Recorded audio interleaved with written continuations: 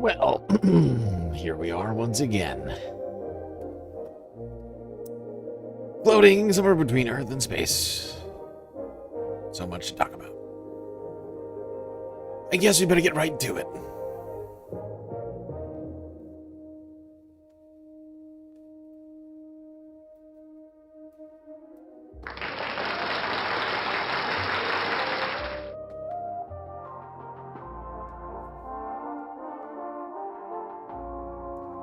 Okay, Space Fams, beautiful to see you tonight. It is election night. Oh, 5 different state primaries for us to discuss. Oh boy, so much for us to talk about. Michigan, Missouri, Washington, Virginia, and Kansas.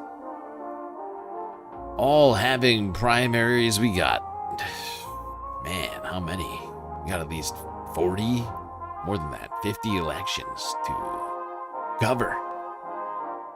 We'll be here with you for it all. First primary election closing, I think, in Virginia at 7 p.m. Eastern Standard Time. So, we are starting just in time here. We're gonna trying to track all of it in real time. All right, everybody, shout outs.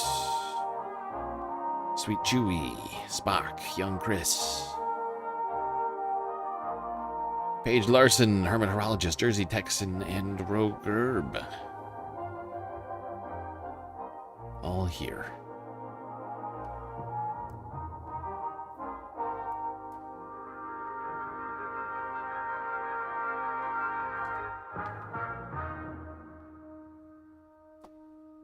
All right. Before we get to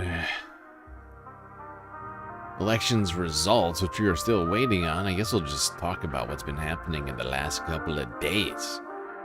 Bernie Sanders speaking with Kristen Welker and NBC News about the Michigan primary over the weekend. Joining me now is Independent Senator Bernie Sanders of Vermont. Senator Sanders, welcome back to Meet the Press. Good to be with you. It's wonderful to have you back, particularly ahead of these big elections coming up on Tuesday. I do want to start, though, with the state of play for the Democratic Party. You really were one of the top people who brought democratic socialism into the mainstream, Senator. And a new poll finds that 1/3 of Democratic-leaning voters now identify as Democratic Socialists. And we've seen, quite frankly, Democratic... They're using this poll on purpose because we saw a poll earlier. I don't know if everyone remembers this. We saw a poll where it was like 40%. Like, we got a new poll that's slightly lower than the old poll. Let's go with this one. Okay, Kristen. By the way, this is like a hit job. This Kristen Welker, this interview is basically a hit piece. It feels, I watched it, I tried to have an open mind, but it felt a little bit like a hit piece. Socialists win in primaries throughout this election cycle so far. But are you confident that Democratic Socialists can win in general elections in purple states? Oh my God. Well, I am, but I'm mostly confident that the American people know. By the way, I am so fucking sick of this framing that we're getting from people like Kristen. Oh, can Democratic Socialists win in purple states? You know who can't win in fucking purple states? Liberals. Liberals can't win in purple states. Liberals are always losing in purple states. What happened in 2024? Remind me. How many purple states did Democrats win in 2024? I just really quickly, let's just let's go over it.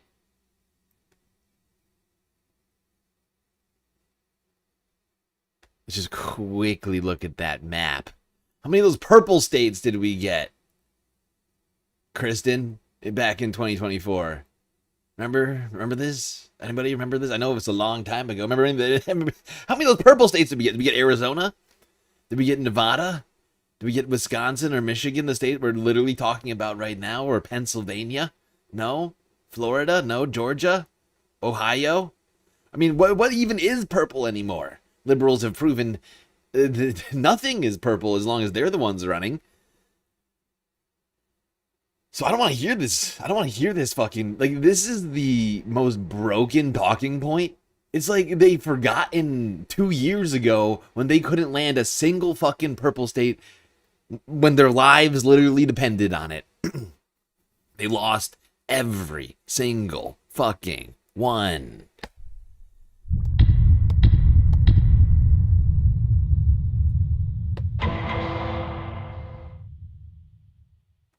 They lost every single one, and they're like, "Hey, can you guys win purple states?" No, how about you? How about you prove that you can win purple states? Because you can't. You haven't proven it.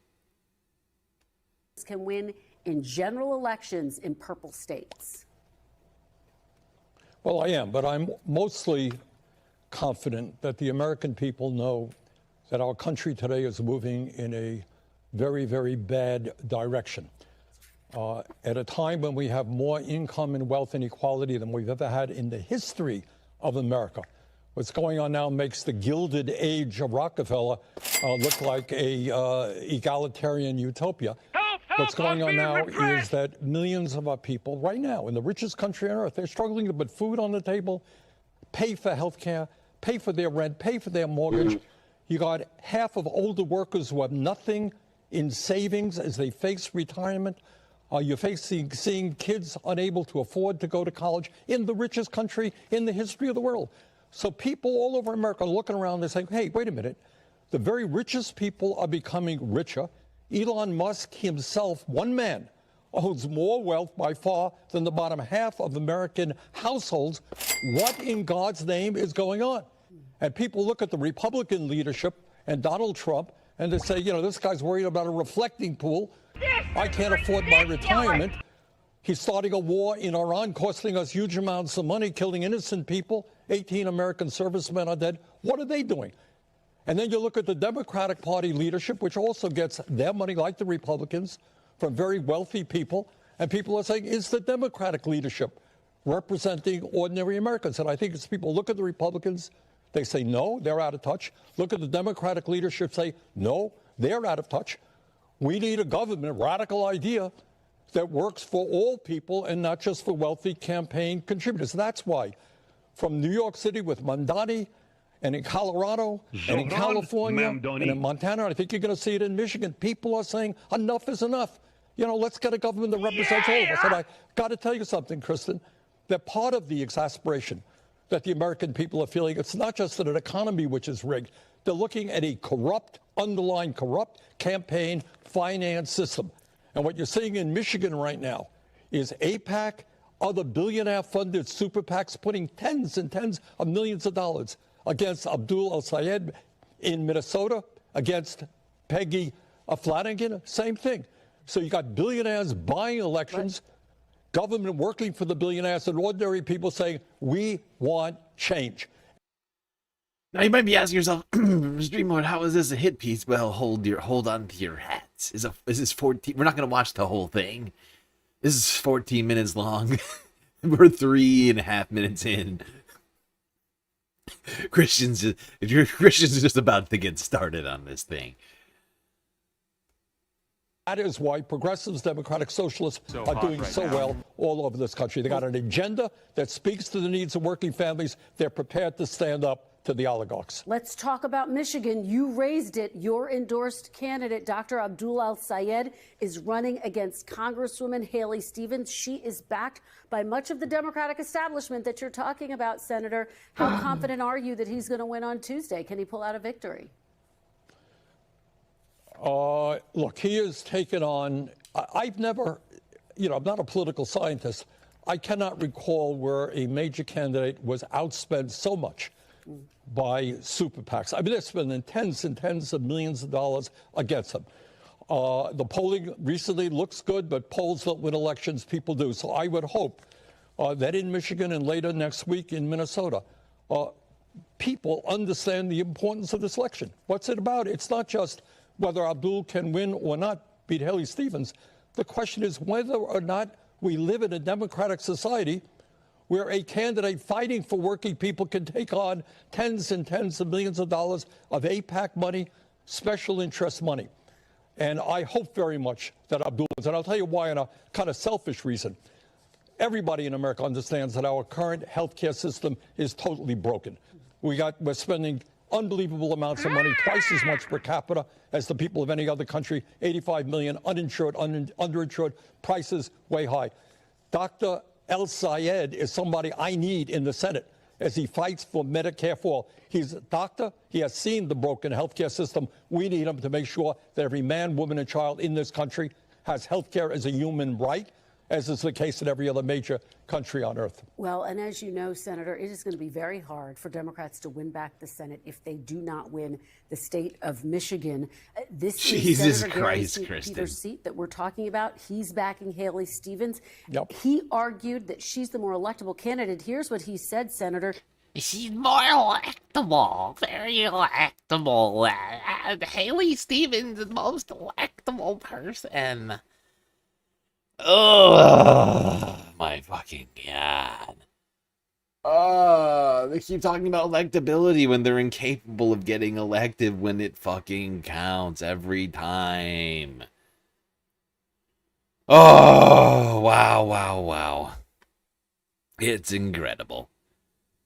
How is Haley even going to distinguish herself from a Republican at this point when she's taking tens of millions of dollars from corporate and AIPAC money back? Like, it's like, I am different because I have a D in front of my name.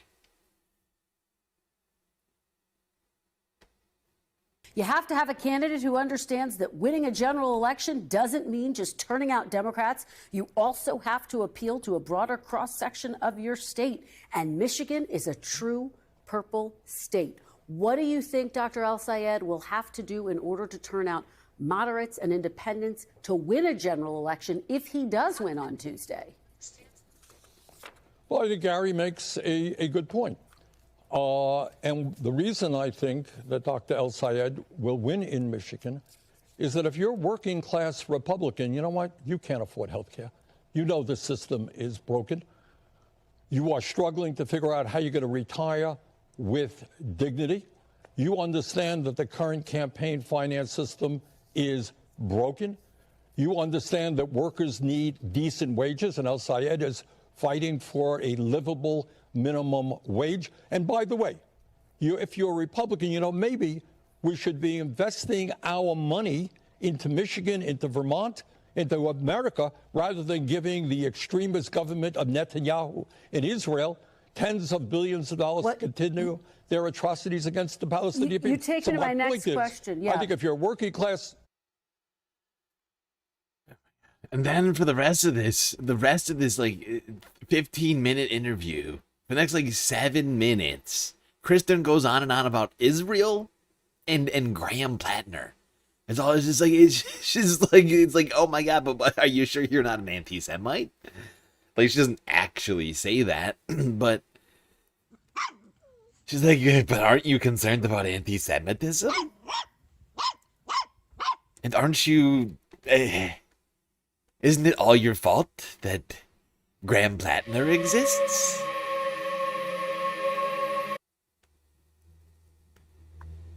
Why weren't you clairvoyant? Bernie, why aren't you clairvoyant about Graham Plattner? Bernie, why do you hate Jewish people? And also love Graham Plattner?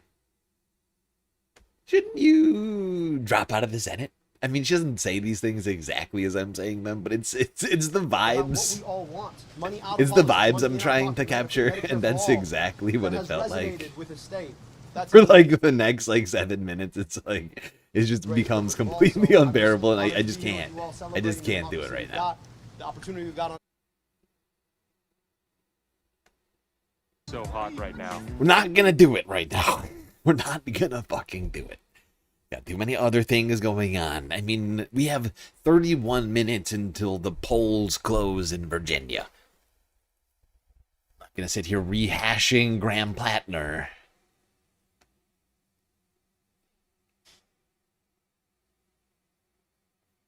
Talk about how everybody who likes Abdul al-Sayed secretly hates Jewish people. Not gonna do it today. Oh, Kristen, not gonna do it with you today. Let's go here to Drop Site News. Drop Site News 2 days ago on the ground, where Abdul al-Sayed was walking across Detroit, trying to rally support for this election. Day and then 13 more weeks from there to continue to build on this movement, to get money out of politics, put money in our pockets, and pass Medicare for all. And I'm just gonna finish here. Don't leave me here or send me there and leave me there. All right? I don't want to come back with DC brain. I don't want to forget the whole purpose. So as you walk with me today, I hope that you'll walk with us for the next 6 years as we work to pass the legislation we all need and deserve. Thank you all so much. Yeah, we're live.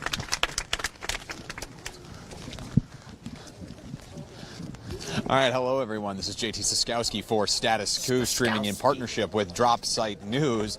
I am in Detroit, Michigan, where we are in the closing days of the Senate race between Abdul al-Sayed and Haley Stevens for who will represent the Democratic Party in the Senate race in this crucial state that will help decide control of the Senate this November. If Democrats want to have a chance to take that chamber, they need to win Michigan. That is just electoral math. They need to win Michigan in addition to several other states, and this is one of the states that is ground zero for the ideological battle inside the Democratic Party, for the heart and soul of the party, for the direction that it is going to take. And right now, we are following a march of the many, as it's being branded by Dr. Abdul al-Sayed's campaign, as al-Sayed looks to lead a Zoran Mamdani-style march through downtown Detroit. He is leaving from a coffee shop just outside of downtown. We'll be walking for the better part of 2 miles, where he'll be meeting. Hell yeah. This is why we need people like Status Coup and, Midas Touch and all these other people working together on these kinds of things. We can't watch. We don't have time to watch all of this. Seeing as we got 30 minutes until the first polls close. I got a bunch of clips here. Actually, I gotta find some live feeds. I haven't even done that yet. I just knew I just needed to go live today. I was like, dude, it was moving kind of slow. I forgot that we had East Coast polls today. I was like, oh shit, this has got to start really early tonight. So I managed to put together some stuff, put together a thumbnail and all this other stuff, but I'm still trying to get the live feeds, the Kornacki cams, the things of that nature. See what else we can. And I noticed that Majority Report is apparently doing a live feed, so I might peer in there, see what they're talking about. I mean, we got all of the elections. Just to remind everybody, before we get too far into all of this, I just want to pull this up. All 5 elections. There it is. Whoops, it's a little too much.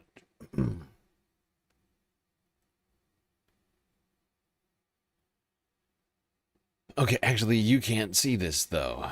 Hold on. All right, I'm gonna. See. Okay, we got 5 elections here tonight: Kansas, Michigan, Missouri, Washington, Virginia. What is that? 17, 21, 31, 42 plus there's 7 or something, 5. It's like 50 elections tonight, folks. 40 odd House races, although a couple of them with no primaries. And then the Senate and gubernatorial races, of course, as well. One of the biggest ones being Abdul El Sayed v. Haley Stevens. But we've covered all of these. So I feel like many of you must be familiar with some of these names that you're looking at. Just checking with myself here right now. Some of the people that I'm really hoping to see win here, probably Kansas is fourth, Ryan Gilbert. Michigan first, Kyle Bloomquist. I think I'd like to see Diop Harris win in Michigan's fourth as well. William Lawrence in the 7th, Aisha Faruqi in the 11th. Rashida Tlaib to defend her seat, and Donovan McKinney to take it down in the 13th. Cori Bush to take her seat back in the 1st. That will be a huge one if that happens there. Hartzell Gray in the 4th. Josh Smead in the 6th, actually, I think is a good candidate there, considering what that district looks like usually with the... That is a red district right there, that if this guy can win, I think he could take it down. And he would have a nice policy set to go along with it. Who else do I want to see win big? Alex Shield in the 10th, I think. In Washington, I'd love to see that. Honestly, I'd love to see any of these people win. Mo Cephaldine in the 8th, for sure. Dr. Nyla Devanath in the 2nd, Salam Bhatti in the 1st in Virginia. I just realized I'm looking at these in reverse order, because really Virginia is coming down first. Then it'll be Michigan, Missouri, Kansas, and Washington. Washington polls won't close for another like 5 hours from now, so we are going to be around all night. So don't forget to follow if you're on Twitch, subscribe on YouTube, and do consider contributing to the Galactic News Network, as we are completely funded by individuals like you. This event is like, because Dr. El Sayed is, the whole point of doing this event is to try and get out and talk to real Michiganders, so I don't want to be, the press who is shoving myself in between him being able to do that and actually get that that very real moment, and him to have those interactions with voters and be able to show those to you, but also want to ask him some questions while we're here. So if you see me being a little bit hesitant, that's why I thought I had a moment with him, and then he was speaking to a UAW member here in the crowd, but it looks like he's got a break here. Dr. El Sayed, why was it, just a moment ago, why was it important for you to redirect the crowd's energy from going after Haley Stevens to some of those more systemic problems like AIPAC? Why was that important in the chanting? We're not against any one person. We're against a system that tells us what we can't have and shouldn't fight for. We're against a system that injects corporate money and special interest money into our politics to buy politicians. And, I'm not against any one person, or certainly this movement is a lot bigger than any one opponent. So, I just want to make sure that we keep it focused on what we're trying to do. You can beat Haley Stevens and not actually achieve the things you want to achieve. We need to achieve the things we want to achieve, which means that we want to beat corporate money. We want to beat AIPAC money. We want to beat a system that allows them to flow into our politics and dictate who their next U.S. Senator is. So it's a lot bigger than just one person, and I want to keep it positive and focused on the things we're trying to fix. A lot of your closing day events here are going to be in the... Yeah, that's a really good point, because just getting a candidate, just getting out an establishment Democrat is in itself not necessarily representative of anything. If, I don't know, say you replace them with the same exact type of candidate, right? Like,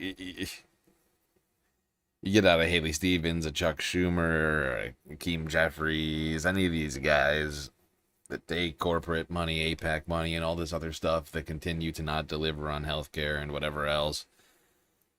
And then you put somebody else who's taking the same money with the same plans. You've done nothing. You've achieved nothing. Yeah.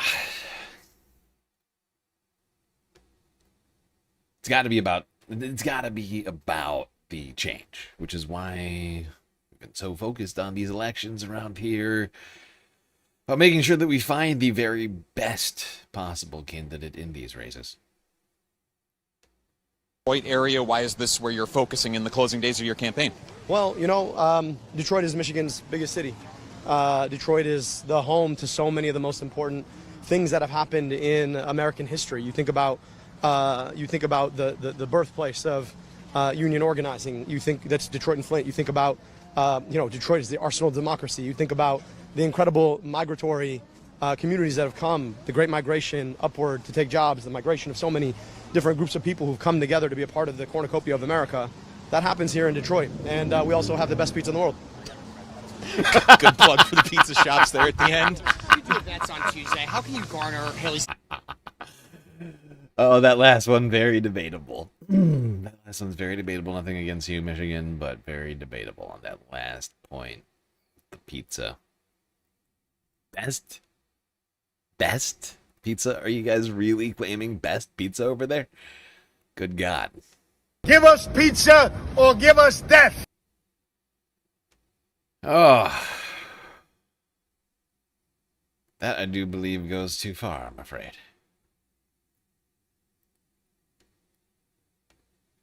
I'm pro Abdul, but not that. I can't get on board that message.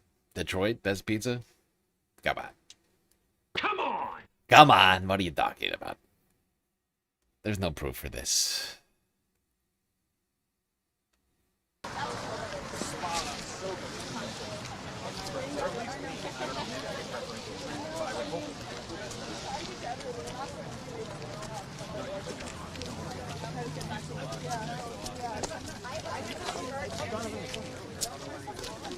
Yeah, you guys know where he went?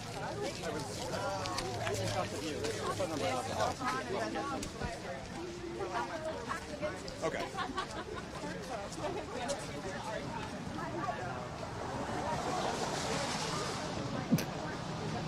He said he only walks his district line.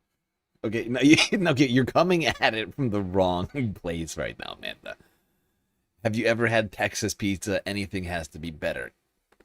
The question wasn't whether or not Detroit pizza is better than Texas pizza. In no way was that what was said just now. If he had said Detroit pizza better than Texas pizza, I wouldn't have been here complaining about it. But he said the best pizza. That completely different statement. Of course, I all day. I mean, I've never had Texas pizza, and I could certainly. I could just assume that Detroit. I've had Detroit pizza, never had Texas pizza. I can assume is probably better. But best pizza? That's anti-factual. Okay, that's anti-factual Detroit propaganda. I can't get on board for this. Okay, love Abdul, but this is these are Michigan-based lies. Okay, everybody knows New York has the best pizza. That's a given. And his district is over there. He's just walking over there. Oh, interesting. No, just us.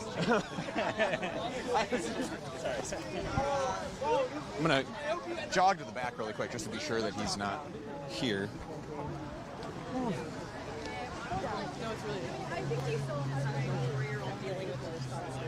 Oh, that was him.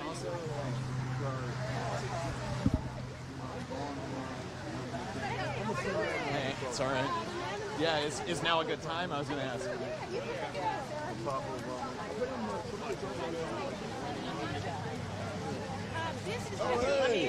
Hey, how you doing? I'm all right. More importantly, how are you doing in the closing days of the campaign? Listen, 2 days left until Election Day. We're excited. By the way, for those of you who don't know him, this is galactically backed candidate Donovan McKinney. Blam. This guy. Running for Michigan's 13th? I think I have that right. Rocking the... Which one is that? University of Michigan hoodie? I think that's University of Michigan. I can't remember which one it is. Wait, no. Yeah, wait. Whatever it is. There's a lot of energy on the ground. We're just wanting people to go vote. And if they go vote, we win.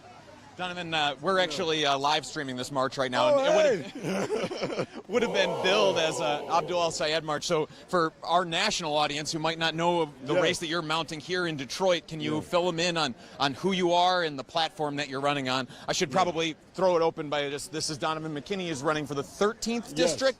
13th district, sorry, a lot of districts to keep track of inside of my brain, but the 13th district, which represents downtown Detroit and some of the surrounding neighborhoods. So, Mr. McKinney, if you could just give us an introduction to our audience as to who you are and the platform you're running on. Yeah, so Donovan McKinney again. I currently serve as a state representative. I'm running for Congress. Right now, I represent the poorest state house district in Michigan. $14,000 is the median income of my current district. If you break that down by 12 months, that's a little over $1,200 a month. I'm running to represent the 5th poorest congressional district in the country. And so what's top of mind for a lot of our constituents are the day-to-day costs, right? And so, you know, I know folks who are literally issues with gas, groceries, insurance costs, whether it's auto insurance, health insurance, things of that nature, child care costs. And so what we're running on is a 3-pronged platform. Getting all this dark corporate money out of our politics, so we must end Citizens United. Number 2, Medicare for all, whether you have a pre-existing condition or not. I do believe you're justly supposed to get the care you need. And number 3, universal free childcare. My wife and I, we have 3 beautiful children that we're raising right here in the city of Detroit. We have our 3 babies, so I got 2 baby boys, ages 4 and 2. And then we have a baby girl who just turned 11 months old. And we pay more in child care for our oldest son than we do our mortgage. And so if we want younger people to have these families and to raise children, well, we have to lower the cost for them. Heck yeah. Hopefully Donovan McKinney can take this down. He's going up against, what's his face? Srinivasan? What? Srinivasan? I can't remember how you say his name right now. What's his name? Thanadar? What? No, Srinivasan's a different... No, it's Thanadar, right? Yeah. Sri Thanadar. It's head-to-head. It's head-to-head. It used to be... If you look at it... There was a bunch more people in this race. If you look at it, I mean, Donovan has stuck it out through the whole thing. Originally, there was 8 candidates. Now it's 1v1. I think the last time we looked at it, there might have actually been more people left in this race. The candidates keep thinning out. Now it's just Donovan or Sri.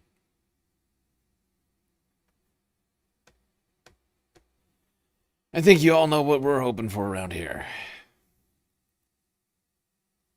By the way, Virginia's House primary, 12 minutes, 38 seconds. Until we start seeing some results there.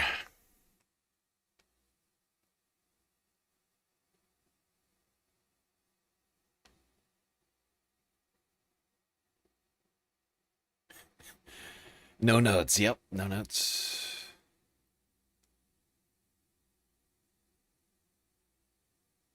I'm just going to keep going through some of these clips that I got. Abdul walked across Detroit.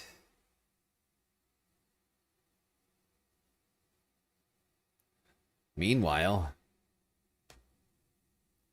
guys like Walter Masterson were walking around Michigan chasing down Haley Stevens. At least trying to. Haley Stevens. Oh my God, she's doing great. She says, takes $46 million in PAC money. That's the kind of small town values Michiganders love. Haley Stevens, everyone. Wait, why are you leaving? Wait, was it something I said? I just wanted to talk about the $46 million in corporate PAC money that you're getting from all the is that going to help the Michiganders? Help, I'm being repressed. They just run away. They just see that. Honestly, though, we don't actually need more of this. Thank you, Walter. I watched this whole thing. I mean, feel free to go watch it yourself. But that shit is hilarious. Haley Stevens and her crew just running away from Walter Masterson. Just jumping in the truck and running away. Oh, God. I just want to watch them run away one more time. One more time. One more time, Walter. Why is this not doing the thing that I want it to do? I just wanted to talk about the $46 million in corporate PAC money that you're getting from all the is that going to help the Michiganders? Damn, they move so quick. Oh my God. They hit that pedal so hard. Like, they hit it as hard as possible without actually burning out. They were like, okay, don't peel out, but just leave, now, leave, go. Oh, classic. That's a winner right there. That's what a winner looks like, running away from the press.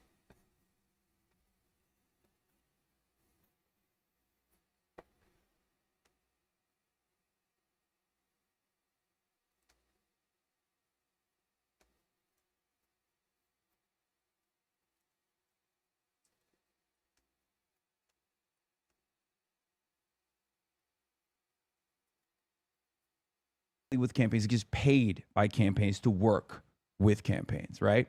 He's a much more notorious figure. And if you thought a way to attack Donald Trump would be to say, like, oh, Donald Trump is hanging out with Roger Stone, this is crazy, how dare you? That would be a stupid line of attack. That would be a stupid line of attack against Trump. There's a million things you can yell about with Trump, right? Like, think, I'm using boomer terminology that you're stupid, maybe comprehend. I'm using shit that boomers care about, like Richard Nixon and Roger Stone. I'm trying to analogize this more adequately for your stupid fucking boomer brain to comprehend.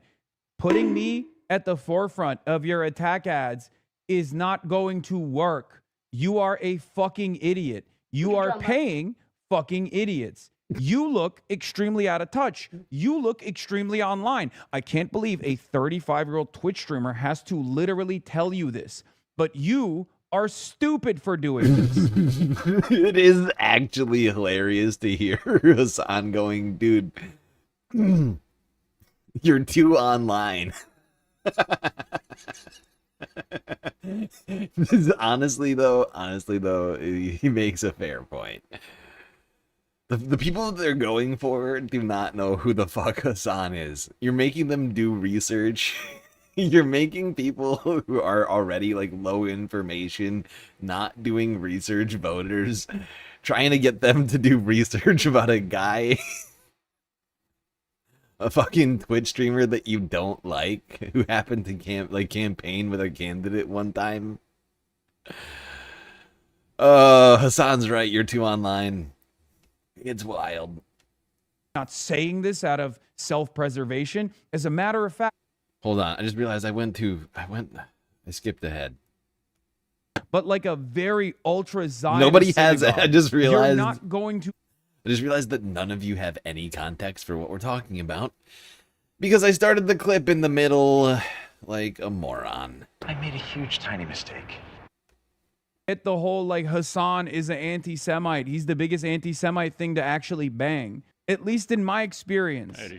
Most people don't know who the guy I am. And the people that know who the guy I am are either like Fox News watchers or people who get like freaked out from articles that they read at the Jewish Telegraphic Agency, Jewish Insider, and like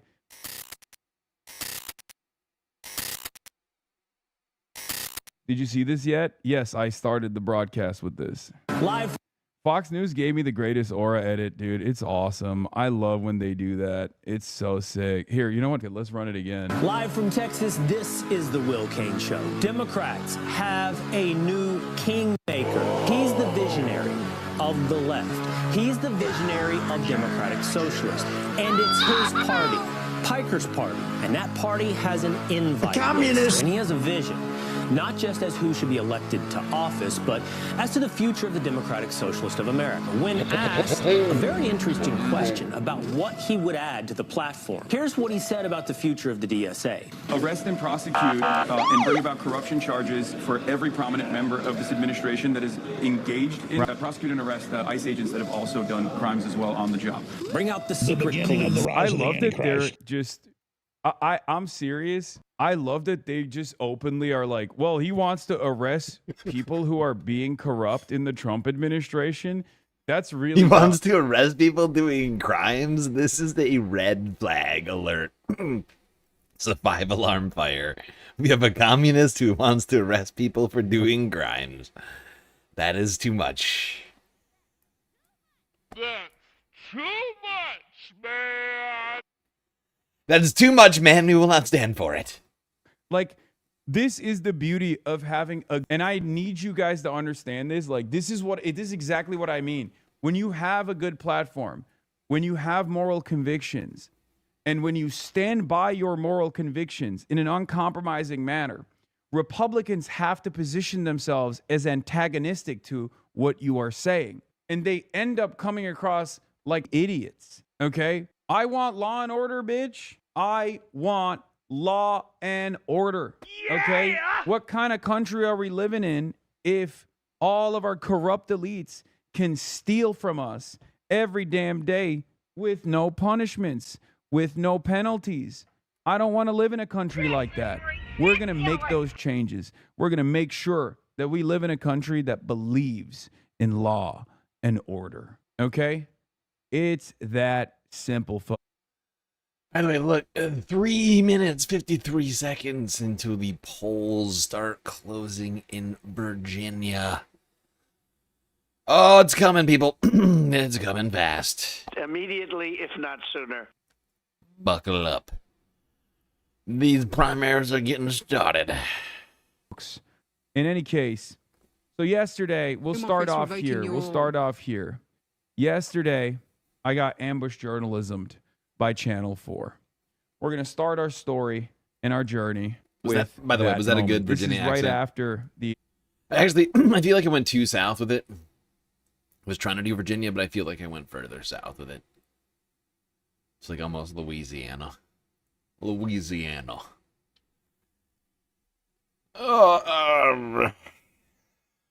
Whatever. Abdul Sayed press scrum. Okay. Shots fired by Representative Haley Stevens, who just called out Abdul Sayed for campaigning with the Sound Piker. I do think some of this stuff makes people uncomfortable. Frankly, it makes me uncomfortable. Okay. I mean, what can I say to that, man? It's just like...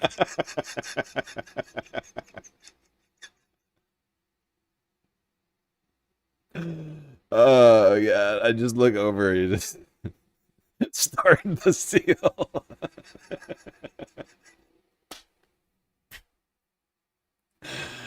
Oh, God.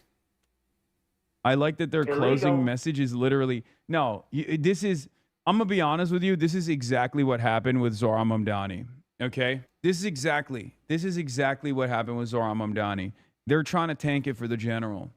And if they can't tank Abdul for the general, they're just trying to take out, like, you know, a surrogate, like a media person, right? This is the AIPAC dive bomb, as I like to call it.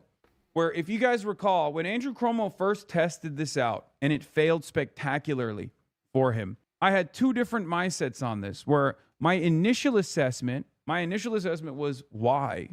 Why me? I'm a random dude. Nobody knows who I am. You're an idiot.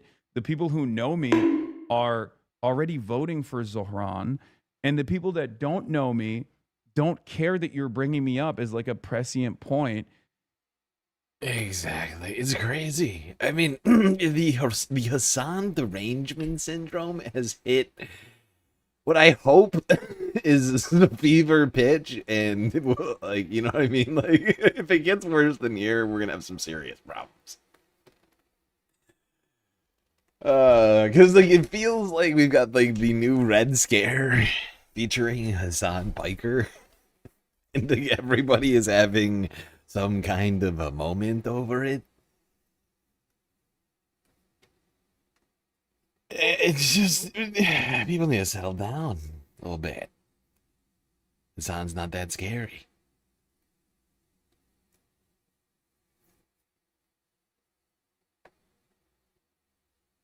He's not that scary. You're getting a little bit... I think we all agree you're getting a little worked up. You have a mental health problem. 25 seconds. Space fams. 25 freaking seconds. I'm trying to pull up a Virginia.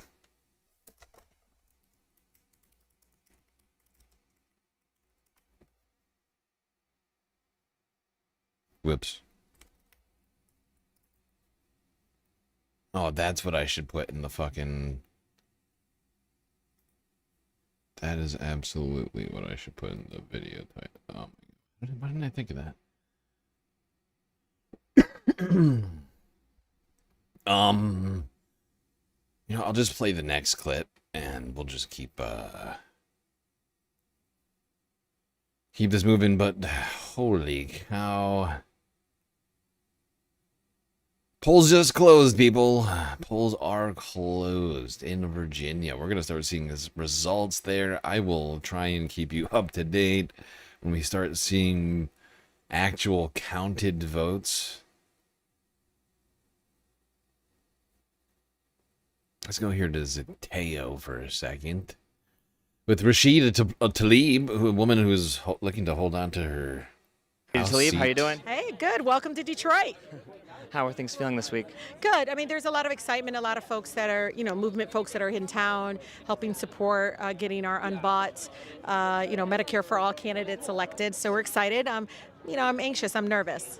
A lot of folks, over half of the folks in my district, as well as Donovan McKinney's district, already voted. And it's huge mail-in voters. So the numbers are coming in. And tomorrow, close to half of our neighbors across the state of Michigan are be voting in different various locations. So, stakes are high. I mean, I just know how important it is, not just for Michigan, but really for the country, to make sure that we can show people that you can be unapologetic against genocide and wanting to invest in our communities, wanting to support anything as close as, to universal health care, which is Medicare for all, and to push back against, Deb establishment and MAGA. I mean, it seems like a united effort to try to silence people like me and Donovan and Abdul and Abe and Chris Gilmer Hill, Ebony Taylor. All of us are running on no corporate PAC money and running to make sure that we change lives immediately. What do you make of how much money AIPAC has spent on this race? God, it's so gross. I just keep thinking, there's so many things we could be doing with that money. It's overwhelming to kind of see that sheer number of ads and rhetoric, and some of the underlining, for me, him being an Egyptian American man. I know that they're feeding into some of those stereotypes, so it's sad. I'm disappointed. I'm disappointed at Sharif Anadar bringing in. I think he is going on a second wave of cryptocurrency bros coming in and spending millions of dollars to attack Donovan McKinney, who's a former SEIU organizer, a state representative, father of three. A Democratic Socialist himself. It can be overwhelming, but we're going to outwork the hate. We're going to get out there. I mean, I always tell people, direct human contact and talking to residents can be any lawn sign, any billboard, any negative ad, all the things that people think it matters. No, the text message is not as effective as until you knock on somebody's door and you actually talk to them. It is a beautiful thing to be able to have a conversation with people. And as soon as you talk to them, you tell them about Donovan and Abdul and Abe and Ebony and Chris, they fall in love. They're like, that's exactly what we need. I remember one of the first times we had spoken was, I guess, about 2 years now when Benjamin Netanyahu came to Congress. How do you think the politics around Israel-Palestine within America have changed since that moment? I remember that moment just felt so in the throes of it.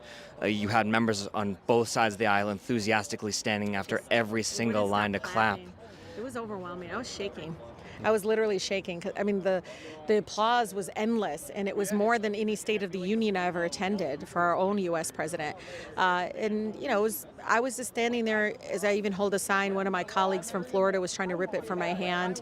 It was awful, but I stood there even though nobody wanted to sit next to me as I made sure that the American people saw not everybody in Congress was going to bow down to Netanyahu, who's a war criminal and a genocidal maniac. But I want folks to know, Americans who do not share my faith or ethnicity, they're out there saying stop funding genocide. They're showing up at town halls and coffee hours and emailing their Congress members. And I think that's why you saw such a share, you know, so many Democrats this time finally voting to end U.S. funds to the government of Israel. What do you make of, you know, Zoran Mamdani? Oh, hey, check it out, folks. So, 6, as we already knew, 6 different races, or lack thereof, in the House in Virginia. Robert Scott, Jennifer McClellan, Beth Macy, Eugene Binman, Suhas Subramanyam, and James Walkinshaw, all going unopposed to the general, but the 1st, 2nd, 5th, 8th, and 9th districts here are the ones we're focused on. Hoping for Bhatti in the 1st, Devanath in the 2nd, Krzyzanowski, however you say that, Krzyzanowski, I think that's how I say it, Cephaldine in the 8th, and, who was in the 1st? Yeah, Ann Murphy. I'm sorry, not Ann. Adam. Ann. Adam Murphy in the 9th. No results yet, but the polls are closed, so I'm keeping my eye on that for us. Right now, what else we got?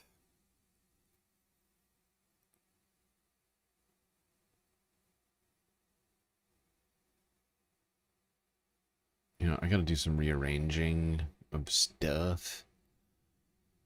But yeah, we also want Rashida to win in her race in the 12th. Of course, she's going to face a primary. Basically, every single incumbent that I'm actually backing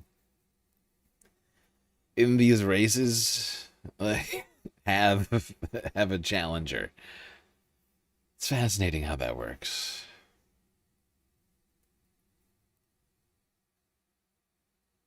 Hummus sounds like a good snack. All right, I'm going to try and reorganize some of this.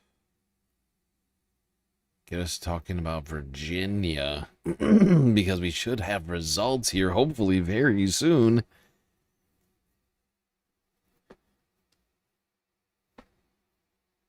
Can we just ask you about the Home Office revoking your visa? We're from Channel 4 News in England. Yeah, it's a sad state of affairs that the Labour government did such a... Yeah, so Hassan's out here. I think this was in Wisconsin. Hassan's out here in, I think this one's in Wisconsin. Wisconsin's coming up very soon. That's on the 11th. That's next Tuesday. I think he's out here specifically for Francesca Hong. But there's actually a number of decent candidates in Wisconsin running right now. Talked about them earlier. But I love how Channel 4 tracked him down to ask him about being banned from the UK. Oh, God. Such an undemocratic thing, but I guess that's the state of the world now. That's the state of liberal democracy now. I didn't have a problem going into the country under Tory leadership, which, you know, clearly I'm at bigger odds with. They've said that your presence in the UK wouldn't be conducive to the public good. Do you think that could harm Abdul al-Said's campaign being associated with you? No, I don't think so. Will it put off some voters? No, I don't think so. I don't think so. the overwhelming majority of the Western world, I think, recognizes that what Israel is doing is a genocide. I think the media is now playing catch-up at this point, but for the most part, the people are pretty united on this issue. And no matter how hard governments move in the direction of repression, you can't really hide from the truth, and you can't really hide from the shame either. So, you know, it's a setback, it's a hurdle, it's a real shame as well, especially considering that, I mean, I personally thought the UK was a bastion of liberal democracy, that these values like freedom of expression were values that especially the Labour government would be committed to. Hopefully there will be some attitude shifts happening with Burnham. The government says it is committed to those values, but it says that your presence, you threaten those values. You're not conducive to the public good because of some of your rhetoric. Yeah, of course the government is going to say that. They're not going to be like, yeah, we hate free speech now, but were they really committed to it with the pensioners that they arrested for the Palestine action protests that were taking place? I don't think so. I think that was a significant mode of repression from a government that recognizes that they are out of step with the needs of their voters, with the needs of the masses that recognize that Israel is committing a genocide, and the masses that demand a change from their government. That is the fundamental of liberal democracy, something that I believe in, something that I'm fighting for here in the United States of America, as the Trump administration is putting democracy in the crosshairs. And it is a real shame to see that exact same mechanism of repression get repeated in a country like the United Kingdom. It's something the country will deny, obviously, the United Kingdom's government. Of course it's going to deny it. Will you apply to go again now that Andy Burnham is in charge?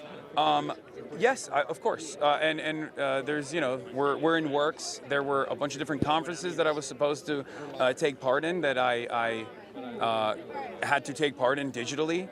Now, in the age of the internet, it is also additionally silly to try to restrict movement in this regard. But I think it was more so a message. It was a message to everybody else that to think twice before they speak out against Israel and against the UK's relationship with Israel, against the United States' relationship with Israel. It's very frustrating. And it also has an additional compounding effect in terms of growing anti-Semitism. Not only is this false association of Zionism and Judaism very harmful for Jews living in the Western world, and it's something that I actually ironically warned about the last time I was in the UK when I spoke at the Oxford Union, which is what I was supposed to do this time as well before I got banned. It's also very harmful for democracy in general. We should not feel comfortable about our governments taking action like this. And what about some British Jews who say they feel uncomfortable that some of the criticism of Israel does tip over into anti-Semitism? Some British Jews say that makes them feel very unsafe. Yeah, no, I totally understand that. Totally understand that. It's something that I oppose. Anti-Semitism is something that I fought back against. It is the canary in the coal mine of fascism. It's completely unacceptable. I'm an anti-fascist. I'm uncompromising on those values. I will always fight back against anti-Semitism as well. The fear can sometimes be very valid, and sometimes I think the fear steps into the territory of defending the nation-state of Israel and its actions. I think people are people, countries are countries. I criticize Saudi Arabia vehemently. You're not suggesting the fear isn't real for people who feel the fear? Of course not. Of course not. And I do think that there is a legitimate reason for it as well. I think it's not a secret that anti-Semitism has historically exploded in times of Israel's sieges in Gaza, and this time being the most consequential one, the most violent one, has also led to an increase in anti-Semitism.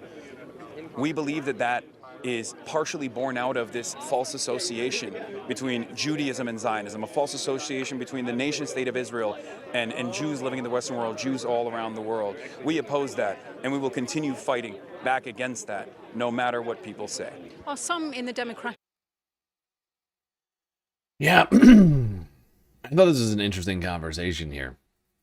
Very important, but that is happening between Channel 4 and they're all the way here in the United States covering the primaries right now. Honestly, harder than the mainstream media in the United States is talking to Hassan about these issues in a very real sort of way. I found it fascinating.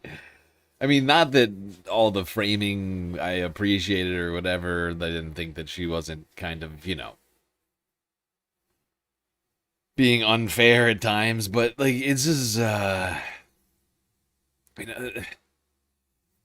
it's important that Hassan gets the chance to defend himself on this stuff that he's being accused of in the mainstream press right now. Because he's not an anti-Semite, no matter how much people want to claim it. There's no evidence for it.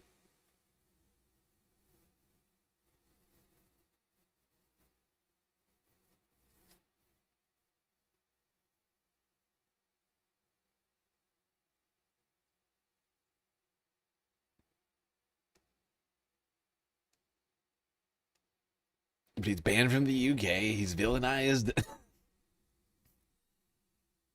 Fox News is doing montages of Hassan over here. I mean, there are people losing their minds. Haley Stevens takes over his existence.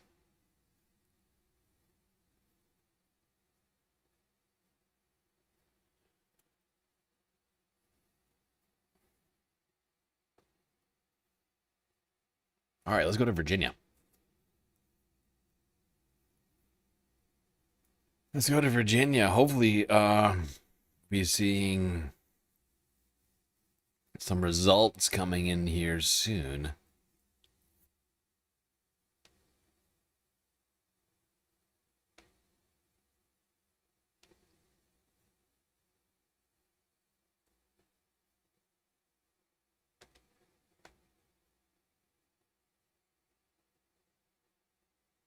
Am I saying Hassan has the right to defend himself? Yeah, I am actually.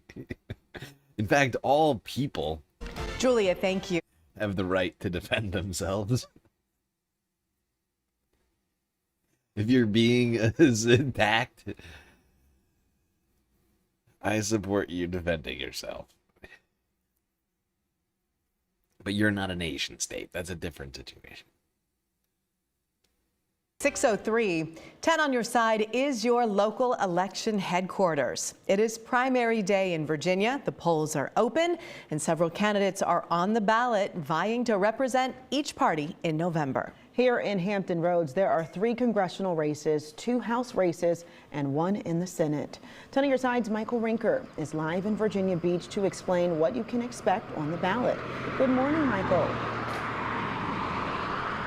Good morning, Kiana and Katie. Today we'll settle who will face off in the November election and represent the Commonwealth in Congress. Here locally are 2 House districts that have races today. We have 2 Republican incumbents, and they're going to find out who their Democratic challenger will be with the result of this primary. We'll start in District 1. There are 4 candidates on the Democratic side, including former Congresswoman Elaine Luria. She was unseated by Jen Kiggins 4 years ago. Kiggins is running unopposed on the Republican ticket today. And in District 1, it is a crowded race with 7 candidates running to face off against Rob Whitman, who is seeking his 10th term, full term. And those are the 2 local House races. Over in the Senate, 3 Republicans are on the ballot. The winner will then oppose Senator Mark Warner in November.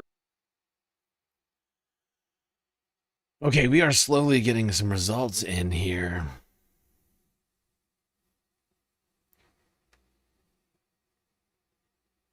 So far, nothing too too amazing. District 1, but you only got 2% in District 1, 4% in District 2, 4% in District 5, 8% in District 8, and 7% in District 9. What just happened with that? That was weird. Something weird just happened there. What just happened to all the numbers just switched? What just happened? I was trying to say something about the numbers. They all just switched. What the? Okay. Well, clearly they're still working out results over here in Virginia. But the only person who's putting up a strong fight in the very early numbers seems to be Adam Murphy. But that's, like I said, it's very early to make any sort of determinations. From what we have here,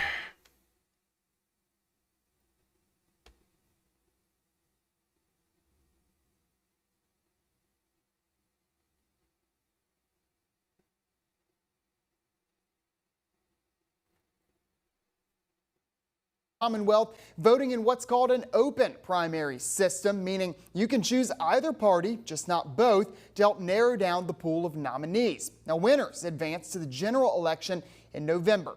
Not everyone in our area has a primary to vote in, though. Republicans statewide will choose a challenger for incumbent Mark Warner for his U.S. Senate seat, while 5th District Republicans also have a primary to choose between incumbent John McGuire or his challenger, Melanie Lucero.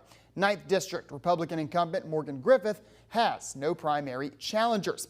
Democrats, though, do not have a statewide race, as Warner also has no primary challengers on the ballot. But those who choose to vote blue in either the 5th or 9th districts will narrow it down to one to compete for those U.S. House seats. Yes, indeed. I'm trying to watch those results like a hawk right now. It's a slow start on these results. They're coming in like molasses in January.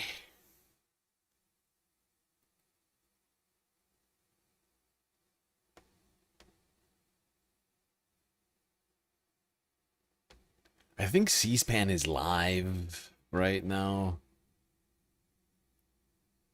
Gonna check in with that coverage.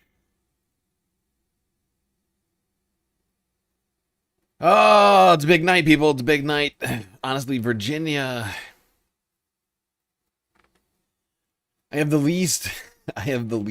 Starting off tonight, I had the least hopes for Virginia.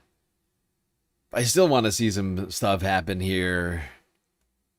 Make him a very credible threat, both for the nomination and to win the general election as well.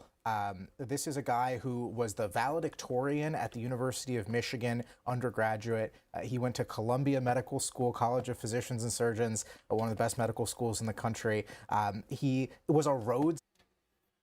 Okay, so since it's finally reloaded, Bhatti with 3% in only has 19% of the vote, is in second place out of, look at how many candidates there are. Jesus Christ.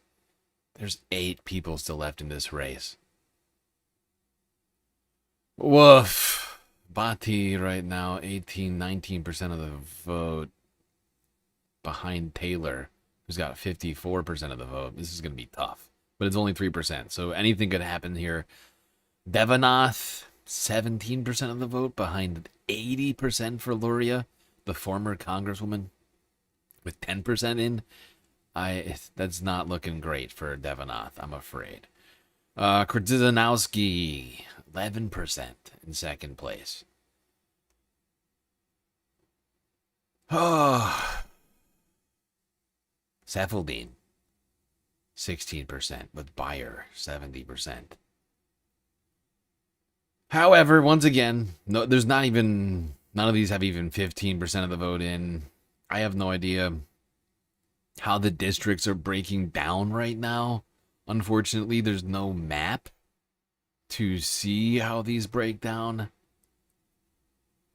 When Kornacki goes live, we'll get a better sense of it, I think. I don't know, when does Kornacki go live? 7:45, so like 30 minutes, okay. Okay, that's pretty soon.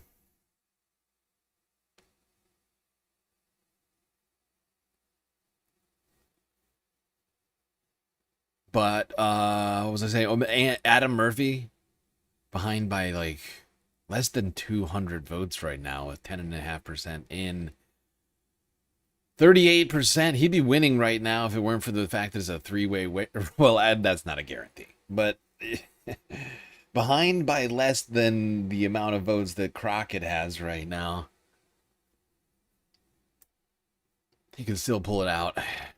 Honestly, everybody here could still pull it out. Never give up. Never surrender. Never give up. Never surrender. Oh, shut up. Which there are 2 moderates. There's Bridget Brink and Matt Masdom. However, they're both kind of having some infighting, and the progressive Will Lawrence might be able to kind of come ahead on that. Will the left have their moment tonight in Michigan? Abby, who's in Ann Arbor, Democratic caller. Let's hear from you. Hi. I'm happy to share that I voted for Abdul Sayed in the race today. I'm very happy to cast my vote for him for any number of reasons that I'm happy to share. Please do. Please do. Go ahead. Yeah, I mean, from my perspective, I know we just talked about it being a race that was focused in many ways on Israel. For me, that wasn't kind of a huge factor. I think AIPAC spending is a little unsavory for me, but I was more motivated by wanting to have a senator who I thought was going to be more willing to stand up forcefully to the Trump agenda. I'm pretty disappointed with my two senators that I have right now. I find them kind of flat-footed. They vote for confirmations for candidates who I don't think should be confirmed, who I think they should be standing up more forcefully against. And I think that of the two options that I had today, Dr. Al-Sayed is absolutely more likely to be forceful in standing up to the Trump agenda. I think Haley Stevens would roll over for it. Abby, were you influenced at all by the outside candidates or outside personalities that you saw come into your state? The Bernie Sanders, AOC, Elizabeth Warren. I think I actually was a little bit annoyed by it, frankly. I live in Ann Arbor, and Bernie Sanders endorsed in our mayoral race, which I kind of felt was a bridge too far. I don't think it's really his business. So for me, it's interesting that they care so much and want to share their influence, but I actually think I don't think it's important to the way I voted. Abby, what has it been like to live there and listen to the ads in this Democratic primary? I try to tune it out. It's a little vitriolic at times, and I've known for a long time how I wanted to vote, so I try not to pay too much attention, although you can't necessarily always avoid it. All right, Abby there in Ann Arbor. I want to show our viewers what it's been like to be a Michigander and across the state be inundated with campaign ads on this for the Senate Democratic primary. Take a look. I wanted to show everybody what it's been like to be a Michigander. And then it goes straight to gray screen. Like, that shit was hilarious to me. Where'd it go? Where'd the gray? There it is. And I want to show everybody what it's been like to be a Michigander. And then she turns into a gray ghost. Wow. Yeah, God. Things are tough in Michigan, huh? Stevens, and I approve this message. Nice to see you again. What's shaking? People hear me and know where I'm from. That is so good of you. I'm Haley Stevens, and I'm from Michigan. As Chief of Staff to President Obama's auto rescue, I helped save Michigan jobs. And Haley Stevens, by the way, she was there. She was a critical part of my team that helped the American auto industry come roaring back. I'm running for Senate to stand up to Trump. I'm proud to fight for it. I love your energy. And sound like Michigan. Keep it going. That's why I approve this message.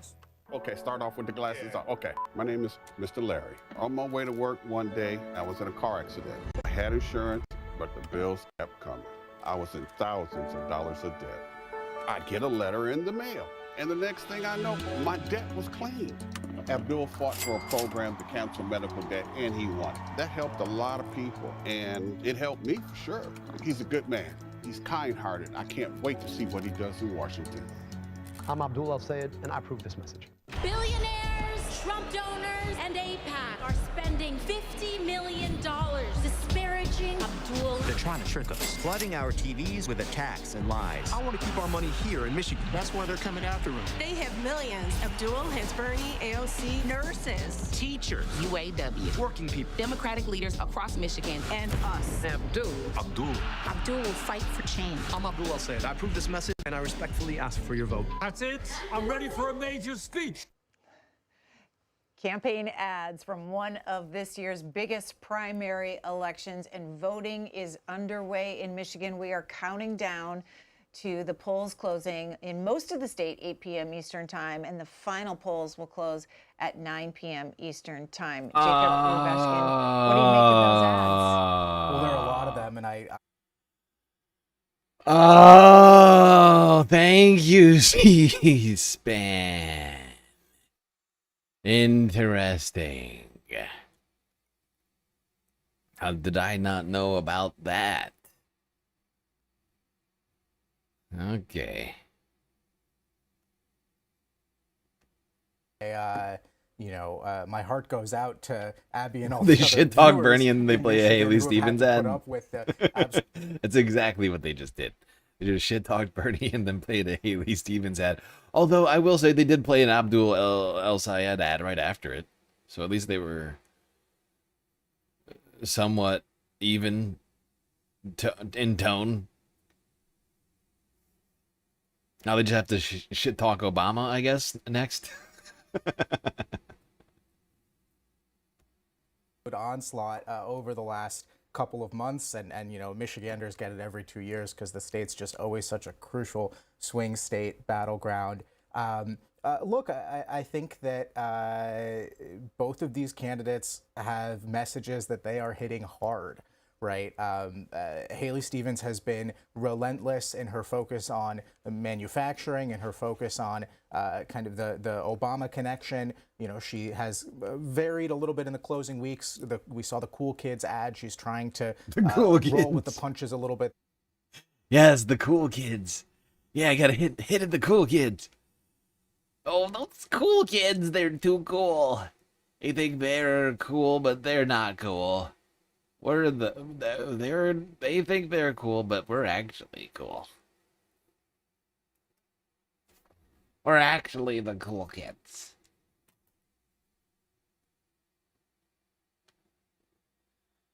Anyway, we just heard from a Abdul voter on C-SPAN just now.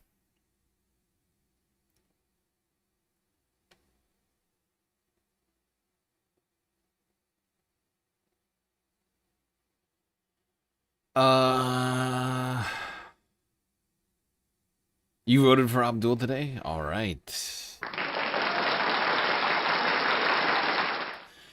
That's beautiful. I'm going to tune in and see what's going on over here at the old majority report.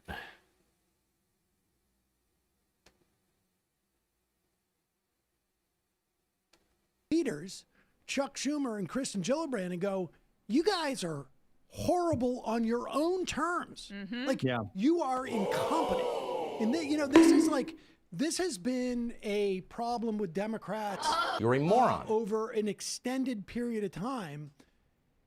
Now, I don't have as much of a problem with the incompetence of the Democratic establishment because there is an ascendant sort of other power source within or without the party, however you want to look at it, that is meeting the moment in some respects. But if you are an establishment Democrat, if you are a moderate Democrat, if you are a Democrat who is suspicious of trying to ask for too much, or you think we can't do, you got to be looking at Gillibrand and Schumer and going, you guys are total incompetence. And Emily's List, by the way, which is closely associated with Kirsten Gillibrand, and they've been promoting these, they've been abandoning.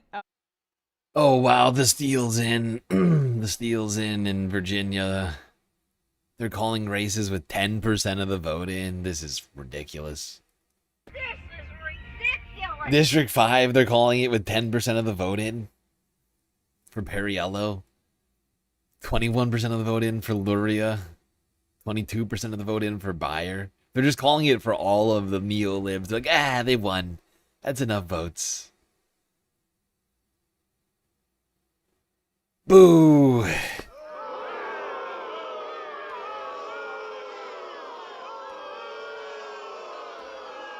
Leftist women and only promoting these moderate Democrats like Janet Mills and Haley Stevens and Angie Craig in Minnesota, and just throwing that out there as well as another big Democratic Party institution.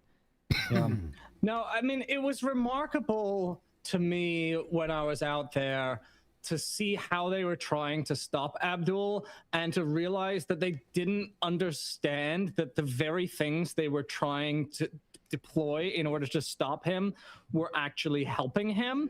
So $50 million in APAC spending sets up his narrative. His platform is money out of politics. Yep. So he's literally then recording ads going, hey, do you see how they're treating you as stupid and trying to buy your vote and manipulate you? This is what I'm talking about when I'm talking about money in politics. Hey, have you seen all of those ads that they're airing nonstop in which they falsely accuse me of disparaging women?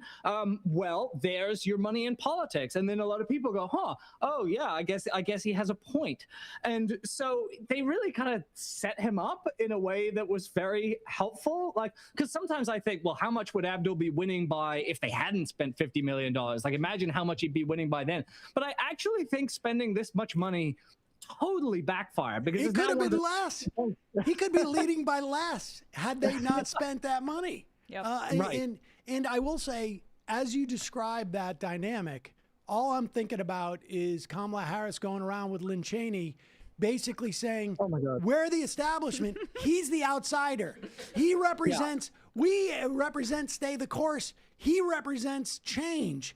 And it's like, dude, you understand, he couldn't pay you enough to set that dichotomy up. Well, I mean, look, Haley Stevens touting her endorsement from the incumbent senator, from the governor, from Barack, right, going back and pretending Obama had endorsed her, is going like, if you like the Democrats we already have, you should vote for me, because all of the Democrats that we already have, the party establishment, they love me. That was Look, Lynn Cheney, Liz Cheney, anybody expecting Sam to get the right Cheney you're setting yourself up for a bad time, okay? Sam will never remember which Cheney it was. He's never gonna do it. He's never gonna remember. It's never happening. Sam will never remember what fucking Cheney. It's the same person to him. And to be fair, they are kind of the same person.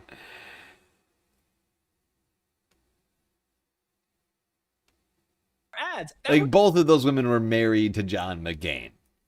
Don't be creepy. Bitch. Yeah, and I think what's not getting talked enough about is that, yes, the Democratic establishment has lost credibility on winning elections. That's very important to the Democratic voter, but they've also lost credibility on governing. When you have Zoran come in, he's the most visible and popular and important Democrat right now in the country, arguably. Him and Alexandria Ocasio-Cortez.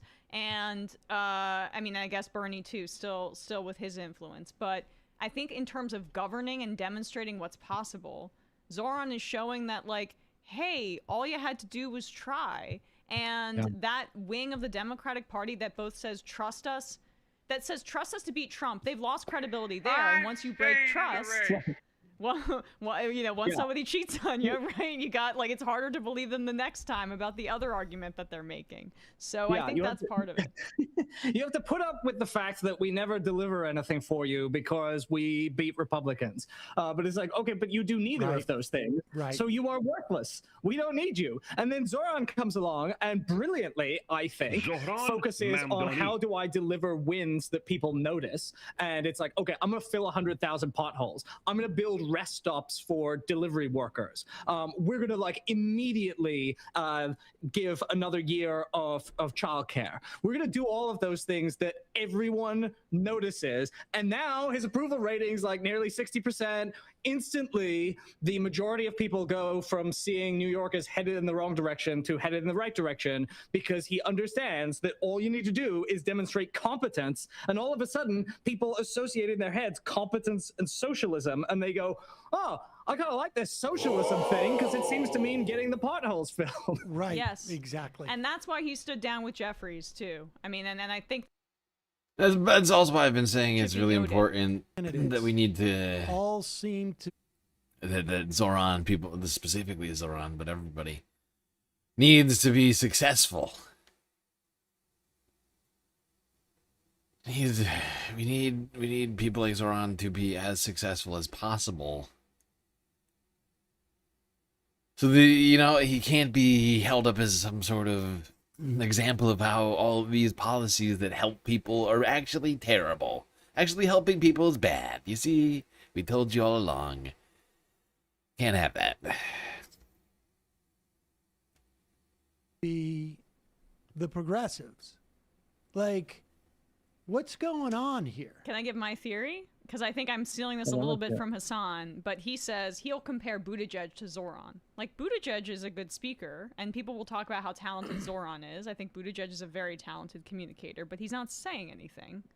That's, I think, part He's of what really, charisma really good at adds, saying nothing. right? I mean, Buttigieg has some. I would put him on, in terms of establishment candidates, he is on the more charismatic side of it. I think he's, you know. Okay, Newsom then, right? I mean, then compare Newsom as a charismatic figure to, no? I'm just looking at, like, at least in the context of these midterms. I mean, I think Newsom has charisma. I find him creepy, but he has charisma. But Haley Stevens, no. Janet Mills, no. Like, whenever we've seen any of the real sort of heated battles, all of the ones in New York, I mean, there is a charisma deficit on the establishment side, and I wonder why that is. I wonder if that's a generational difference, like charismatic people who are younger, they just have grown up in a different sort of like... Wow, there were almost no primaries in the Republican Party at all. 1, 2, 3? 3 in 11 districts in Virginia had primaries? Goddamn. Those are all called. I'm fairly certain they're going to call this one too. I don't think Bhatti is going to be able to pull it out. It's way behind. However, if you add up all these extra votes, he gets really close. It's like 12, almost 1,300 there. That gets him like 23. Plus another 400 or 600. He's like, if you add all these votes to Bhatti, which of course they wouldn't all go to him if they'd all dropped out, he gets super close. It's like right around 3,000. It's like right around 3,000 votes right there. Fortunately, Adam Murphy is losing ground down here in the 9th. Virginia has not been a huge success so far tonight that I'm seeing. They can't all be winners, but I would have liked to see better than this. Would have liked to see slightly, although it's annoying to me that they're calling these so early. You know, 25% in, 15% in. They're like, yeah, good enough. I would have liked to hold it off a little bit longer. But NBC rushing to call these races. Guys got somewhere to go or something? Because we're like, oh, well, why don't you give people... You're trying to pitch a message that is often difficult, which is you're talking about, genocide and refugees and climate change. You could at least, like, give people some joy in the art and in the pleasure to be found in the good writing. And so some of it is, like, trying to help the medicine go down. Well, it's also, I have to say that, like, you know, and I haven't seen it structured this way, but there was an era where we were talking about things as being a corrective, where you would have a format that existed, whether it was late night talk shows or news, and you retain the format and the quality, but you deliver a different message. And you guys have you have superseded the format in many respects. Really appreciate Current Affairs, and can't encourage people enough to head over there, support the magazine, subscribe. You will be very happy you did. Nathan Robinson, thanks so much for your time. Really appreciate it. Thanks, Em. Thanks, Emma. Great to see you always. Great to see you, buddy. All right. We're going to take a break.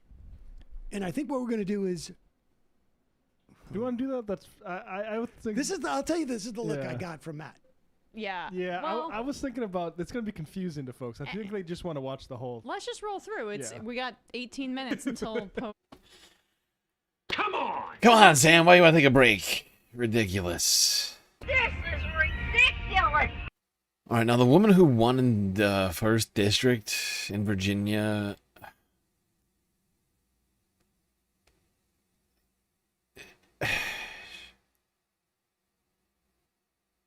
She could have. It could have been worse, I suppose.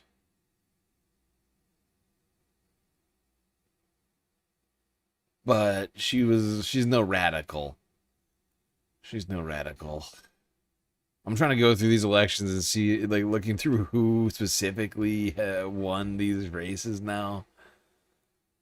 Because I don't have like each candidate memorized. Like, I went through them all at one point.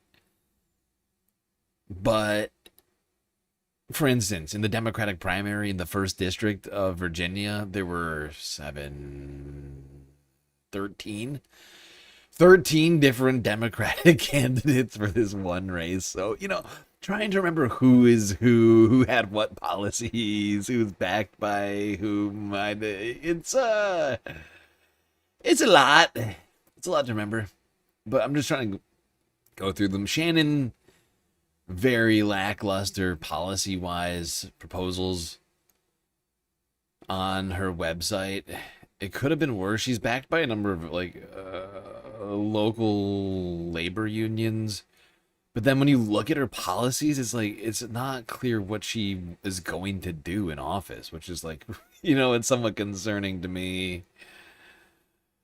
She would not, obviously she wasn't my preferred candidate. I was hoping for Bhatti to win, but they've already declared the race for her now. Last holdout is Adam Murphy in the 9th District, but he's by 1,000 votes right now. If only it weren't a 3-way race with the person in 3rd having 1,000 votes. Although, who knows what it would look like even with them out of it. But so far, it's been a bad go in Virginia, it looks like.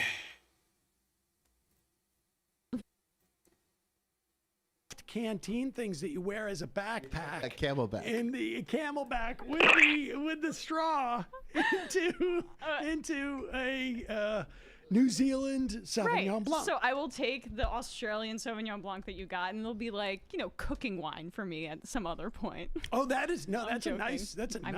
I'm joking. I have to say that we've been talking a lot about Michigan, and we'll take a break here, but I will say that Ben Fox is saying Tasmania is in Australia. That's yes, what I thought. I know that. So I think 40% California is in America. I understand that, but if I say it's a Californian Sauvignon Blanc, well, it's an American one. I get it. Nebraskan Sauv Blanc. Exactly. I drank a lot of box wine when I was in Michigan.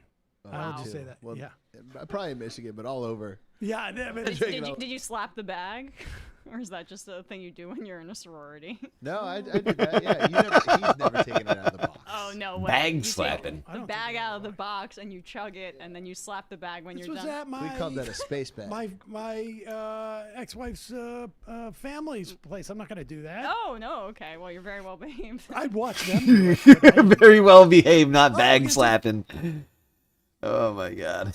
Break. We'll be back, and we'll start our election, or continue with our election coverage. Oh yeah, we've been live.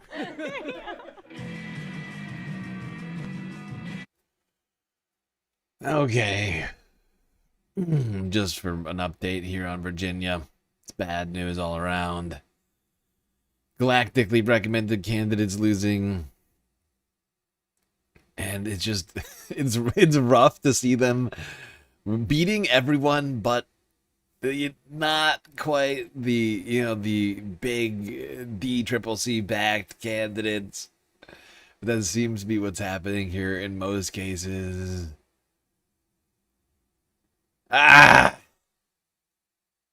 Vasefaldine, second. Krzyzanowski, second. Devanath, second. Bhatti, second. Second out of 8. Murphy still holding in, but not doing great. Slowly losing more and more of the lead. Behind by 1,100 votes now.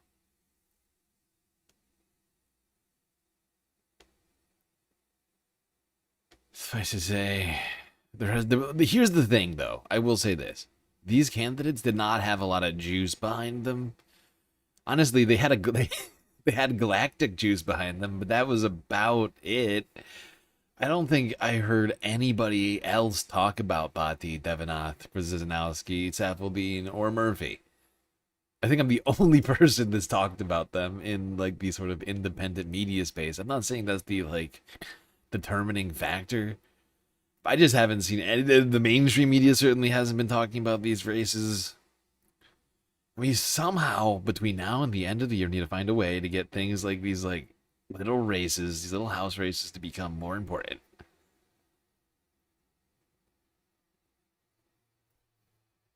I don't know what that is, but we gotta do it.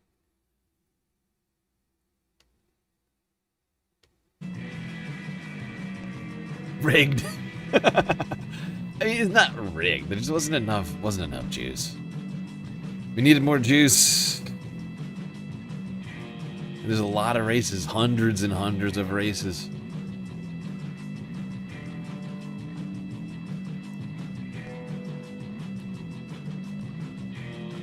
Can't win them all,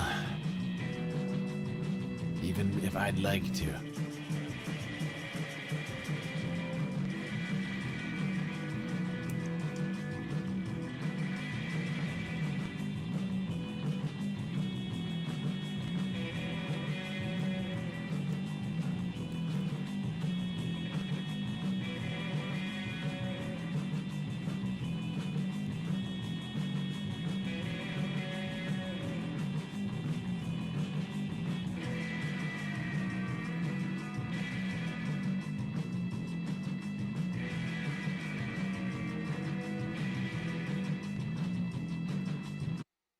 Okay, I'm going to play some other stuff here while we wait for the majority report to come back. What else do I got here on my list? I'm also opening up all the other elections results. House primaries for Missouri, Washington, Kansas, Michigan. First polls closing in Michigan in 9 minutes. Good evening. We start with Commitment 2026. Just 9 days until Wisconsin's primary elections. The race for governor in the spotlight. 4 Democrats competing for their party nomination. Hold on. I'm just realizing, for a second I forgot, but we got 9 minutes until the first results come in. Michigan is split on time zones. 8 and 9 p.m. Eastern Standard Time. So in 8 minutes, 30 seconds, we're going to start getting the first results on these primaries. In Michigan, we're going to go to the Kornacki cam.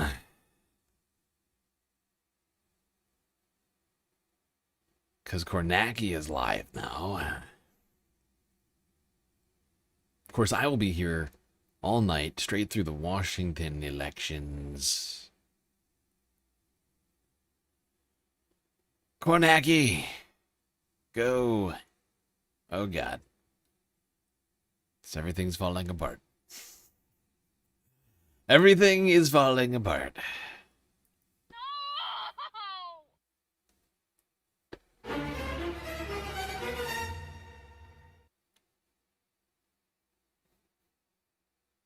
Okay, please hold. Something's wrong.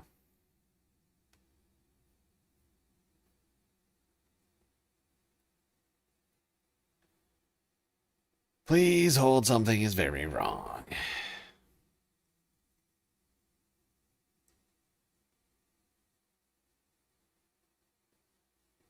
What in the hell?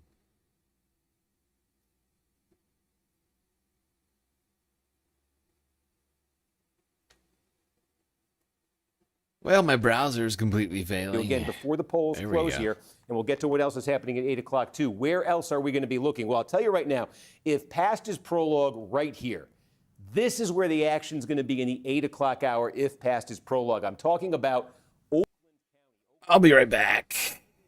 Right back. It is the second largest county in Michigan. I said 20% of the vote is going to come out of Wayne. How much is going to come out of Oakland? Probably give or take 16% of the vote. Statewide tonight, it's going to come out of Oakland County. Okay, so you're talking about sort of the northern suburbs. There's some small cities in here as well.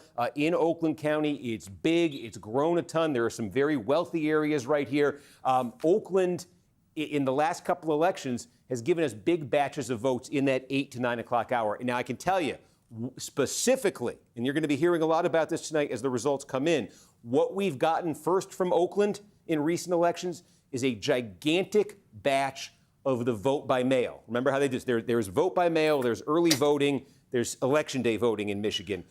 There's a lot, there's a ton that gets cast by mail. There's some, not that much, that gets cast gets cast early, and then there's a fair amount that comes same day. But there's a lot of vote by mail. And in Oakland, they have typically been reporting out a big, giant batch of that vote by mail pretty quick. Okay, I'm back. By the way, I just want to say thank you to the person who bought the tea and chips on Throne. That arrived earlier today, just in time for the election coverage. Keeping me hydrated and snacked up. Gretchen Whitmer's backing. She's got a lot of traditional establishment support in this campaign. Why is that? Part of that is demographic. A lot of that vote by mail that comes in early is from older voters. That is something we've seen, a divide in the polling in this primary and a divide that we've seen in primaries elsewhere, where the establishment candidate support tends to skew older. That sort of insurgent left support tends to skew younger. That younger vote typically comes late.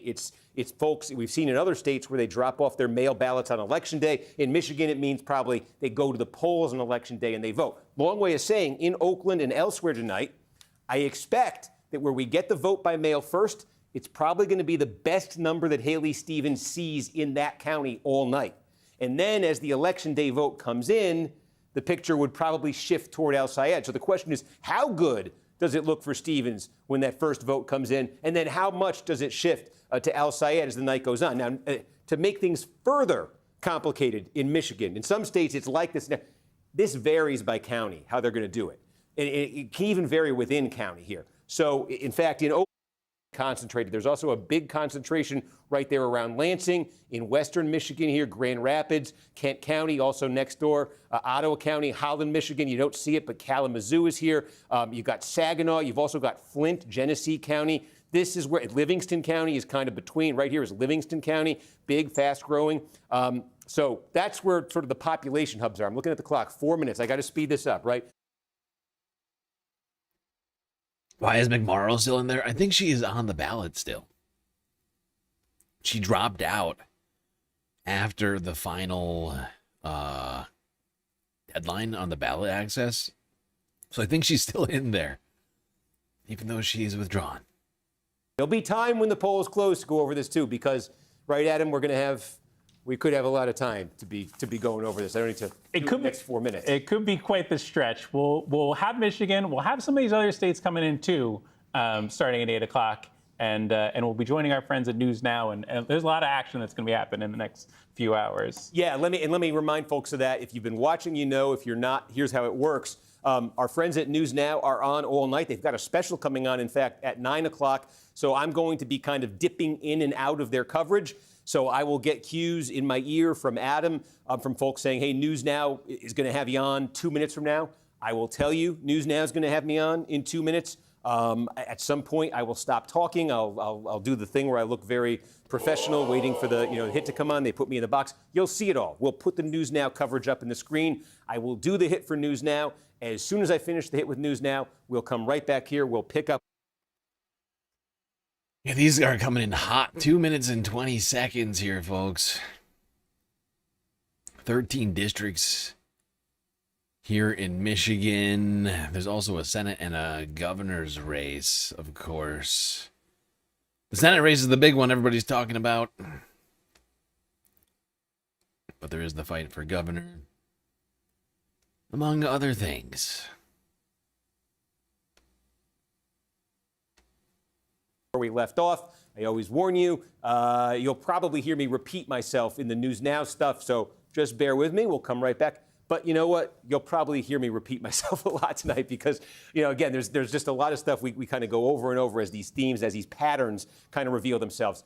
2 minutes, 51 seconds. The other things happening here at 8 o'clock, again, just to give you a sense here, a big one is happening down in Missouri, specifically in St. Louis. The city of St. Louis and part of surrounding St. Louis County. You probably recognize these names. This is a rematch. Cori Bush was a member of Congress. She was defeated for a renomination in 2024 by Wesley Bell. She is trying to make a political comeback. Cori Bush, of course, we've seen again.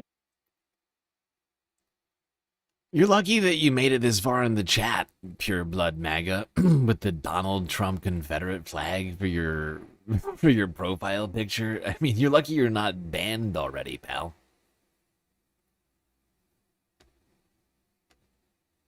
Sort of left-wing energy in the Democratic Party. She's trying to connect with that here, particularly around the issue of Israel. We've seen that animate some of these left-wing candidacies. So we're seeing if she can get her seat back tonight or if Bell can become a second-term member of Congress. Again, this district is split between the city of St. Louis. That's where we expect Bush to do best. And then a little bit the sort of inner suburbs of St. Louis County. That's where we expect Bell to do better. The vote may be faster in Missouri. You'll get that early vote, that pre-election vote first. Then you'll get the same-day vote. And again, what we said in Michigan probably applies here. That means probably the first batches of votes you see in this race will probably be the best for Bell. That election day vote will probably get better for Bush. That's the expectation. Expectations can be shattered on the spot. That's part of the fun of watching this, but that's the expectation going in. Kansas, we're also going to be looking at a gubernatorial primary there. This is an open seat race. The Democratic governor, term limited out. The Republicans, boy, that's a crowded primary. But guess what? Donald Trump is behind this man, Ty Masterson. You know that Trump record in these Republican primaries. I'm going to reset to the Senate race. Again, I don't know why I try to rush this all in, because we have time. Polls have now closed in. Okay, holding off here. Okay, so yeah, polls are closing in Michigan right now. Although there's another hour for them to be all closed. So we're going to pull this up. We're going to pull this up.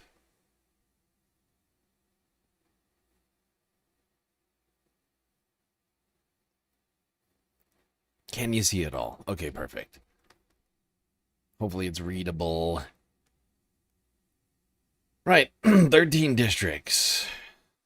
Okay, why is this page not working? There we go, 13 districts.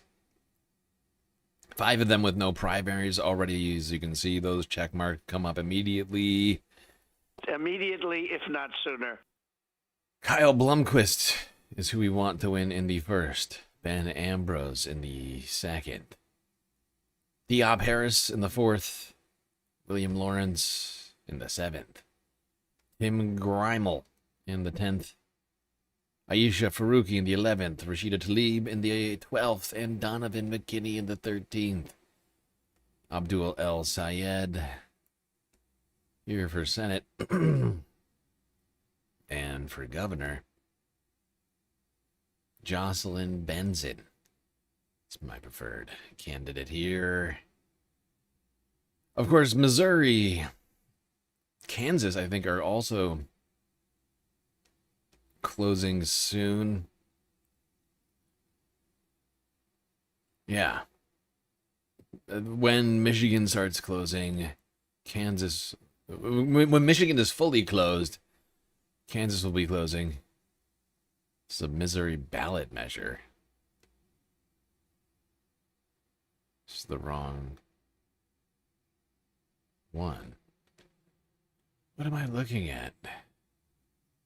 I'll figure Missouri out in a second. Washington will be closing for another 3 hours. So that's a while from now. I'll be keeping an eye, though, on these results as they come in. I gotta figure out Missouri now. Oops. But we can win if Democrats nominate a candidate as far left as Al Sayed. Because remember, this is a state that Donald Trump carried in 2024. The Republican nominee, we actually already know this one. There's no opposition in the primary. It's Mike Rogers, former congressman. He ran for the Senate against Alyssa Slotkin 2 years ago.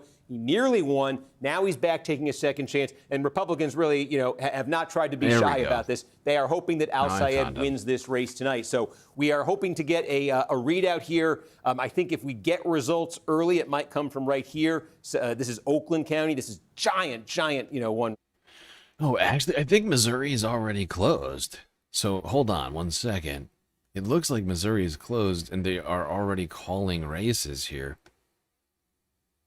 I'm going to look further into that, but while we're at it, we will talk about this race as well, or these races. Cori Bush is who we want to win the first to take back her district against Wesley Bell. Joan Von Dross in the second. Tommy Holstein in the third. Hartzell Gray in the fourth. Josh Mead in the sixth, and Chris Reichard in the eighth. No races in the 5th or 7th districts, as you can see here. Missy Hesketh, Emmanuel Cleaver going unchallenged to the general. I think the polls are already must be closed because there's no countdown.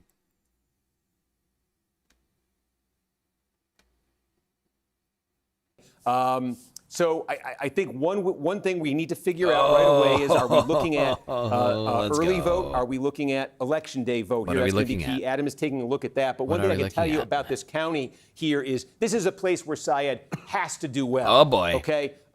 His support in polling and the support of these progressive insurgent candidates. Look at that. Abdul El Sayed up by 1,300 votes very early. Only half a percentage point of results. But in the early results here, he's up by 16 points already. Oh boy. Oh, boy.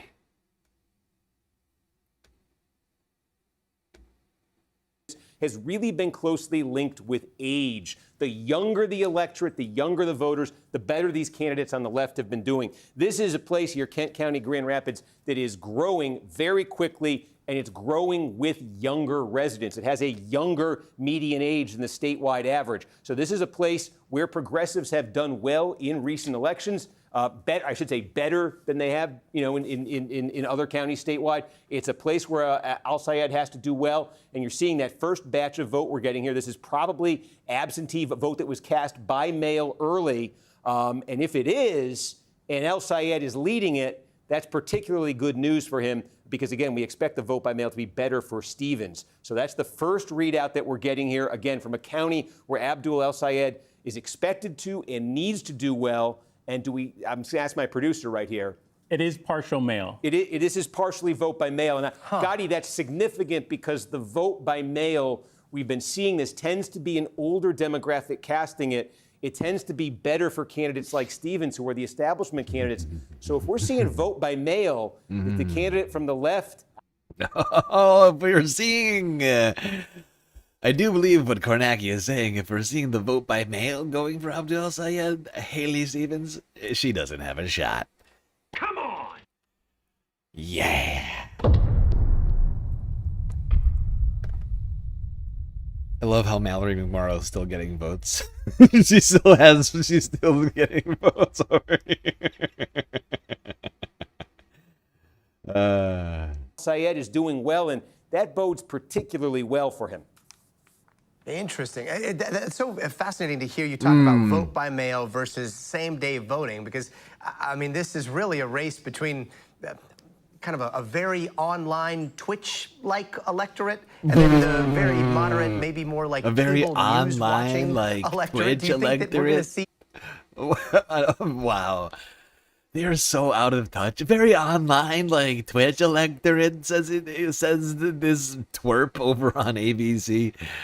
Oh my God. Yes, the online Twitch electorate voting by mail. Some of the same trends in terms of urban versus rural voters that we do in like the same day voters versus the mail-in ballots? Yeah, it's a wonky conversation, but it's an important one because it really has been the defining feature of a lot of these primaries. It's just been areas where you find younger voters, where you find younger college-educated voters. I will say this. Poggers, okay? Perhaps even a Pog champ. Pog U. Poggers. I'm trying to think of other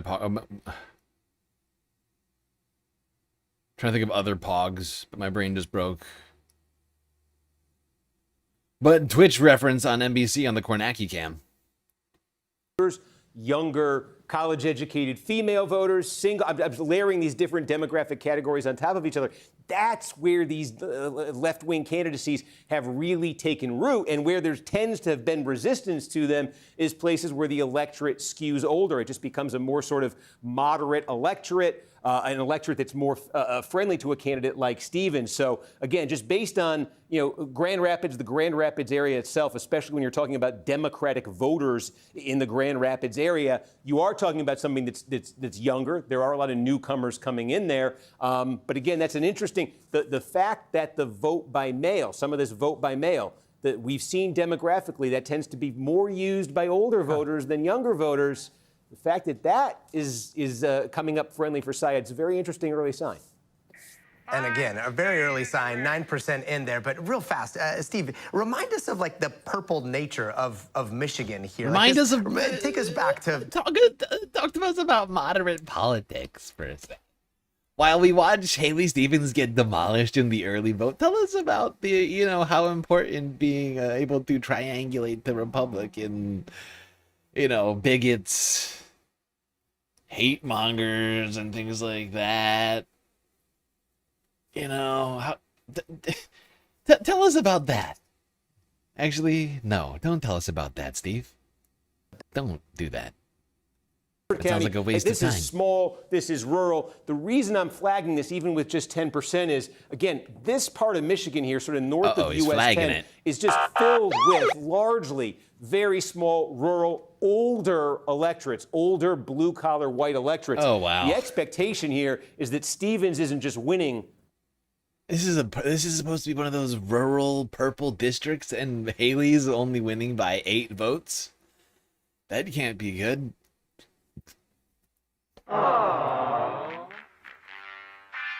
This should be one of those big Haley Stevens winning districts, shouldn't it be, Steve? Oh no, Haley is not looking good. Here, but for a few places, she is cleaning up here. And at least in this initial batch, in one county up here, they're kind of close to even. So again, these are the, oh wow, we just got some Wayne County. What did we get in Wayne? Okay, I couldn't tell you much about it. We just got about, Wayne is the biggest in the state. 20% of the votes going to count. This is like 300 votes. Actually, it's not huge. Steve goes from, oh my God, oh my God.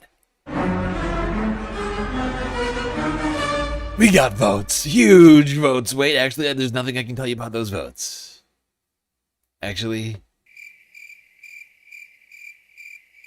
now that I think about it, nothing remarkable about those votes at all. Abdul still leading. 16.4. Sorry, no, 15.6. However, 15 to 16% ahead of Haley Stevens, as the votes keep slowly coming in. Now 0.6%. We just got 0.1% more votes. Huge news, according to Steve. Crazy numbers. Crazy numbers. But boy, that's quite a tease to get Wayne. Again, we've got two small little, pieces of clues here that we've gotten from Kent pieces of and that clues we've gotten from Wexford. But again, just those two small things we've seen so far are things that Al Sayed would want to see more than Stevens would want to see. Right. Got it. Any sizable votes coming in from places like Virginia right now? Yeah, No. I'm sorry. You had asked about that, and I went. Okay, let's go over to Virginia because we do have. And you see what we make sense of those cuts, like something in an eye doctor's office. But let's go back to Michigan here and see if we've got anything new coming in. Adam, not that. Do I even dare ask? Do we have any clue what kind of vote this was? Yeah, so this is one precinct out of Wayne County. It's in Grosse Ile Township. and it's just one precinct that we got results for. It's in Grosse Pointe, you said? Where'd you say it was? Grosse Ile. By the way, so the House results are not coming in yet. I don't think they start actually counting these until all of them are in for whatever reason. Although I guess 3, 5, 8, like, it would be weird. I guess these could all be the districts in the 8 p.m. time slot. But actually, I take it back. Maybe that is the case. Wait, no, District 3. Yeah, maybe that is the reason. Huh. I take it back. Republicans are counting votes over here in District 3. I guess a lot of these must be in the different time zone. What is it, Mountain Time?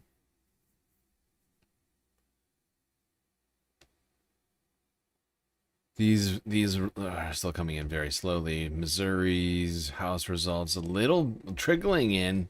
0.6% in District 3. Tommy Holstein is in second place right now behind Mann. Those are the only results we have. 0.6% of the vote there.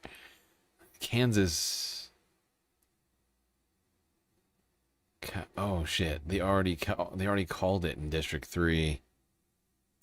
Oh, it's not for Prue. Damn. Kansas, Prue down in the third, losing to Davids.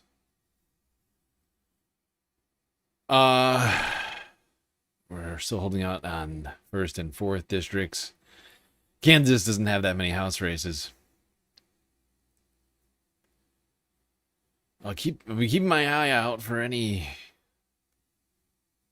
and all news.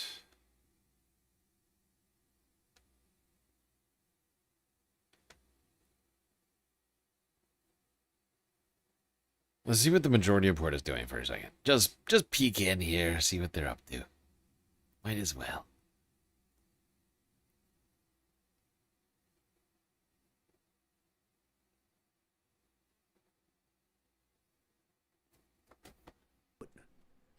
We take the senator, and who's got like maybe some whispers about being closeted and hiding that. And then let's give him a daughter and have the daughter married to a sitting congressman who turns out to be a roided up abuser of women and children. Plot twist. This is such a sitcom scenario. They're all under one roof trying to feels figure more like it an out. hour-long drama. I'm I have leaving to out say, the it sounds like abuse Halloween part. 2 to me when you find out Michael Myers is Jamie Lee Curtis's brother. Okay, all right. Going back to the Kornacki cam. Seeing a lot of galactic chatters in the majority report. Chat. We do definitely share an audience. In Kent County. If you statewide Democratic primaries in Kent County. If you went back to 2016, Hillary Clinton, kind of the establishment candidate, got 37% in Kent County. Remember, she lost statewide. It was close, but Bernie Sanders did defeat her statewide. In the 2020 Democratic primary, now this was held under unusual COVID circumstances. Biden was starting to kind of become the inevitable, but it was 46% of the vote is what Joe Biden. If you say Joe Biden was kind of the establishment candidate, Biden got 46% of the vote out of Kent. And then here's the interesting one. Back in 2018, Gretchen Whitmer got 44% of the vote here in her primary. Whitmer ran in... You'll go over and get them. You don't have to go over and get them. It's fine. I am fine with it. People will show up eventually. I think we're going to be streaming later than the majority report is. Because we're going to be covering the Washington elections, too. I think they're going to be pretty focused on Michigan tonight. That's my guess. And we're going to be doing Michigan, Missouri, Kansas, and Washington as well. So, just wait until the stream is ending. 2018 against. So, if you're Stevens, you want to at least be matching the 44 that Whitmer got out of here, because I think there's a lot of demographic overlap likely between the appeal of these two candidacies. And this is a big one. So she's running at 39 right now with what's supposed to be the better Oh my type God. of vote for Are her they doing it? in this county. Again, are they coping right now? They're like, what if Mallory McMorrow wasn't on the ballot? Would Haley have won? No. No, she would not. We can say hands down that she would not have won. I can guarantee. I mean, look at it. I mean, look at the numbers, okay? He's currently up by 16%. McMorrow has 5%. The math. It's math. thing that could change that, we get outside. What we've seen in other primaries roughly holds up here. When you get the vote by mail counted in Kent County, she wants to be well over 44% with it to allow for, to give herself a pad for Al Sayed really having a big day on election day. And then that number for Stevens could come down and maybe land around 44%. That's a rough benchmark here for her, but I think mid-40s for her, you know, in Kent County. She could probably dip a little bit lower if she can make up for it elsewhere. There is one big place where she could make up for it. We can get into this later. There's an opportunity here, I think, for her to do much better in Wayne County, okay, than Gretchen Whitmer did. So that's why I say that's a rough benchmark. But somewhere in that, 43, 44 range here, I think Stevens doesn't want to really start going south of that. So that's not too encouraging for her, what you're seeing first there. But again, I don't want to, this isn't the Grand Rapids primary. This isn't the Kent County primary. This is the Michigan primary. And we're just waiting for more numbers here from the rest of the state. Again, we got just a precinct somewhere in Wayne. We told you a little bit about Wexford. I want to see, this becomes interesting if this is replicated across the upper lower peninsula into the upper peninsula, if counties consistently do this. Because again, I mean, if you're using that Whitmer model, Whitmer just cleaned up the upper lower and into the upper peninsula. These are places where she was getting 60, 65% of the vote in that primary, places where Al Sayed was getting 15, 18, 20% of the vote. So to see Al Sayed getting 46 here, potentially, but we don't know the vote type here. If this were vote by mail. Yeah, I love this number. It's a beautiful number. I went into tonight expecting Abdul to win. Everybody else up in here, to some degree, is more of a toss-up than him, in my opinion. Partially because I have more polling. I have more polling on this race than any other race that we're watching tonight. And I knew inherently he's going to take this down. Yep, and these votes just keep coming in. I'm watching them over 1%, over 1% of the vote now in. Abdul's lead just continues to grow. In fact, I can tell you what El Sayed's in Wichita. We just got Sedgwick County, a big chunk of it. Masterson is his state Senate district. He's from Butler, which is right next door. This is his neck of the woods. Again, Ty Masterson is running in this gubernatorial. Yeah, and since we're talking Kansas, Lauren Reinhold, who is the galactically recommended candidate, she's not a full endorse candidate, but she is leading big, 2-1 in the first district, although it's only 1% of the vote in. So can't hold our breath too much there, unfortunately. And Kansas is fourth. Ryan Gilbert is way behind. Way behind. He's in third place. That does not bode well. That does not bode well for Ryan here, I'm afraid. And 39% of this already counted. Ryan was one of those really hoping he would do better than that, because he has a very good policy platform. Although Kansas is a very red state. Don't know what to attribute this one to, but yeah. I can't remember who this one is. Kurt Skoog is the mayor of Overland Park. That's in Johnson County. They're all from Johnson County. And here's how Johnson County is ranking the candidates. Corson is leading there by a small amount there. But Johnson County is basically driving the results that you're seeing right now. And then Holscher, interestingly, though, outside of Johnson, Holscher with an 18-point advantage. These are small. Oh, Wichita's what we want to see, of course. Now, this is interesting. This is, you know, again, this is sort of like Michigan. We don't have a ton of evidence to point to. But Oh, this is the shit, I biggie. forgot As about we the said, governor. 35% of the vote in a Democratic primary is going to come right out of. Oh, my is gonna God. Come right out of Johnson County. Yeah. Oh my God, this one is close. I forgot about the governor's race. Holy shit, this is close. Ethan Corson is the galactically recommended candidate in this race. Holy shit, this is tight. Wow. 801 votes between them right now. 27% of the vote counted right now. And it's 1%. 1% between the two of them. Columbiarican_9505 just cheered 100 bits. When Al Saeed wins, may we have a crab dance to celebrate? We have been a good space fams. Crab emoji, crab emoji, crab emoji, S. You want a crab dance? You want a crab dance, huh? I'll think about it. Thank you for the bits. Put the numbers up on the screen. 1,500 pre-advanced votes and 3,000. Okay, 2/3, 1/3. Well, or early election day votes. This is interesting because we're using this. I'm using Whitmer's 2018 primary as a rough, I stress rough model here for trying to set some benchmarks for Stevens.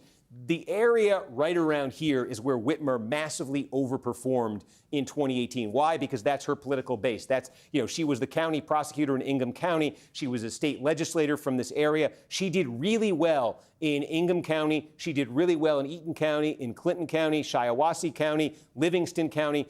She did really well. So long way of saying we're using those three benchmarks. I'll give you a sense of Eaton, right? Clinton, we say the establishment candidate of 2016, got 44% of the vote in Eaton County.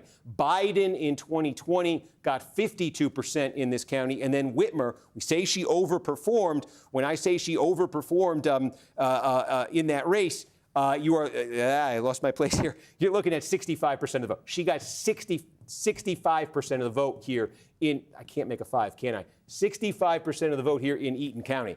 And Stevens is running 28 points less than that. As Adam says, a mix here of the presumably Stevens-friendly vote by mail and the Al Sayed friendly election day vote here. But look at that. That's lower, that's lower obviously than Whitmer. We knew it was going to come down, but that's significantly lower than Clinton got. Any of these establishment candidates here, okay, two of them won. Whitmer won.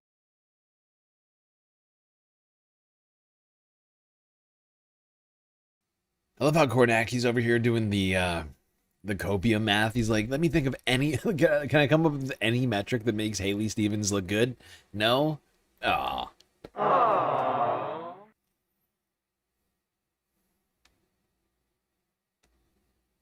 Biden won. Clinton lost by a point. Any of these establishment candidates, Stevens is running right now with the vote we just got, a third of the vote in Eaton County. She's running. Oh lower damn! Than He's their running total away with there. it. So this is. It continues. He is It's running small pieces of away with it. Abdul now up 17%. Keeps climbing. 1.5% of the votes in. Just keeps going up and up and up. Leading by 3,500 votes.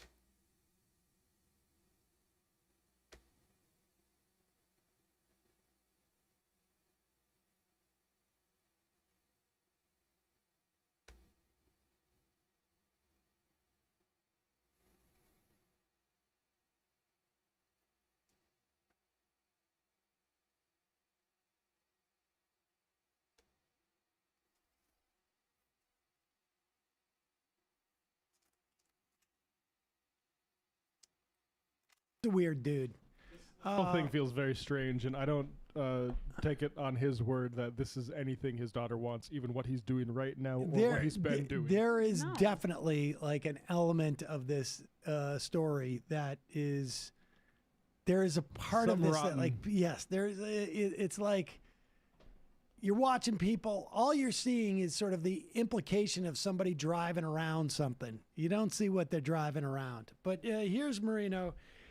And then here is CBS News political correspondent Caitlin Huey Burns detailing. Oh, well, that's basically it. They go over. It's what he was about reiterating to what he said. So John Thune, in a profile of courage, comes out and addresses this. And is awesome. I have to say, I'm a skeptical guy. But when I saw this Republican leader get up in front of that microphone and address this, I thought, wow, here's a guy who really believes in the family values that the Republican Party has always espoused, who really believes in honor and doing the right thing, and the buck stops here with Thune. Leader Thune, one of the members of your conference, Senator Bernie Moreno, is publicly calling on Max Miller's former son-in-law to resign from Congress amid these allegations. Do you side with Senator Bernie Moreno, and should Max Miller resign? I'm just one. It's a very sad and unfortunate case. It is a family matter, and I don't have any observations beyond that. Senator, if a member of Congress is facing allegations of domestic abuse, should they continue to serve in that role? Well, are you talking about this particular case? Yes. Okay. Well, I mean, I think again that's something that the House of Representatives, House matter, and obviously, as I said before, it's a family issue too in this case. But I think. It's a House issue and it's a family issue. It's a diverse issue. Wow. Those decisions on the future there are going to be made ultimately by the people of Ohio. And I think that's true. And I would say that of any similar case, it ultimately comes down. It's an issue between the whoever that person is and the voters that they represent. And then obviously the institution in which they serve. And when we've had circumstances like this, we refer them to the Senate Ethics Committee. Senator Langford, who chairs that committee, is here, and there is a process by which those determinations get made.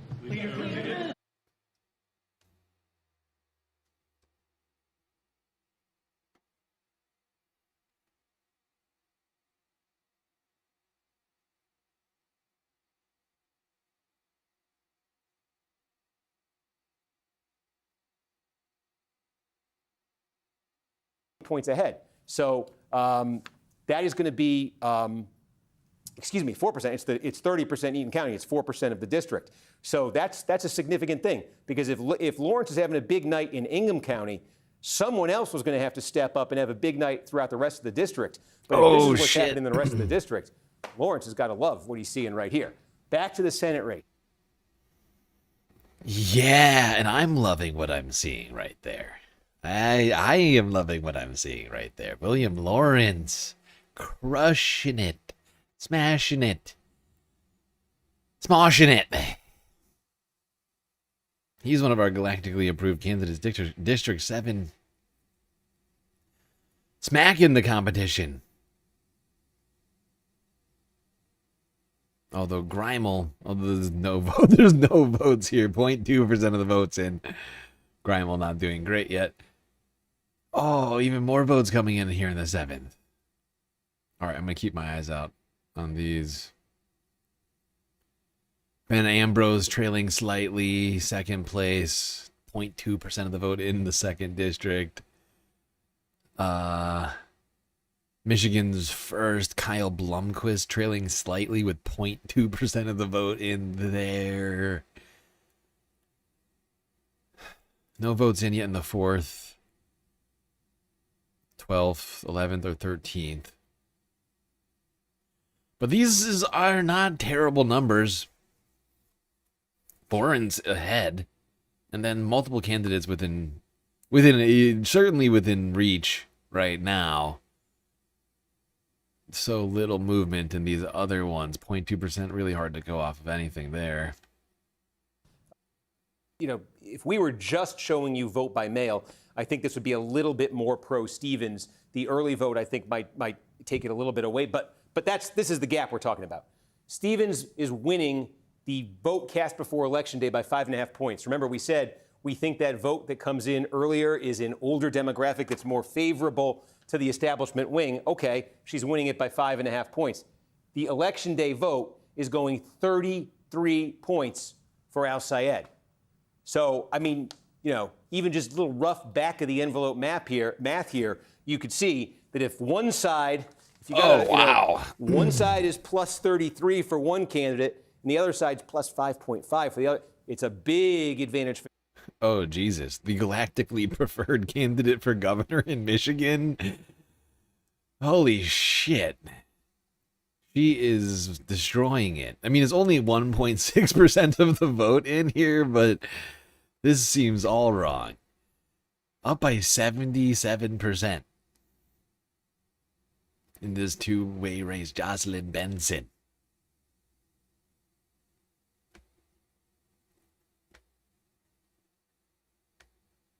Candidate. And again, you say Stevens here, what's the kind of number? You're upset about Hillary Scholten running uncontested? Yeah. We don't have perfect democracy right now. We're trying our best. But there's disappointments, lack of democracy, lack of primaries in multiple places. I agree.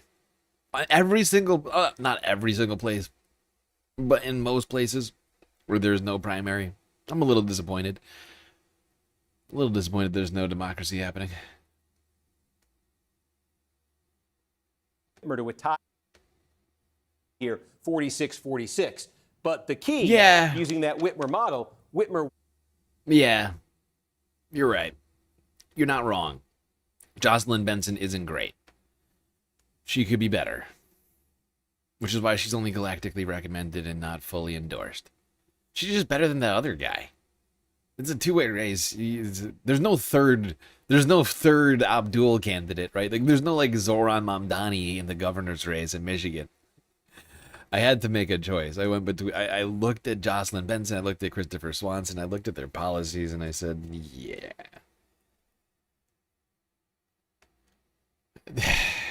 There's plenty of races here where we could have hoped for more. Was able to get 46%, the low 40s, the mid 40s. You don't want to be in the 30s. You don't want to be in the low 30s. You don't want to be in the 20s. Now, that is 22% of the vote that's come in right there. There is more to come. That can change. Though I would say, and Adam, you can check on this if you have any of this information, the way it's gone in recent elections in Washtenaw County is like at the very end, one of the last things that gets reported out is the vote by mail, specifically from the city of Ann Arbor. I got some more news here. That's not the entire county. That's a big chunk of votes. We got votes coming in Missouri's 6th, multiple House races here. But Missouri's 6th, galactically preferred candidate Josh Mead beating out Levine and Pondalik right now. 45% of the vote. Almost 9 points ahead of everybody else. Or at least 9 points ahead of Levine, 30% ahead of Pondalik. Still no results in the 8th. Hartzell Gray trailing Herrera in the 4th. Adam Murphy way back in the 1st, and Tommy Holstein behind in the 3rd, but still only 0.5% in the 3rd here. Only 1% in the 6th, so really anything could happen. But for now, some positive signs.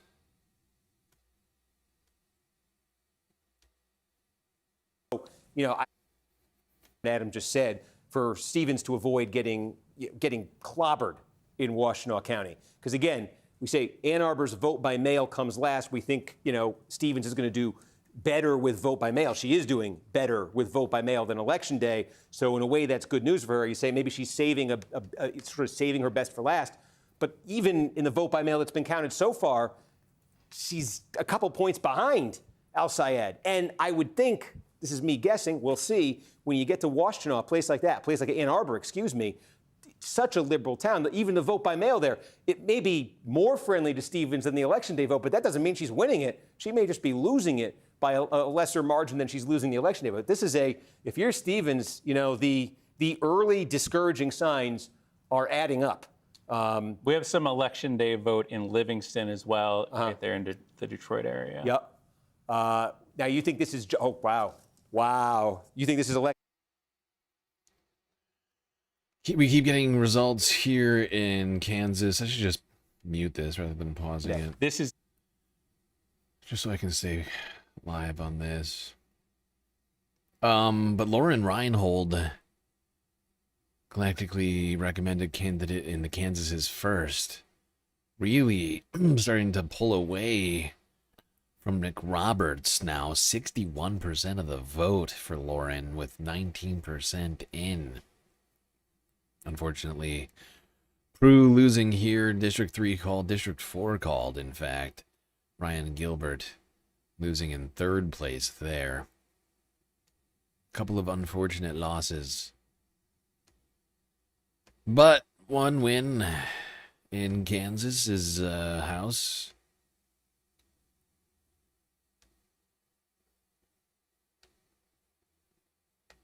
She got 61%. So we knew that the Stevens number was coming down from 61. Clinton was really low there at 38. So look, if you're Stevens, I think you're looking at this number and you're saying, okay, Clinton was competitive statewide, getting 38 in this county.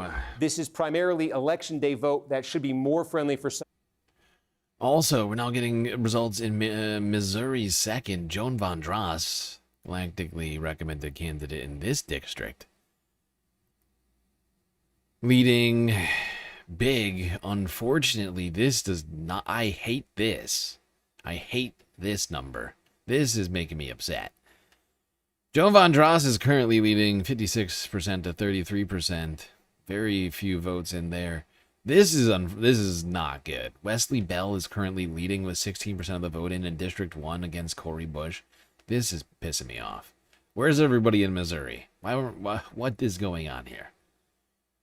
Why are people voting for this dickbag?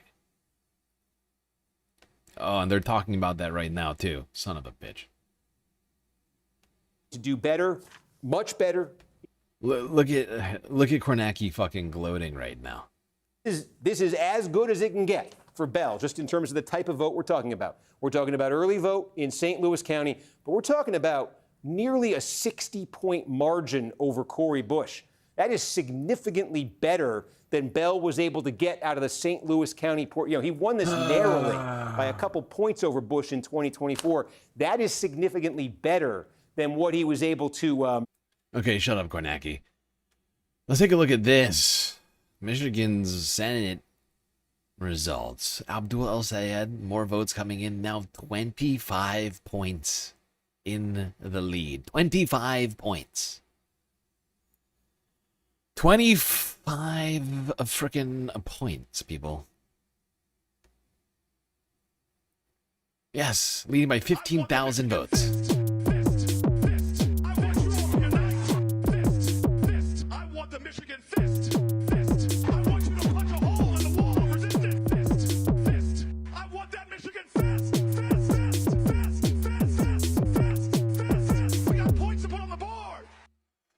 We got points to put up on the board, and we're putting them up.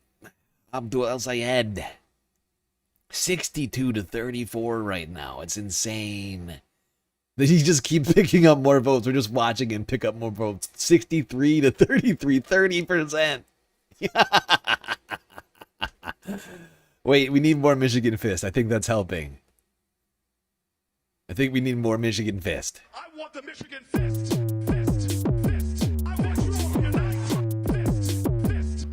Michigan Fist. I want you to punch a hole in the wall of resistance. Fist. I want that Michigan Fist. Fist. We got points to put on the board.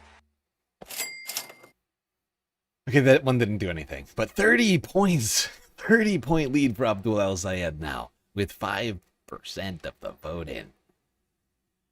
Did Corson just take the lead? Hold on, I gotta take a look at this one too. Hold on. Kansas governor. Corson's the galactically preferred candidate here. Is he leading? No, he's behind by 1 point right now still. It's so goddamn close. Goddamn you, Skoog. Goddamn you, Scoob.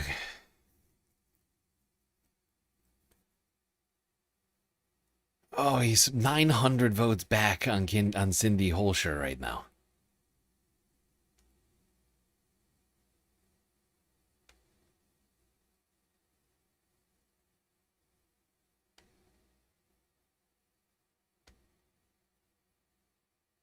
So what did the most recent vote look like?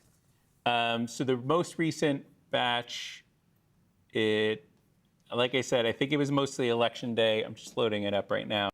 El Sayed wins it 66 to 31, basically. Okay, it was all election day vote. Primarily. There was some other mix in there. But remember earlier I mentioned some of those counties or some of those precincts in Ann Arbor. Okay, I got more results coming in Missouri's House race. Chris Reichard, galactically recommended candidate in District 8, now winning by 11 points with 5% of the vote in. Josh Mead continuing to solidify his lead in the 6th. Hartzell still back in the 4th, but Joan Van Dross, more votes coming in. She's up by 22 points there. Tommy Holstein still back in the 3rd, and unfortunately Cory Bush still back by 50 points. That one's bugging me. How did we not spend more time on Cory Bush? And by we, I mean everybody, not just me. How did all of us not spend more time on getting this woman elected? And why is Wesley Bell still here? Why? What is happening? What were we doing? Oh, it's bugging me. But look at Abdul Sayed with 62%. So pretty. Jocelyn Benson, that's done. She's got this locked up. Look at that. 84 to 15. Jesus Christ.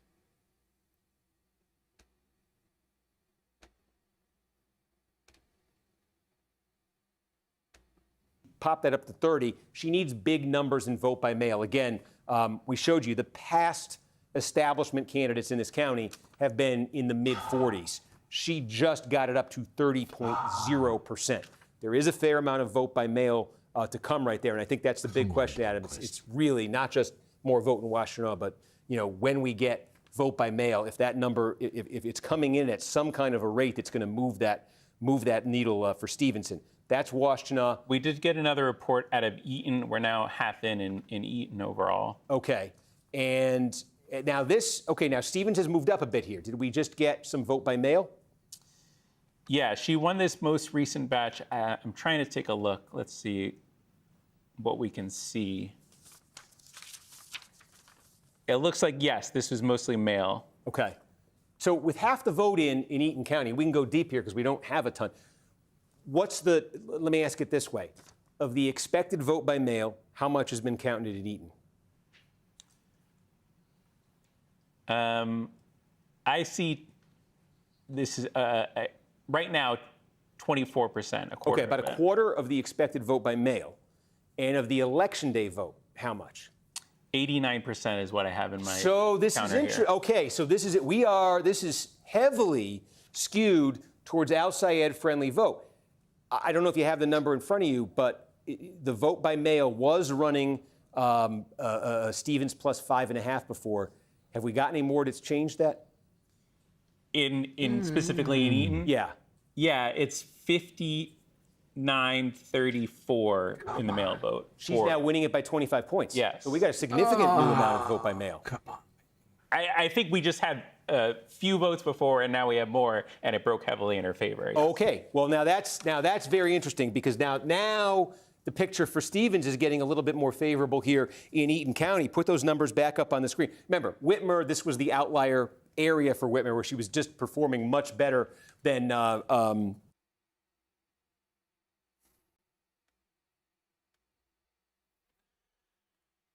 Okay, so there's 13 minutes until more polls start closing. So I'm gonna leave the Kornacki camp, go back to the majority report, see what they're up to over there. You don't think Cory got the attention that she deserved? Yeah, I agree. Unfortunately, there's so many races. And then so many other things going on, I feel like it's been too easy for everyone to get distracted.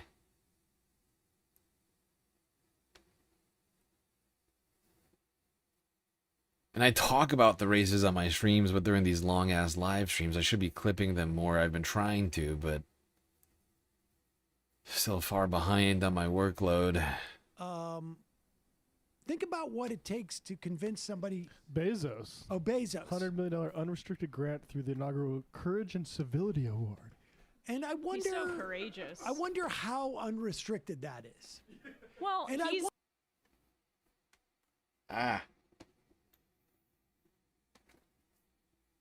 What is happening? F. Let it go. Comes back, and if it doesn't, if it comes back, it was it was meant to be. I suspect. What a romantic you are. I suspect he calculated, how can I make sure this money loves me, in a way. He's wearing the Robert Kraft pin, right? The Stop Anti-Semitism pin. Oh yeah. It's also known as the Robert Kraft pin. Well, if Emma's talking in front of Sam, it is. I didn't know Robert Kraft was. You just gave me a death glare. I mean, what's Maura wearing? An Epstein pin? Look, I've got no leg to stand. I've got no leg to stand on because of Dolan. So it's all equal opportunity. But I am pointing out that is Robert Kraft's Zionist organization, and it might be interesting to look into the fact if he has any affiliation with them. Is that disclosed on CNN? Or any of these consultants that go on there that attack leftist candidates who would damage their pocketbook and not allow them to get these like hefty media consulting buys and commissions? Like, is that ever disclosed? You're not allowed to wear pins your friends give you now? It's Jeez, just the left amazing. is so crazy. Come on. Democratic-based voters want. Okay, Van Jones, what are the stakes here for Democrats? The entire Consultant class. That's interesting. Okay, Van Jones, what are the stakes here for Democrats?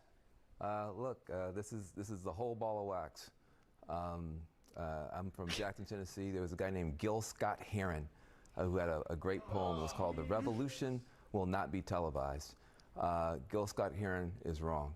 The revolution is being televised and podcast and streamed and elected. He thinks this is something tonight. worth saying. He's a Why is moron. that? Holy crap. It's because I mean, sorry. I just have to say, like, this is actually very good proof of Gil Scott Heron's revolution will not be televised, because guess what? Haley Stevens was relying on you idiots on cable and all the ad buys that they did, and she wasn't out in the actual community, whereas Abdul Sayed was. Like, that's what the difference we're seeing. And you can obsess on the podcast. I mean, sorry. But the point being is that not only is he horrible in a myriad of ways, one of them is not understanding a seminal song. Gil Scott's not warning that the revolution is going to happen on TV. Hey, TV guys! Ooh, I've got Heads news. up. Actually, Gil Scott Heron was wrong. Like, you should know. I've got news. I got more numbers coming in, and they're good ones. District 13 in Michigan, Donovan McKinney. Leading Sri Thanadar. 66-33. 2-1. 2-1 with 2% of the vote in. Donovan McKinney looking to unseat. Oh, corporate-backed millionaire Sri Thanadar. It's looking like he could possibly do it. I don't want to get ahead of myself here, but that's looking good to me. Now, unfortunately, we also have some results in the first district. Kyle Blumquist is trailing, what's this person's name? Barr. I can't remember the first name. But he's trailing by 20 points right now. Only 300 votes, though, with 1.4% of the vote in. Anything could happen here, but I'd like to see him winning this one big time. This guy is DSA. This guy is Michigan DSA. That would be nice to see him win there. Nothing in yet for the 11th, 12th, or 4th districts. Diop Harris, Rashida Tlaib, and Aisha Faruqi are our preferred candidates there. William Lawrence, though, taking it down. 43% of the vote. I was trying not to get in my head myself. I was like, oh, it's early. Let's not get too ahead of it. He's winning right now. 13 points. The second and third candidates are splitting the vote. He's winning here by 13 points with 14% of the vote in here. It's looking fairly good. I'm feeling more and more optimistic about that one. It's because there is a credibility gap that's opened up between the Democratic Party establishment and this insurgency. People are looking at people and they're saying, you've been telling us the same thing for a long time and our lives are not any better. We got Donald Trump twice. There's also an innovation gap. Why can you spend $60 million and get whooped like this? Because the old model The genocide that you support. get the donors to get the consultants to buy a bunch of ads and you win. That's how you get attention. This movement says, I don't need donors, ads, I don't need consultants. I'm going right to the people with TikTok and grassroots, and they've disintermediated the entire donor class, disintermediated the entire consultant class, and this is a revolution. And so this is going to happen again and again. The Democratic Party is now Blockbuster. These kids are Netflix. We are selling CDs out the trunk. This is Napster becoming Spotify, and it's happening tonight. So, okay, we are selling CDs out the trunk. Is he referring to himself there? Because if the CDs are, I think he is. He explicitly said. Yeah, absolutely. It sounds to me like he's talking about himself, DNC, and all the other neoliberals running around trying to sell this used car of a platform, narrative, vision, whatever you want to call it. I'm pretty sure that's what he's talking about. okay, it was hard to follow what the hell he was talking about, but like, I mean, that is him at least having a modicum of self-awareness, which I was not expecting. That, yeah, the CDs, aka the slaughter of children that you've been selling to people that you made a punchline on Bill Maher is not necessarily the brand that people want to associate with. Yeah, that's the problem. I mean, his analysis, I think, in some respects, is correct. I mean, it's also sort of the low-hanging fruit. Yeah. They're losing. And he's also, what you're looking at is the retreat position, which is they're more hip to the media. I mean, it's innovation gap. I'm yes, sorry. He's moving right. Innovation, like organizing on the ground. That's a new innovation. Whoa, where did that come from? But the argument is, you can almost see the sales pitch. Mm-hmm. This is the way they do it, right? They tell you smell. But fortunately, I have some new deodorant that I'm selling. He's literally doing that on TV. And you know what's but also, you know who is ahead on digital, who we just had on the show, AOC. In 2018, all of those squad members, they were ahead on digital on digital communication. And now everybody in the establishment's like, how can we get some digital communication? And the squad and the left is trying to make inroads on traditional media. But they're late to it. It's gone. But it's not a delivery mechanism. Of not the problem. Of course. But if he makes it like, the problem is we're being out-tacticaled. If he makes it about tactics, then he has a product to sell. Whoever it is the buyer. We don't know exactly right. But all he's doing is setting up. I mean, literally, and people should understand this. And it even happens on this level. The consultants, the people who get hired to do PR and promotion and work on campaigns, they come on shows like this on CNN. They get jobs on CNN. They come on to shows like this. We generally don't have those type of people very often.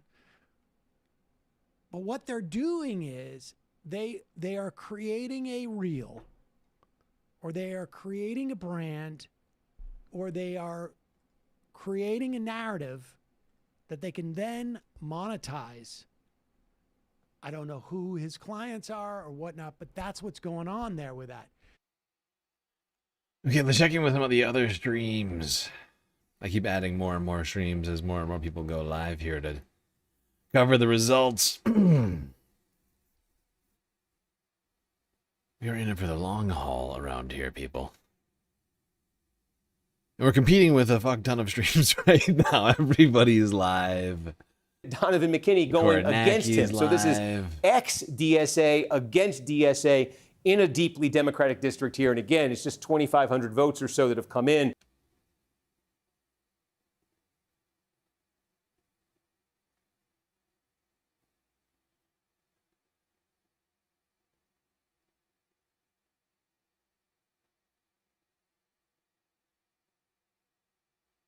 What else do I have here?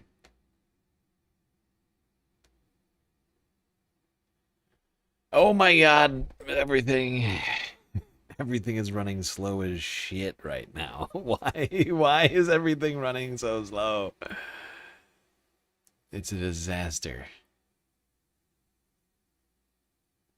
Oh, brother. Yeah, it's a very exciting time.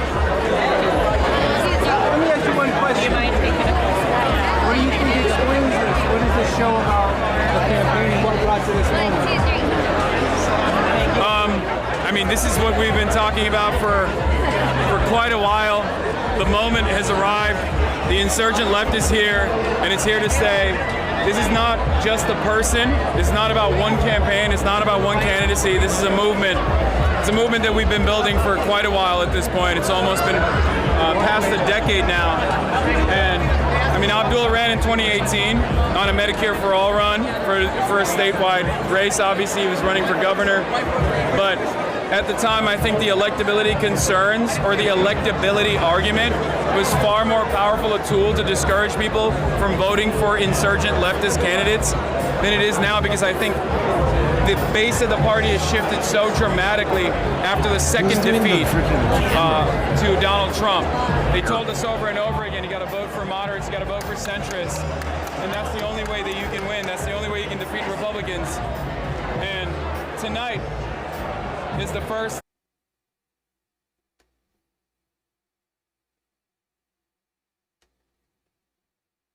Hold on, I'm finding a different feed. That one's...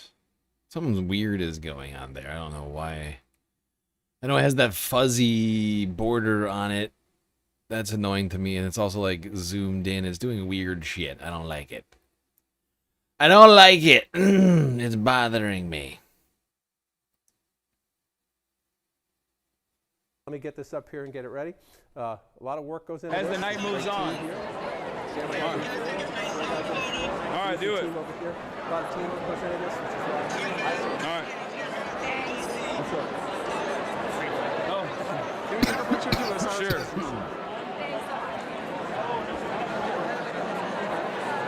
Nice to meet you guys. Ladies and gentlemen. All right. Good evening. So does the Corgi astronaut in the corner go into space? The Corgi astronaut is already in space. I don't know what that... We're already in space right now. Me and the puppy. I don't know if you realize that.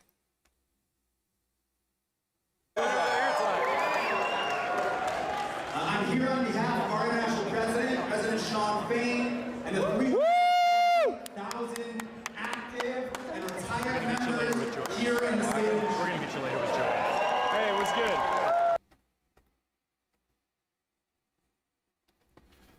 Ginger. I see a ginge. What's happening? Oh my god. God damn you. God damn you, Twitch. Why are you doing this to me?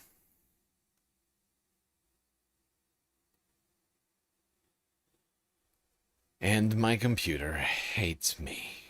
Great. Great, good job, computer. Good job hating me. Great job ruining the stream. I blame Hassan, actually. It's all Hassan's fault. Everything is always Hassan's fault.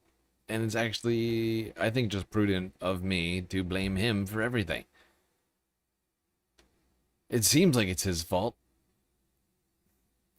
Am I the asshole?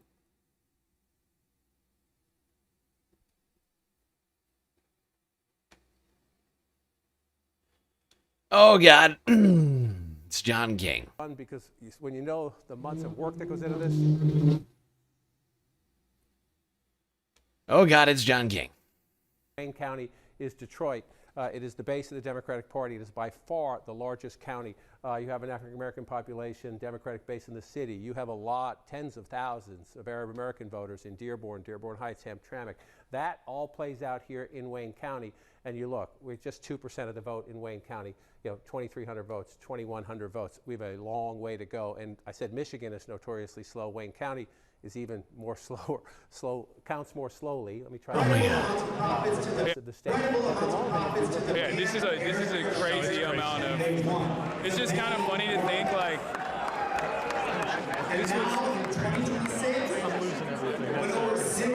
this was a nationally significant, if not internationally significant race from the start. But so many people underestimated this race. So many people did not pay close attention to this race early on. And that was a big mistake for them. And now we've arrived. Now we've arrived.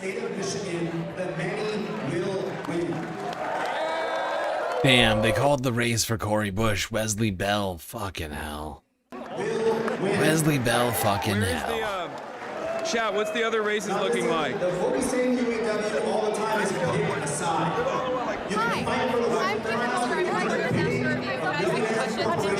Yeah, the race just got called for Wesley Bell against Cory Bush. That one's maybe the most disappointing loss for me tonight. First and foremost, what's your message to the Democratic establishment tonight?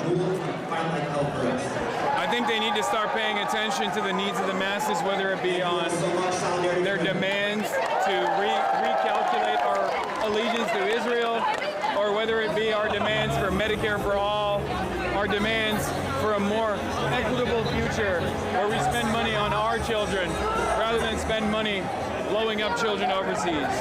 Are you concerned at all that some of your more controversial comments you've made about America will have a negative effect on any of these races, or just like the movement you stand for going forward? No, I'm not, because I love America, and that's the reason why I criticize it endlessly. If I didn't love America, I wouldn't be here. I came here when I was 18 years old, and in many respects, I achieved the American dream. But very quickly, I realized that that dream is not accessible for everyone, including people that have been here for many generations, including people that came here with hopes for a better future. And I want to make sure that we have enough wealth in this country to offer that dream to as many people as possible. And that's what tonight is about, and that's what our movement is about. And as far as the comments that I've made that people will try to use against Abdul Sayed or against all these other candidates, our side fights for policies. Our side fights for America. Our side is the real America First candidacy. If the other side, if the opposing side, no matter who they may be, whether they be establishment Democrats or Republicans. Okay, here's a little update for everybody. We got some results coming in right now. Kyle Blumquist is still trailing in the 1st district, but that's 2.5% in. Ben Ambrose is now leading. Galactically preferred candidate in the 2nd by 16 points. William Lawrence still winning right now, so leading by 11 points in the 7th. Gremmel is starting to gain ground now, starting to pick up some votes with 10% in at 23% of the vote. He was way back a second ago. He's now challenging at least 2nd place a little bit. Still nothing for the 11th district. Rashida Tlaib is leading big time here with 66% of the vote in the 12th district, and Donovan McKinney leading by 33% in the 13th district. Abdul El Sayed's lead getting whittled away very quickly in recent minutes. Haley Stevens now only behind by 8%. Abdul El, there's a lot of votes coming in. 17% of the result now. Abdul El Sayed leading by 20,000 votes, 52 to 44. That has changed drastically from the last time we were looking at that. In Missouri's House races, Chris Reichard and Josh Mead in 8th and 6th districts, both galactically recommended candidates, both still winning their races. Von Dross is now trailing in 2nd place to Wellman. Holstein also in 2nd place still, but actually, I don't think he can bring it back at this point. I do think Von Dross can. Hartzell Gray, him and there's 7 candidates running here. It's going to be tough. If it was a 1v1, maybe. Right now, he has got an uphill battle there. In the Kansas House, Reinhold still leading, but nothing called there.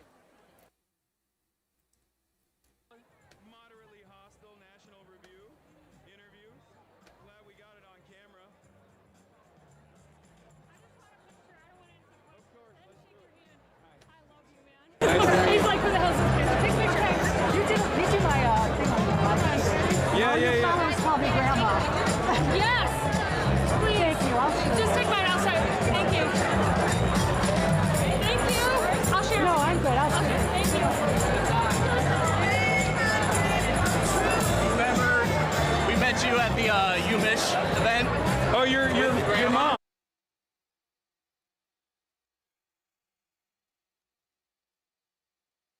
Home county, which is next to the You know, I think I'm going to do, that's what I need to do.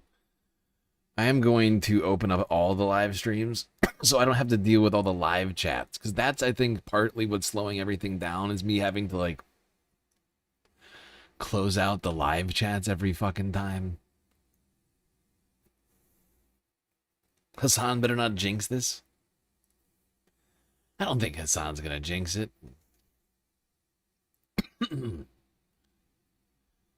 If anybody loses, it's not because of Hassan. Board, first of all, they add up to a little bit less than 10% of the vote, but also I think that could speak to a broader trend in the electorate. Again, just getting a little bit more here. This is Charlevoix, but again, I don't think anybody's going to lose because of Hassan. So it's not too much to work with. To give you a little bit more on Oakland, so the things that did come in that most recent update was that mail vote from the countywide voting center that we've been talking about. That broke for Stevens 66-30, and that was about 54,000 votes. And then we have some election day vote. That was about 74,000 votes, and that broke for El Sayed 59-39. Right, okay. So that, I mean, again. Sorry, I have stream ADHD right now. I'm just going through all of them. I got so many of them set up here.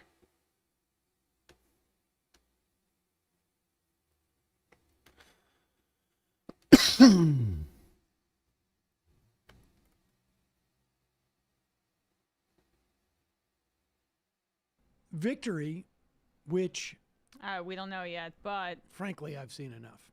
Okay. I mean, there's nowhere she's winning. She's winning by 1% in Oakland County, where she needs to rack up the votes. Yeah, no, I hear you. I can't. But okay. When we get out 2 years, 4 years, 6 years, 8 years, as the institutions that help the organizing grow, the money's going to become less and less relevant. But in the main, when you see that kind of money, you should go, we got a problem. And that's clearly what happened with, the Bell and Bush race. Bush may not be, her issue set may be great, but she as a candidate and perhaps as a legislator, I don't know. I mean, she did some very brave things, but the eviction moratorium, I think, doesn't get talked about enough. And yes, and her, basically sleeping on the steps of the Capitol. And I can't believe she's still having to answer questions about why she didn't support the bipartisan infrastructure bill when in fact she wanted the BBB. Yeah, of course. But I mean, that's a hard thing. I mean, I would say even our audience, as you say that, 60% of our audience doesn't immediately know what you're talking about. Right. Thinking about it, there's still going to be 30, 40% have no idea. It's a hard thing to communicate. And I don't know what level of child poverty is in that district. Could that have been more of a pronounced impact when the money gets cut off? When the money gets cut off, and then she gets blamed, even if there's not, communication. Even if that's not legit. Yeah. I mean, here's the thing that like AOC, I think fundamentally really understands. And having spent just the summer in a congressman's office in DC, you get a sense of like how locally oriented they are. And, you know, AOC spends a lot of time in her district and she focuses on those services. And Ilhan Omar is also. Sorry, everybody, for all the the windows I'm moving around right now. I'm just trying to set it all up so I can easily switch back and forth between the streams and stuff. And Ilhan Omar, in terms of squad members, came out of their state legislatures, and they both have reputations, as well as AOC, for having excellent constituent services. Yep. So, well, it's after 9 o'clock right now. But, it's after 9 o'clock right now, everyone. So this is hugely important time right now. All the votes are starting to come in. Aside from in Washington, Kansas, Missouri, they're all closed. All the polls are closed. Counting is fully underway in all these races right now. This is the final countdown, if you will. And the contours of that are distorted. Yes. Based upon where the light is. I mean, everybody knows how shadows works. Right.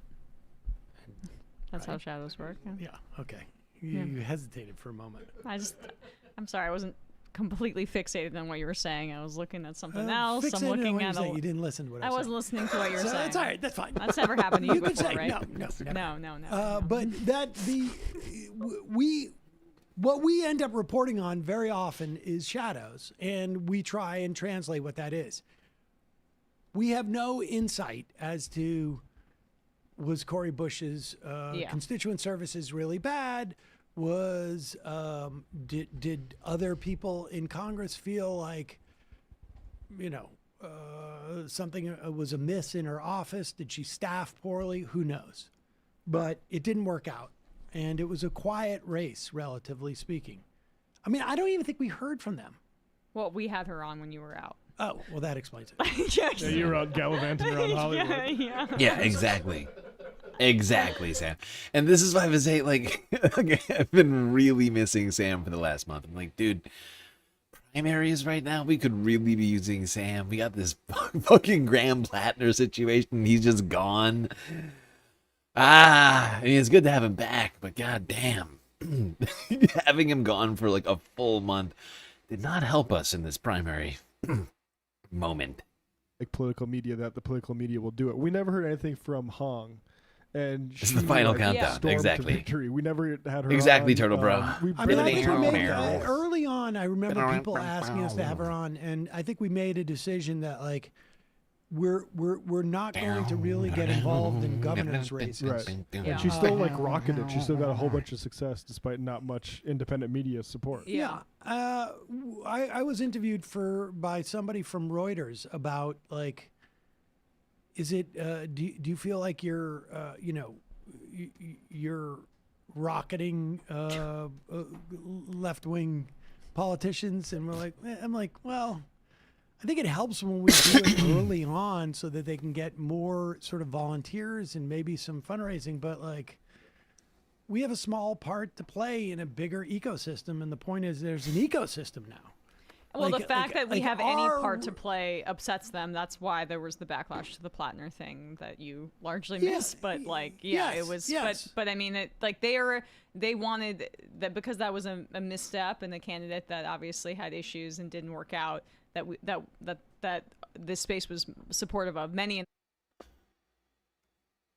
Okay, just gonna keep updating you guys on the different House races. Let's go back to Michigan here as these results keep coming in. Kyle Blomquist, the galactically endorsed candidate, the DSA-backed candidate here in District 1 in Michigan, currently behind Barr. Can't remember which Barr this is. But see, Barr currently leading by 500 votes, but it's only 3.2% of the vote in. So that's no done deal. Ben Ambrose, the galactically recommended candidate in District 2, still leading by 10 points, 2.5% of the vote in. Nothing in District 4 yet.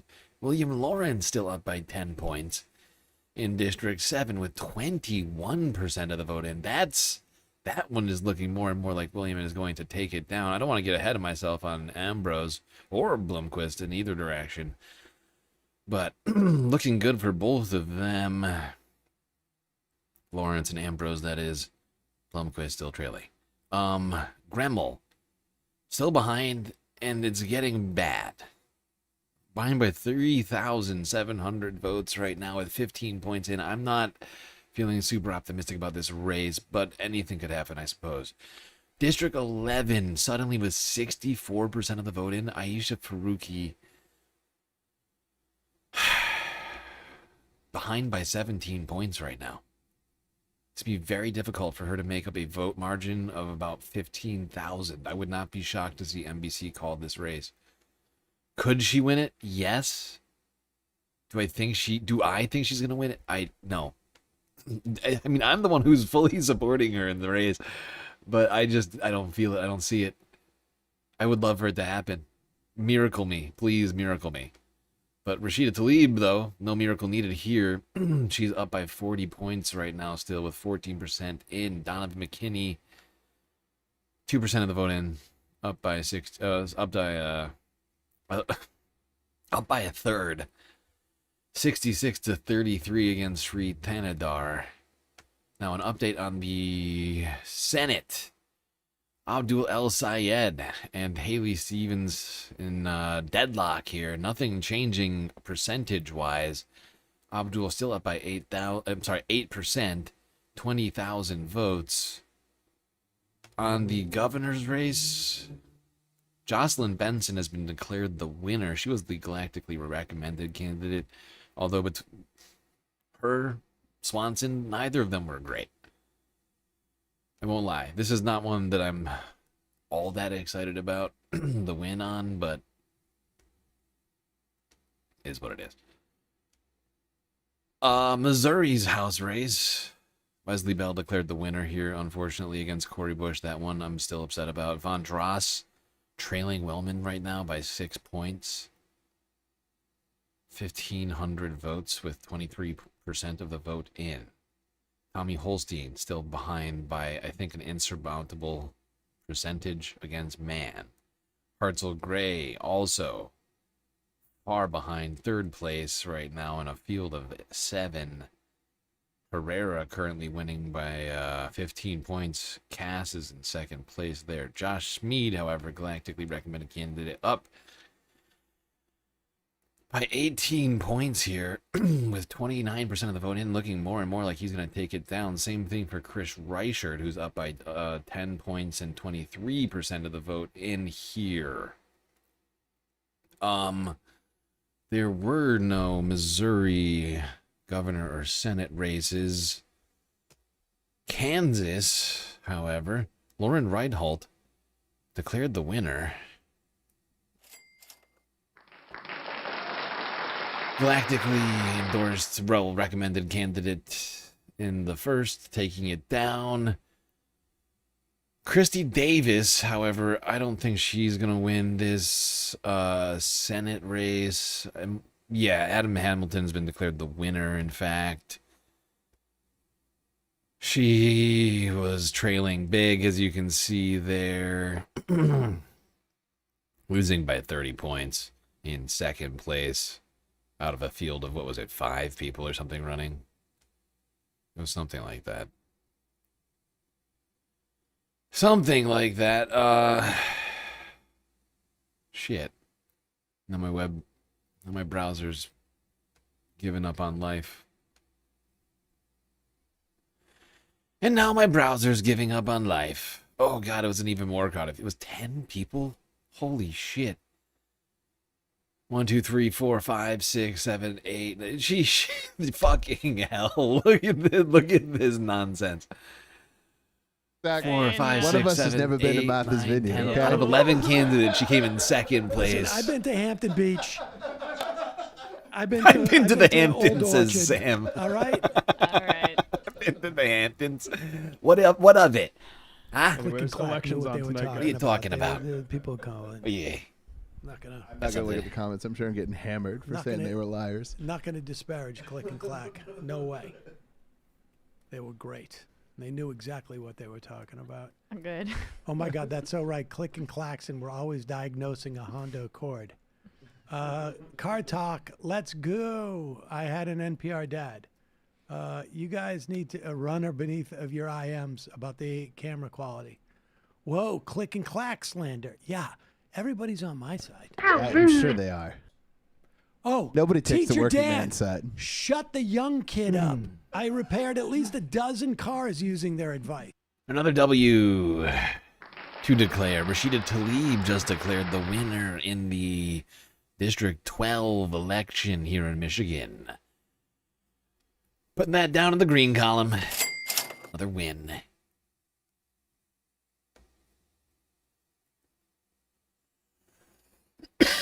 Why are we doing this? Go live. Art Vandalay. Art Vandalay Industries. God, it's so self-aggrandizing. It's unbelievable. Eric's Trump plug as a New Hampshireer. No, what have I done? I did a thing. This is so stupid. Why have I done the thing I just did? Why? I don't understand it. It's like I hate myself in the show. It's like I hate everyone here. Why would I ever do such a thing? I am so sorry. Why did I do this?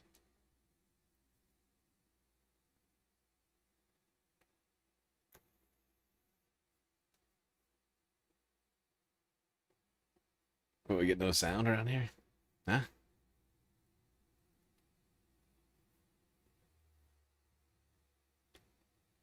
Breaking news, Trump doing another false flag? Trump is doing another false flag. Oh no. Do we need more of those?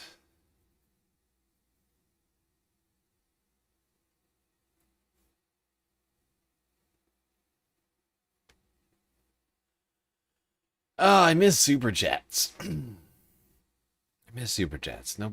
People can no longer have their messages highlighted. Although I can still highlight them. It's just like,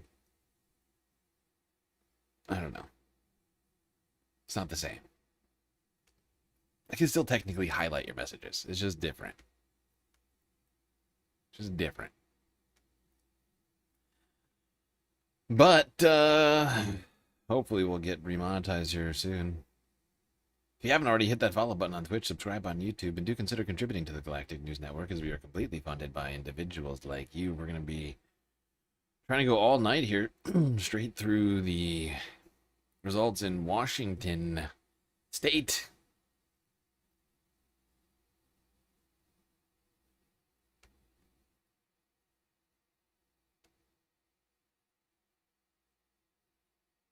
Why is there no sound here from Kornacki? Why is there no sound? Out of it. But we're trying to see if Al Sayed is running better in these areas with older white voters than we've seen, than progressive candidates did, like against Whitmer in 2018. So looking at Alcona County here, what our benchmarks would be. We must find out Whitmer whether or got not the old whites the vote like here in 20. Why is this the investigation? You have to find out if the old whites like Abdul El Sayed. That's the number one most important thing to NBC. Wow. Okay. El Sayed, this is one of his, I think one of the things that got revealed between, this being the number for Clinton and this being the number for Biden in 2020, was that Clinton had some particular struggles with older blue-collar white voters. And so these areas in Michigan in the primary were a total disaster for her. It might have said less about Sanders and his appeal than it did about the issues Clinton between. And just to be clear, I'm not saying that the votes of white old voters aren't important. I just find it fascinating that NBC has gravitated on this particular demographic in particular, right? Like, why is this what about that? Could you explain your thinking to me? Why that's the most important thing to focus on?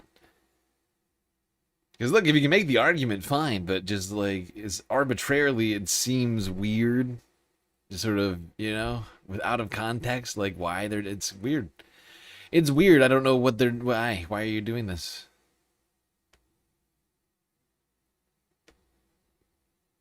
What was the other platform that are program slightly left Yes. to FDR. But yeah. there's no candidates that are supporting that No, are in and elected look, office. the Republican Party has been calling for bat crap crazy shit for 100 years. 100 years.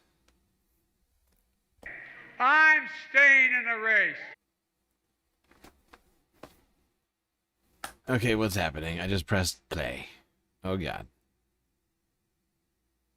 So if people are actually curious about what I truly stand for, there's 21,000 they can approach through the. Oh God. Oh God, Hassan is an alien. Figure out for themselves. Obviously, anti-Semitism is something that I find. Oh, for the love of God, Hassan is. That I've fought back against my whole life.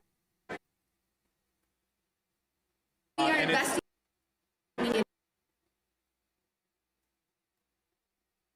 sad that people stoop to such levels to talk about things like this. They can't oppose the message, so they try to shoot down the message. And this is just the beginning, y'all. So thank you so much for your work.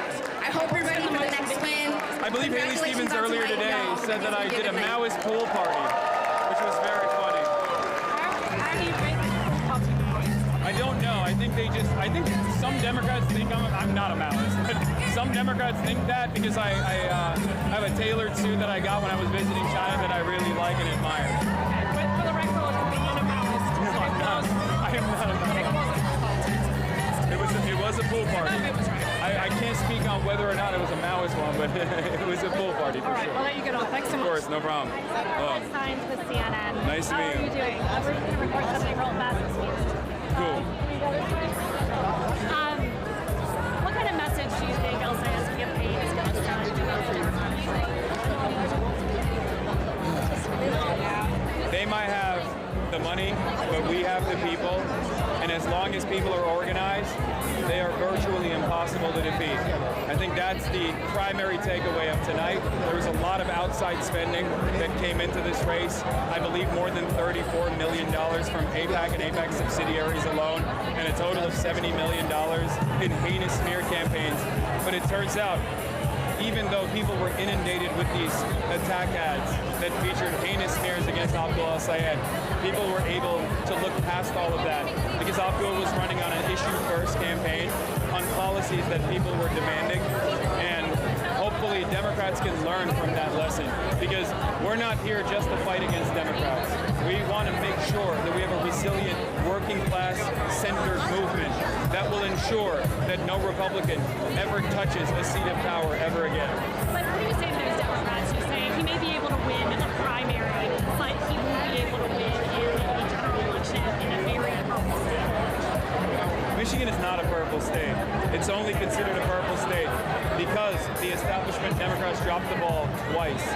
In both instances, Donald Trump came in like a wrecking ball because there was a lot of appetite for change, and I think people were deluded into believing that a con man would actually deliver that change. The changes that Donald Trump delivered were all the same. The cost of living crisis has not gotten better, it's only gotten worse. Donald Trump ran on ending wars. He's only started more wars in the process. And I think people actually want someone that they can believe in, someone who will truly follow through on this America First agenda. And I believe genuinely that the socialist movement in this country will deliver that agenda, that will center the working class first and foremost over the needs of corporations. There are many Republicans, even some within the Democratic Party, who think that you are too extreme, that you would be a liability to someone like El Sayed. Are you at all concerned that that could pose a liability to him, having someone like you campaigning? I'm only a liability to those in positions of power who have sat in their ivory towers for far too long, that have stiffed workers and worked in favor of the bosses. That is who I am a threat to. And that is precisely the reason why they do everything they can to oppose someone as, I would say, inconsequential as myself. Because after all, I'm just a Twitch streamer at the end of the day. And yet, people seem to see me as a real, ever-present danger. As far as the general election goes, no, I do not think that I would be a liability in the general election. Although it does seem like the Republican Party's midterm strategy is going to be a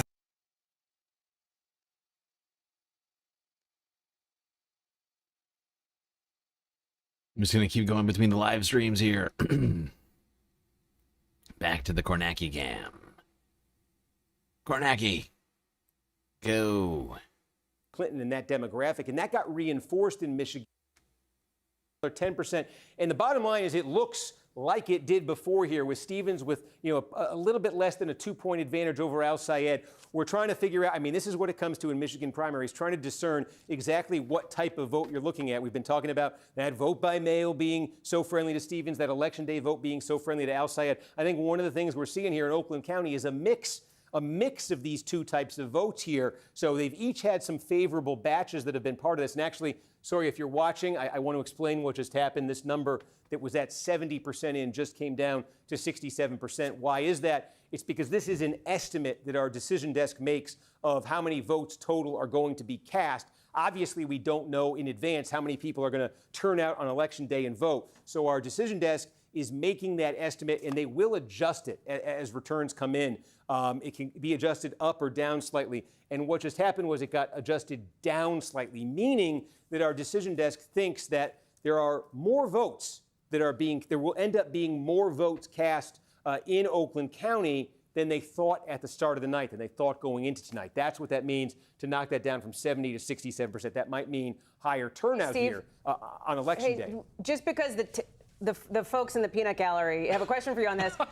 As you're explaining that, does that mean that turnout is more than was projected? Is that the TLDR on that? Yeah, that's what that could. Is that the TLDR?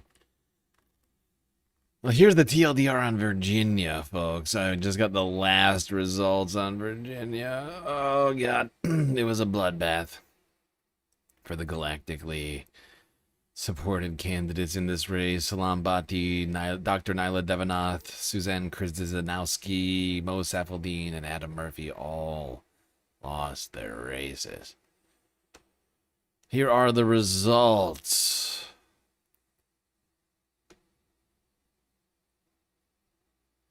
Bhatti, second place. Devanath, second place. Bhatti is, second out of 7. It's not 7, 9, 11. Close, but wouldn't have even won with all of those votes added up. Although you can imagine that probably sucked a lot of energy out of the campaign. That's an unfortunate loss. Devanath, same story. A slightly smaller field. Wouldn't have been enough. But field of 4, second place. Krzyzanowski, field of 3, second place. Also not enough.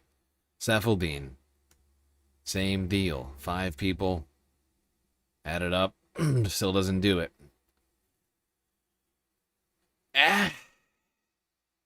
Now, that changes in the last one. The one that I was watching till the very end. Adam Murphy here. Finally, they called it on the 9th district. You add it up, and damn is he... I'm pretty sure... It's nearly 9,000. Almost 9,000! I feel like he could have done it if it was just a one-on-one. But sadly, Virginia... It's a lock for the establishment in this race. I'm afraid I don't think anybody talked about any of these candidates, really. I don't remember hearing... Does anybody here remember hearing any other? Aside from me, the weirdly obsessed with democracy guy. Do you remember hearing anybody talking about Adam Murphy, Mo Safaldine, Susan Krzyzanowski, Dr. Nyla Devanath, or Salam Bhatti? I don't.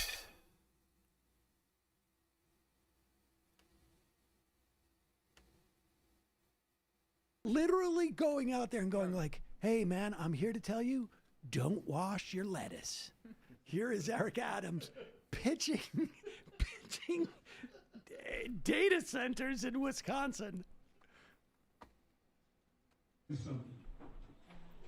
name is Eric Adams. I grew up just There's no idea where he is.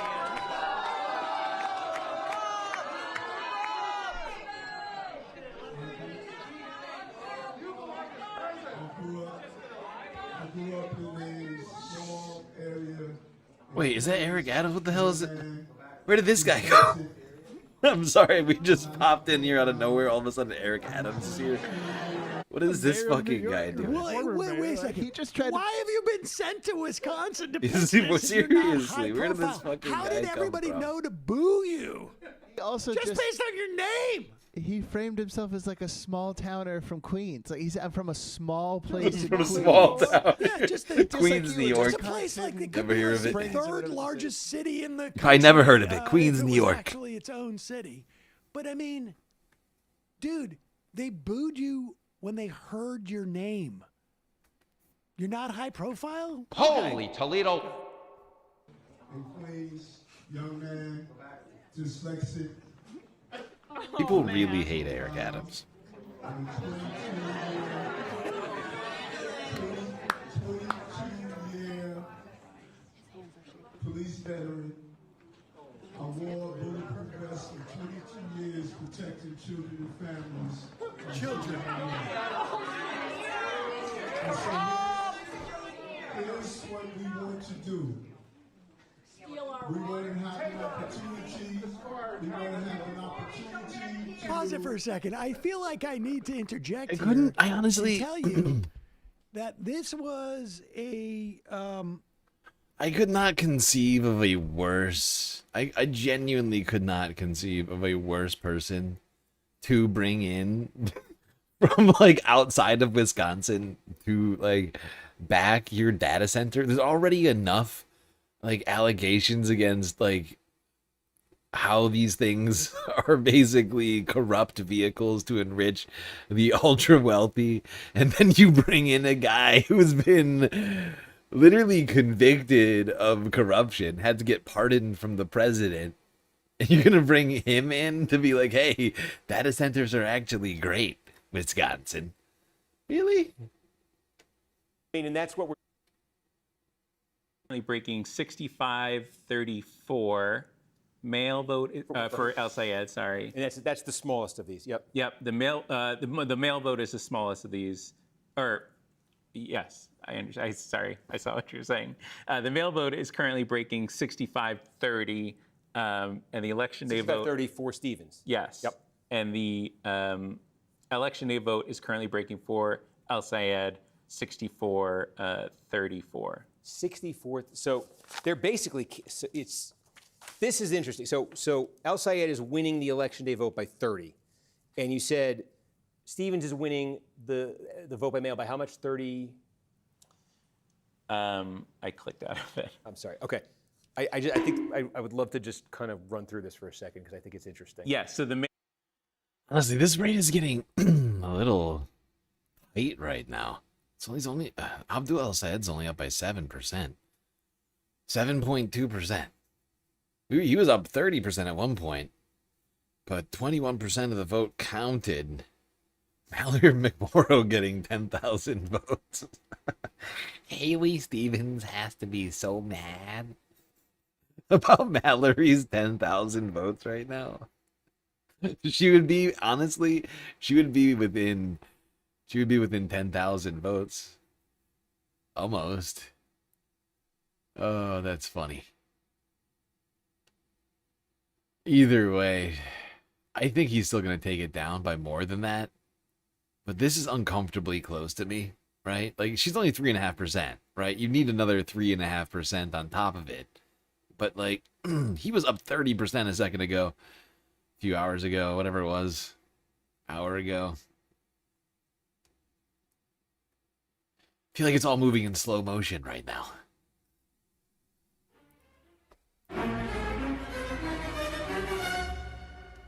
vote, is that what you're asking? Now, if we just extrapolated this is very rough math right here, but with 37,000, give or take, election day vote to come, 3774, that would be about 11,100, an additional, that would net outside an additional 11,100 or so votes. This is small, so we're just extrapolating this. That would give them about a 14,000 vote margin right there. And if Stevens then were to win the remaining, say, 60,000 by 36, 6, 12, 18, 20, that would put her ahead by about 7,000 or so votes countywide. I wanted to go through that in my head because I know we're only at 14% here. There's still a ton to come in right here, but just wanted to get a ballpark figure of if they're both breaking that way, Stevens could get ahead here. She absolutely has to, I think, get ahead here in a place like Macomb County. Zooming out, again, just with some more trickling in, I think. Still just at 22%. Looking for, I'm just going to quickly go through this. I promise I won't get bogged down. I just want to see if there's anything in these small counties that is like close to complete. Delta, well, okay.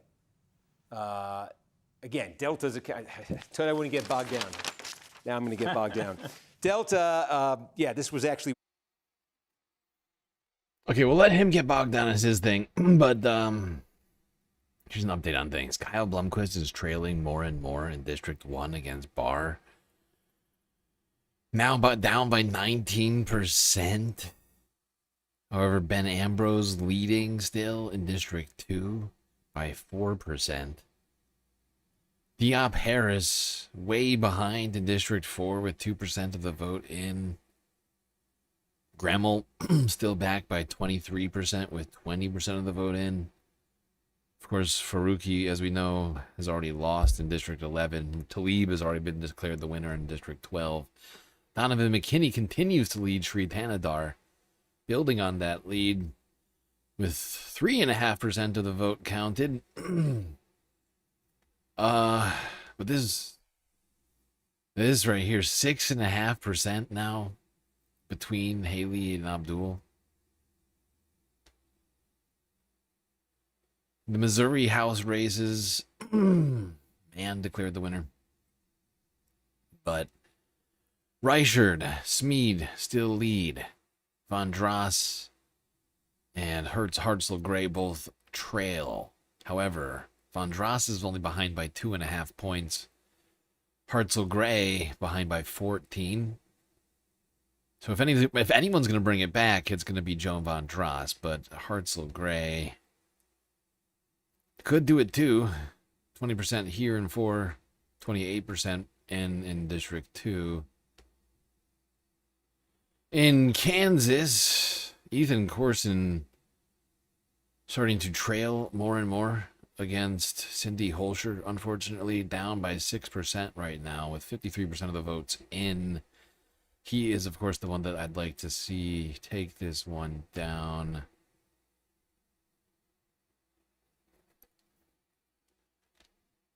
Right, we're done with the Kansas House races. Those have all been called. Reinhold, the winner in the first, but Prue, Gilbert, both losing in the third and fourth.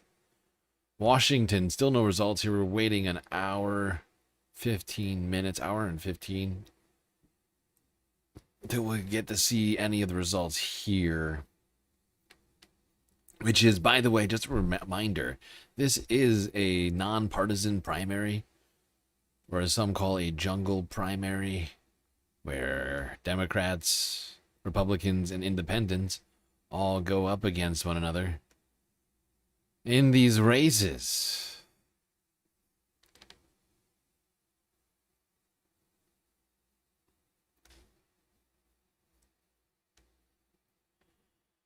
I will try to keep everyone apprised of what's happening as much as I possibly can throughout the evening.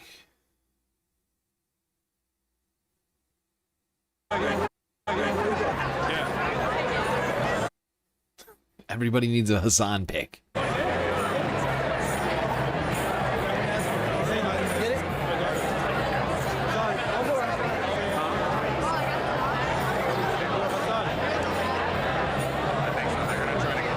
Hi to my daughter on the video. on your LSAT tomorrow. All right, appreciate it. All right, no problem. Okay, I'm dying. Oh my God. Okay, hold on. I'm gonna ask if there's like a. Hey, what's up, man? How you doing? I already know, bro. You wanna? We could do something real quick if you want. Yeah, Quick yeah, for sure. Status update, bro. Good. I'm already knowing. Actually, we can talk. That's good. That's good. You wanna do weekend? Wait, back to back. Hi. I'm in West Michigan. Oh, hi. Should I get a picture? Oh, yours up. Loved your Norm interview. Oh, thank you. Hassan, how's it going? Sure. Right. You know what? Never gets old. Hey, there's Nike. Get a picture with my son. Yeah. That's nature. Thank you, love. I'm already knowing. Here. I'll get you. I'll get son. You got a quick minute for me? 1 second.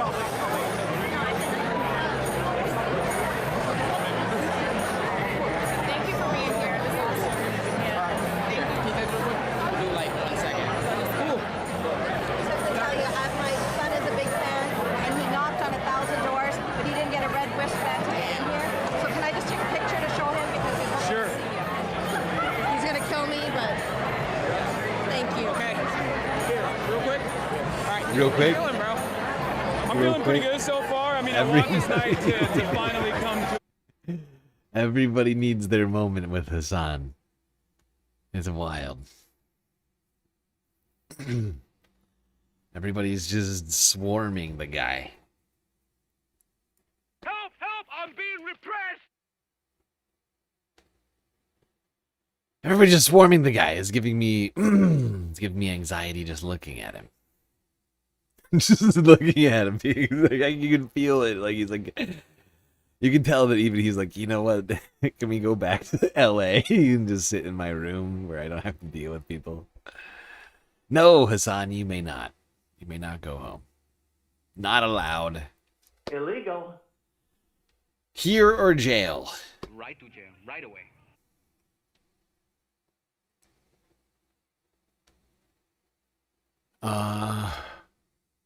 What other streams do I have open right now? See what the majority reports there. Are they still doing election coverage over here? They still covering the elections? Because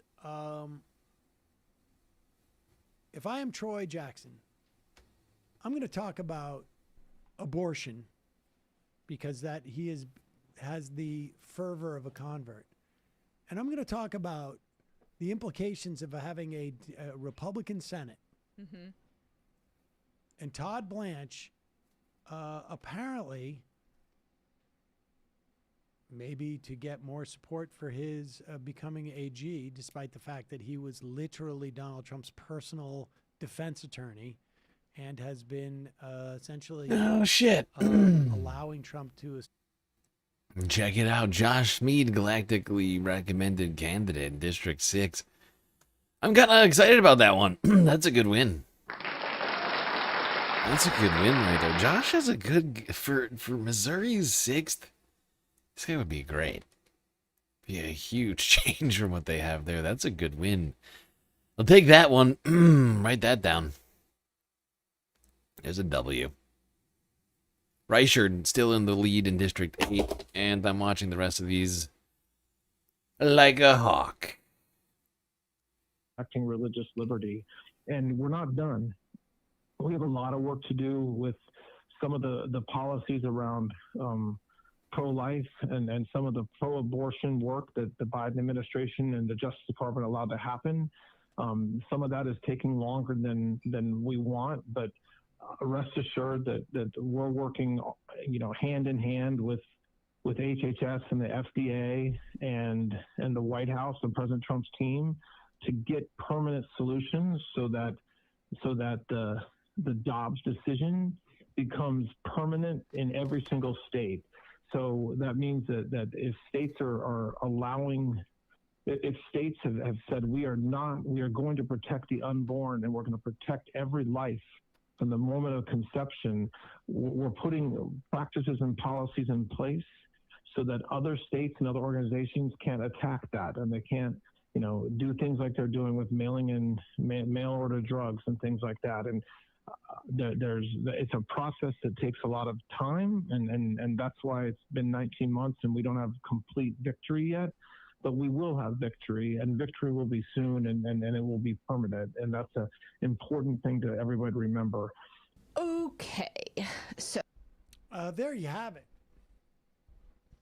And Susan Collins is going to have to deal with that. Yeah, answer for her vote on Kavanaugh as well. And to your point, I think Troy Jackson can emphasize his, like, almost translate the redemptive arc from the primary as he takes over the campaign infrastructure for Plattner. That, like,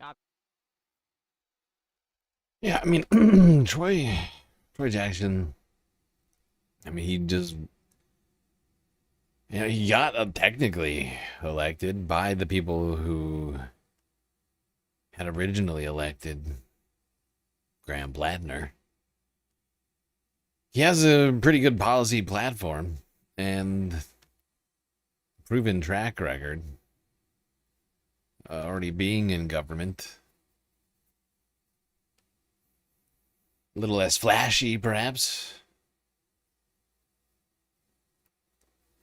Not the most exciting guy to listen to, I suppose. I still think he can beat Susan Collins.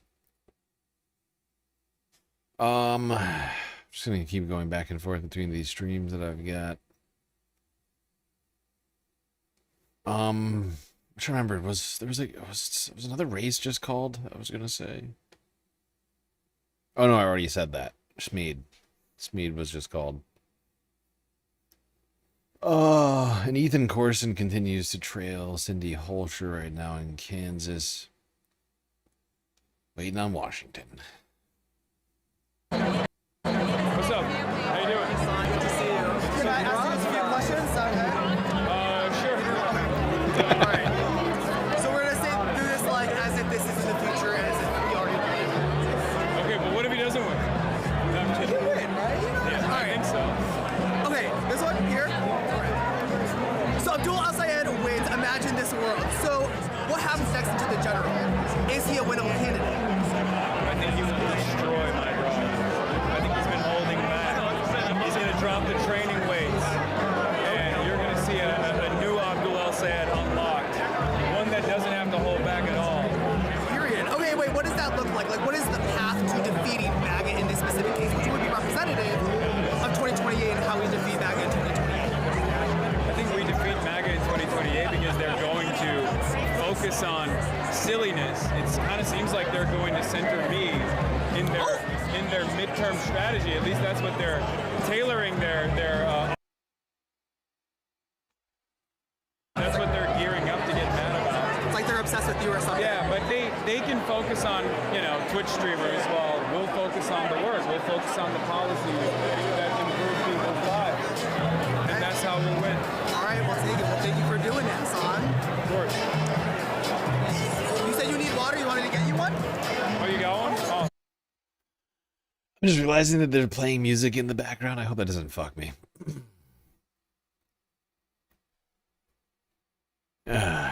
Okay, back to the Kornacki camp. Margin, very small amount of vote right now. What you're looking at, as a matter of fact, in Wayne, you see 4% in. That's just about 12,000 votes counted. One thing we just got in Wayne was an update from the city of Dearborn.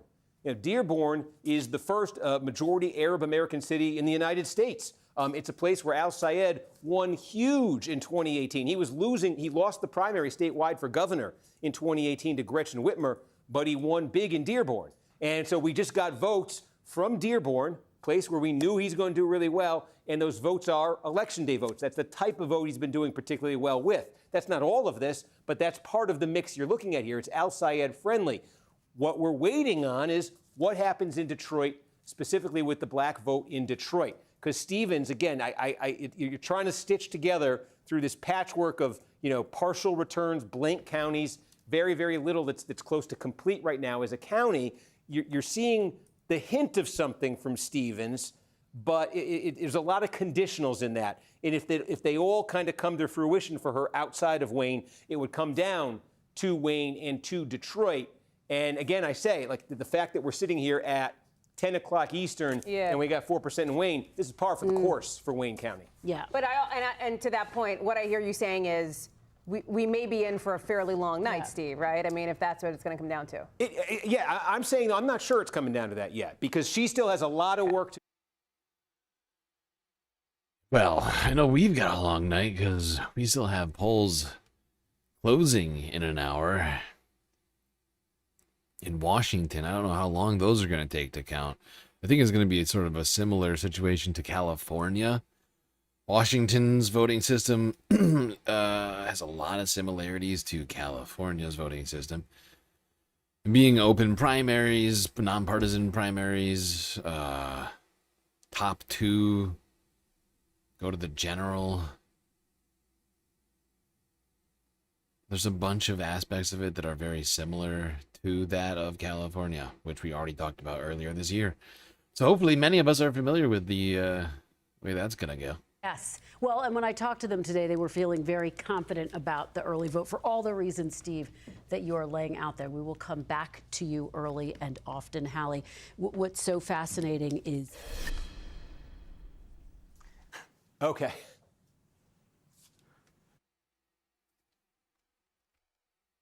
Let's move on to the next stream. See if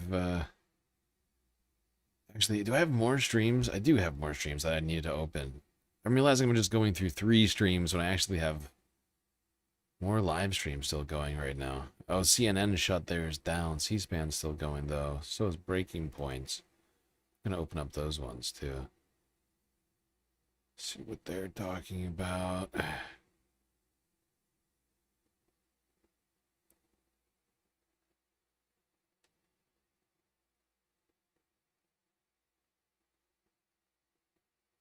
In an hour, the polls are going to close there.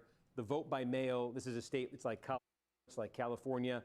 It's largely vote by mail. They get a ton of it counted up ahead of time. They just press send, basically, as the polls close or close to it. So between 11 and 11:30, 11:45, a ton of vote to come in. In Washington, some congressional primaries there. We'll get to them that are pretty interesting. That's going to happen an hour from now. I'm telling you this now because I'm not sure between now and then how many chances I'll have. We've got that. They're going to come to me. The clock just disappeared. I'll look at this one. They're going to come to me in a minute, and what I'm going to do is my producer has put another note together. I'm not going to let you see the notes. Maybe at the end of the night I'll let you see the notes, but he's put another note for me, and while I read the note, I'm going to drink water, except I don't. Is there any more water in here? All right, we need a little bit more. This guy just like... listen, hey guys, while I watch Kornacki, I'm going to drink a little bit more of mezcal. He said he's going to drink more mezcal. I need more tea. Speaking of snacks, let me get some tea in here. All right, let me. Okay. I'm going to tell him. I'm going to tell him about bring us back. Yeah, that's what I needed. I need a little Bless tea. you, Brian, and thank you for your service. Yes, that helped. Adam, man, lefty. I feel like I have to speak up for NC, even though. All right, let's see what C-SPAN's talking about over here. C-SPAN, no volume, good. Also, why can't I see... So hot right now. I can't see any of the... I can't... There we go. Jesus.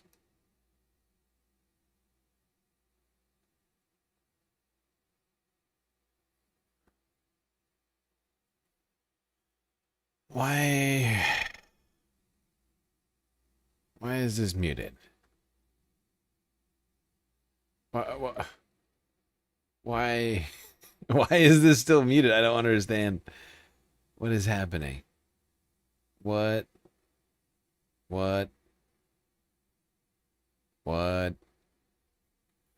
Sorry.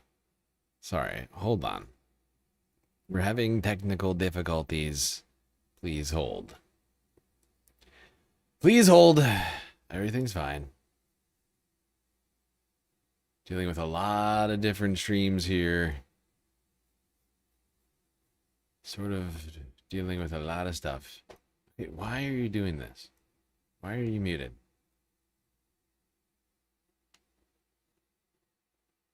Dude. What in the fuck?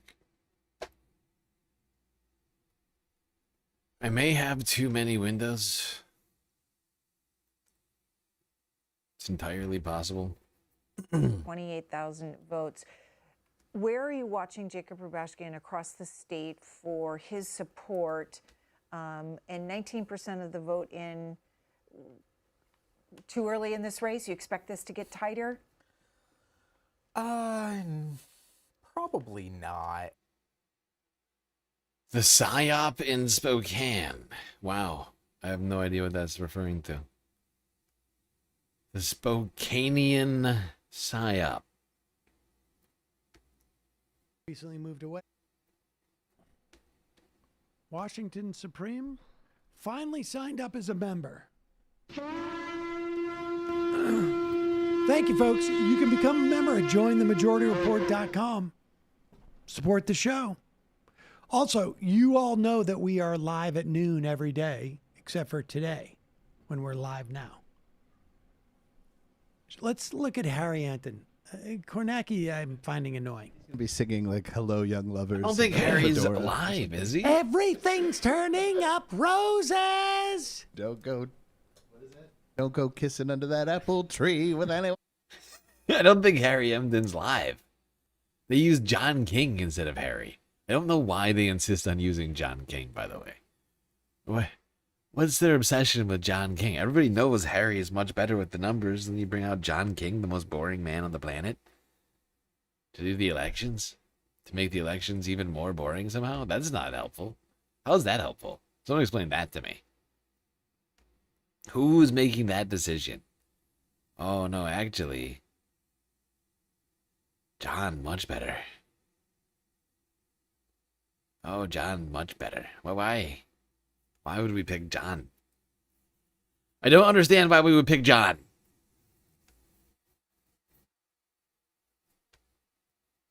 I don't think Harry's live. Just a moment as well, but first I want to introduce Vermont Senator Bernie Sanders. He has endorsed al-Sayed in the Michigan Senate race. Okay. And he endorsed Cori Bush from Missouri's 1st congressional district tonight. Senator, thanks for joining us tonight. My pleasure. He's had a problem with his eyes. Said publicly he's not a Democratic socialist. He's been lumped in with them, though, because he has embraced a lot of their core positions. But when we're talking about a state like Michigan, a key battleground state, a purple state, are you confident that he can win in the general election? Yes, I am. Abby, it's important to understand what's going on tonight in Michigan, which is kind of historical. I cannot recall anything like it. Abdul El-Sayed is taking on the entire Michigan Democratic establishment. He is taking on the entire national Democratic establishment, and in an unprecedented way. I've not heard about this ever. He is being outspent 10-1 by super PACs, AIPAC and other special interest organizations funded by billionaires, outspent 10-1. And as of this moment, at least, he is in the lead. So what that tells me is that people in Michigan, and we have seen this, Abby, all across this country. We've seen it in New York City, we've seen it in Colorado, New Jersey. I think ordinary people understand that the economy is rigged, the very rich are getting richer, working families are struggling, that we have a corrupt campaign finance system, which we are seeing operating right now in Michigan, where billionaires are trying to buy elections. So the fact that he's doing as well as he is right now tells me that in a general election, he is going to appeal to independents, he's going to appeal to some Republicans, and by the way, a whole lot of young people who previously have not been participating in the political process. On the other hand, over in Missouri, Cori Bush, who you also endorsed, did lose her primary tonight. That was a race where AIPAC played a big role, both the first time and the second time. What do you think happened there? Why did she lose? I don't know. I endorse Cori. I like Cori very, very much, and I'm disappointed that she lost. But I will tell you, Abby, and this is an issue as Americans we have got to deal with. I believe in democracy. I believe that elections are about a clash of ideas. You disagree with me? Fine. Go to the voters. Tell the voters why you think I'm a terrible senator. That's what politics is about. But when you have millions and millions of dollars often with dishonest 30-second ads. That is undermining democracy. It bothers me very, very much. We got to get rid of these super PACs. We got to overturn Citizens United. And by the way, that is something that Abdul has been stressing in his Senate campaign. What about Leader Schumer? He's been on the other side of you in a number of these primaries, including in Michigan. Oh, wow. If El Sayed does win tonight, I gotta pause this. We're getting results in Missouri. Okay, Joan Von Dross still trailing by a couple points here to Wellman. About what is that? Like 1,300 votes right now with 42% in. Hartzell Gray is picking up votes like crazy. He was way back. Now he's in second place behind by 400 votes. 1% back. Hartzell, 66%. Look at him go. I remember what I was just saying about it being more likely than Von Dross, but not impossible that Hartzell could come back and take it. Oh my God, he's proving right now. He could absolutely do it. 460 votes behind right now. Oh, it's a nail biter. 66% of the vote in. It's way too close to call. Reichard still winning right now by 8 points in District 8. This one's crazy. Oh. Wow. Okay, still no results yet in Washington. We're waiting another 50 minutes for that. When it comes to Michigan, Bloomquist is losing more and more to Barr right now. 14 points in. Back now by 26 points. But Ben Ambrose still leading, but only by 100 votes. Very close race between him and Hill in District 2. Diop Harris, only 2 points, only 2% of the vote in. Back by 40 points. But anything could happen here, really. So don't get your hopes down. Donovan McKinney still beating Sri Thanadar with 7 points. I keep saying points, with 7% in. Only up right now by 20% as opposed to the 30% from previously, but still a big. Grammel still trailing Chung and Hines by quite a few thousand votes. 7,000 to the leader against Grammel. But some good and bad news here. So there's a lot. These races are very much in play right now. All of them are just sort of going back and forth. what do you want Leader Schumer to take away? Do you think it is time for him to change his strategy around these primaries? I think what we are seeing, no matter what happens tonight in Michigan, and I hope very much that El Sayed wins, is you're seeing a transformation of the Democratic Party. And what the debate within the Democratic Party is about, it's not only about ideology. I want to see billionaires start paying their fair share of taxes. I believe, as progressives do, that healthcare is a human right. We need Medicare for all. I believe that we should cease all funding to Netanyahu's extremist government, etc. But it's not only ideology. Hartzell, it's actually Hartzell, not Herzl. Hartz. Hartzell was endorsed by Progressive Democrats of America. Yep, I am aware of that. You know who else he's endorsed by? Galactic Democrats of Earth. Oh! I'm staying in the race. That we disagree with the Democratic leadership about. It's how you do politics. It is no great secret that what the Democratic leadership does, and the Republicans do it even more, is you go to wealthy billionaires, you say, give us campaign contributions, you start super PACs, you hire all these consultants, you put 30-second ads on, you do opposition research, that's your campaign. We do it differently. And in Michigan right now, you know what Abdul has done? He has done 500 public events. He has thousands of volunteers knocking on doors. He's doing what Mamdani did in New York City, 100,000 volunteers. We are growing the voter universe, bringing people in who have been disenchanted and not participating. That is the difference in ideology. That's the difference in how we do politics. Let me ask you about one of those campaign events, because just last night, the popular but very controversial streamer Hassan Piker was at one.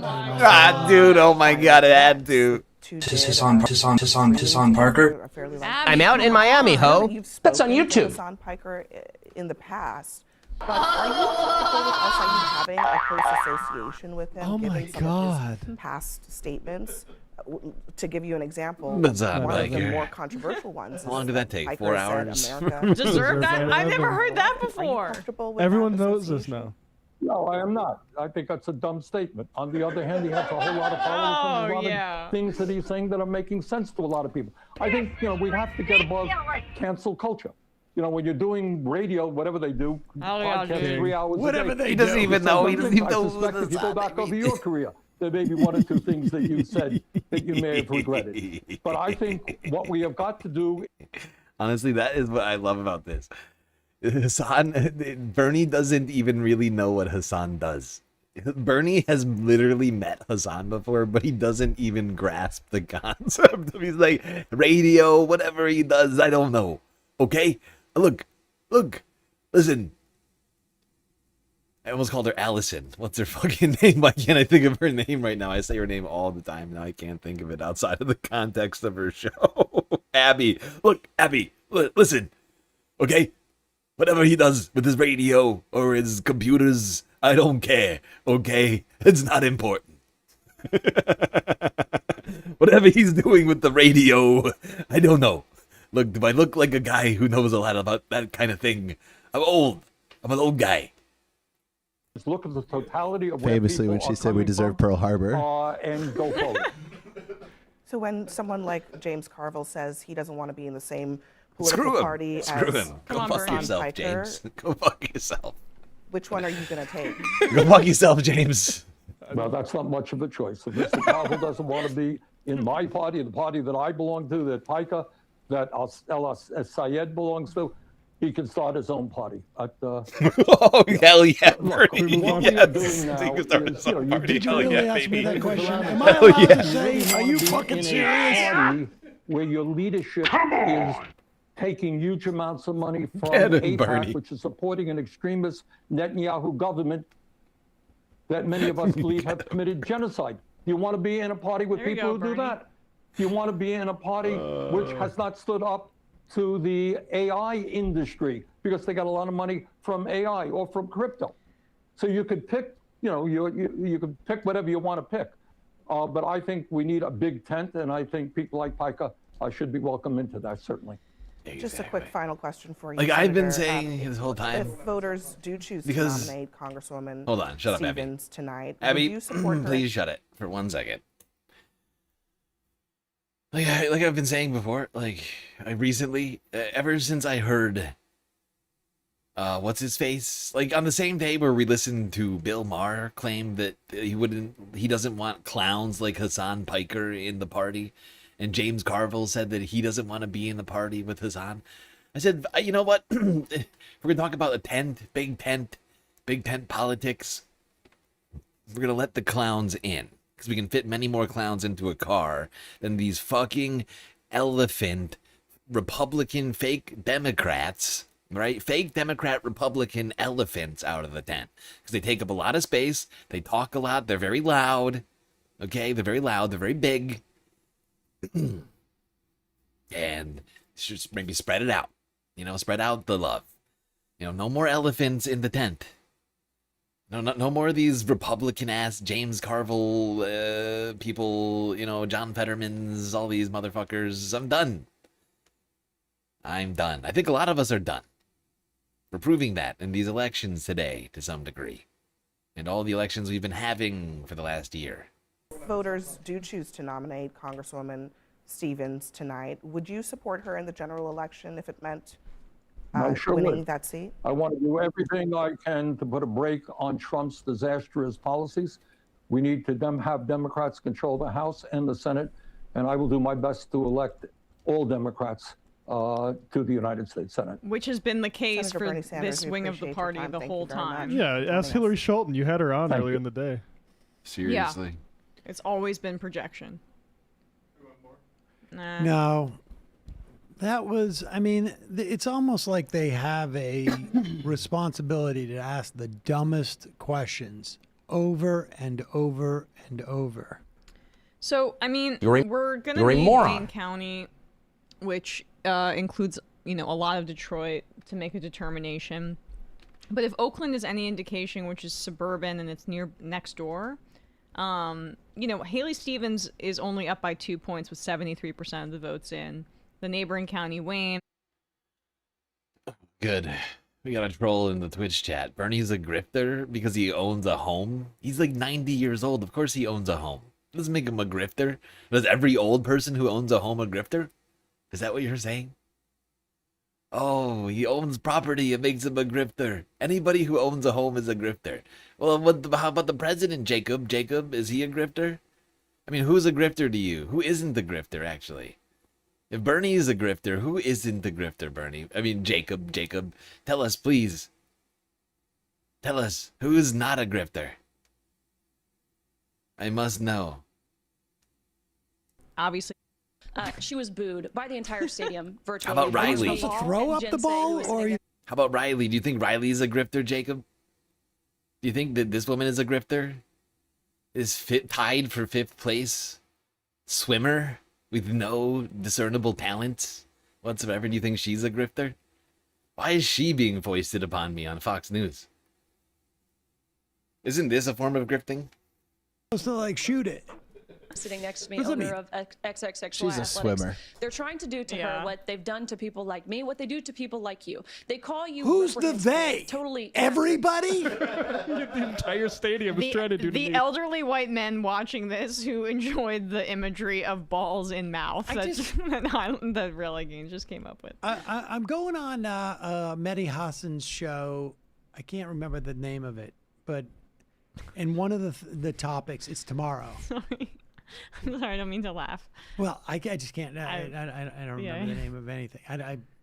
I often call this show the Minority Report, and people are like, "It's the Majority Report." And I'm like, okay, but one of the things we're talking about is the change in the right wing.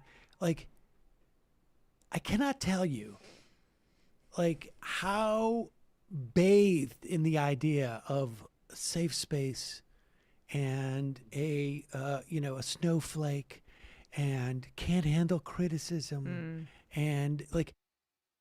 Okay, let's check in with some of the other lives. See what else is going on right now. What do I got? C-SPAN.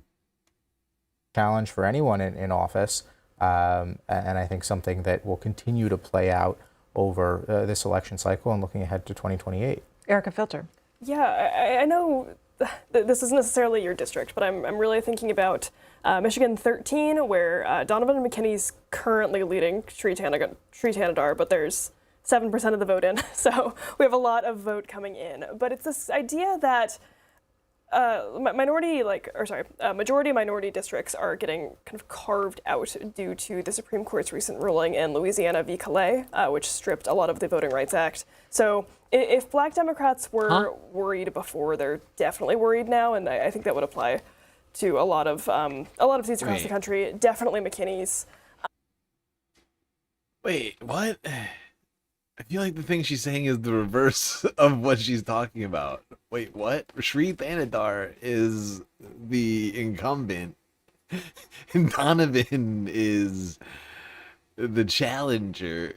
I'm not aware of Sri Thanadar being back. I'm confused. What are you saying? What is she trying to say right now? There's this idea of like trying to get Black Democrats into office as soon as possible, and the fear that they will have their districts drawn out in 2028, in 2030, in 2032, and that. Yeah, except the Congressional Black Caucus didn't back Donovan. That's the thing, is Donovan had to go fully grassroots on all of this. He didn't get the Black Caucus vote, not that I'm aware of. I could double check his campaign website, but I've been following this for a minute. I don't remember him having that kind of backing. Where was that backing? It's very confusing, Erica. What are you talking about again? This is the most irrelevant. I'm skipping. C-SPAN. back to Hassan. What is Hassan doing? Past statements. To give you an example. Oh, he's watching one of the Bernie. More controversial one. He's watching Bernie on his phone. Okay. Past statements. To give you an example, one of the more past statements. Oh my God. Past statements. Past statements. I want to radio. You say dumb things. I suspect if you go back over your career, they're being...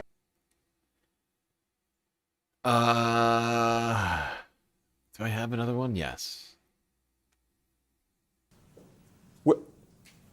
Oh, in some places got reported out very quickly and huge for Al Sayed, and in a much longer process in not all. We haven't seen this in all counties, but we've seen this in a fair number of counties now where Stevens has chipped away at that early advantage that Al Sayed has had and has given herself numbers, Eaton County. She's getting close here to a number that I think coming into the night she would have wanted to have. It didn't start out that way. That's the same story next door here in Livingston County. We're looking for other counties on the map we can measure where we've got this much vote in. There aren't many counties right now where you're looking at 75, 80, 90, 95% of the vote in. We showed you last time there is some evidence, some limited in northern Michigan in the rural parts that Al Sayed might be out. Shut it. Thank you. You shut your face. Shut your stupid face. For the love of God. Here's the point I wanted to make. This is the exact thing that I was just saying. Here's Donovan McKinney's website. DonovanForCongress.com. Yeah, right? Here we go. McKinney, right? There we go. Supported by Bernie, Rashida, Horsford, Presley, Omar, Summer Lee, Latifah Simon, Melat Kuros, Abdul El Sayed, Chris Robb, plenty of other individuals, as well as SEIU Michigan, a bunch of other labor unions, AFSCME, Justice Democrats, National Nurses United, Michigan AFL-CIO, the UAW, Sunrise Movement, Jane Fonda's Climate PAC, bunch of other progressive PACs, PDA, right, LGBTQIA plus caucus, whatever it's called, I can't remember now. But no, the Black Slate Inc., but that's the closest you get. No Congressional Black Caucus. None of the big, you got Progressive Caucus over here, right? But no CBC to be seen. You got Metro Detroit Socialists of America. But where's the Congressional Black Caucus? Where's all of, where's all the black leaders in Congress on here? They're almost all missing. They're almost all missing. You got Ayanna Presley and Summer Lee. That's it. And actually, is Summer? Oh, yeah. She won a race this year. She won a race this year. Oh, and Latifah Simon, right? But, what the fuck?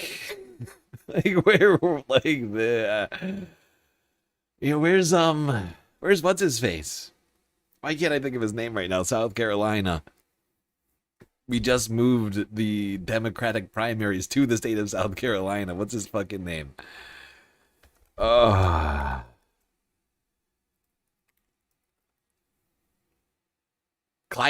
Where's Clyburn? Huh? Where's Clyburn? Where are any of the leaders that represent the Congressional Black Caucus? She was just trying to make the point that somehow, Donovan represents that. He does not. I mean, he does, but not in the way that she's making it sound like. Does he help with the numbers? If he wins, yeah. But he did not get the backing of the CBC. So I just find it strange that I just heard someone making that point. Columbiarican_9505 just cheered 100 bits. Hey GSL, We don't like Karnotsky. Can you please use your galactic powers to put in Harry Enton to cover the numbers? Wait, He's what a did he true just numbers say? guy. What was Karanotsky? Kornacki? Wait, dude, the robot just went rogue. Is Harry live? Is there an Emden live stream right now? By the way, people, we're 4 hours in. We usually would have completed a galactic content goal at this point. I didn't start one out of hope that we wouldn't need one, but I do need us to. I do need to earn some amount of money. 100 bits helps out a little bit. It's $1. But please do consider contributing to the Galactic News Network in one of the many ways that we have available to you. Twitch, Cash App, PayPal, Patreon.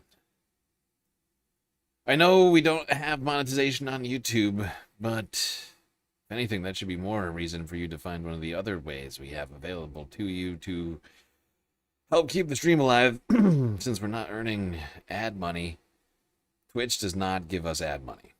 Just for anybody wondering. No. Nope. In all of my time streaming, the last 2.5 years on Twitch, I would be shocked to find out that I had earned more than $1. In fact, I've considered just completely disabling ads on Twitch because of that reason, because of the fact that you just don't earn anything at all. And it feels like I'm forcing people to watch ads they don't want, I don't really care about. And yeah. He's not live. Well, that's what I'm saying. How am I supposed to get Harry Emden? So you want me to use my powers to get Harry to do a live stream?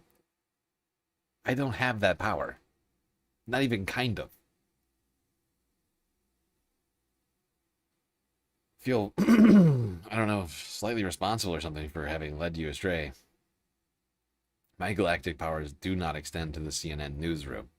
If they did, we'd be getting some very different coverage out of CNN.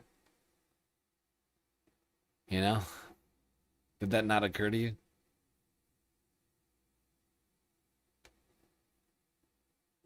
Overall,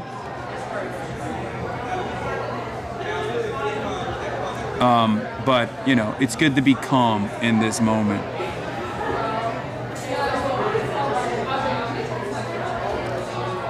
For the record, Haley Stevens overall still did a fairly decent job of, like, not even doing outreach to the black community necessarily, but just simply saying over and over again that she got, like, nodding to the Obama endorsement that she didn't actually receive. And that is enough for, like, a lot of boomers to vote for him or for her.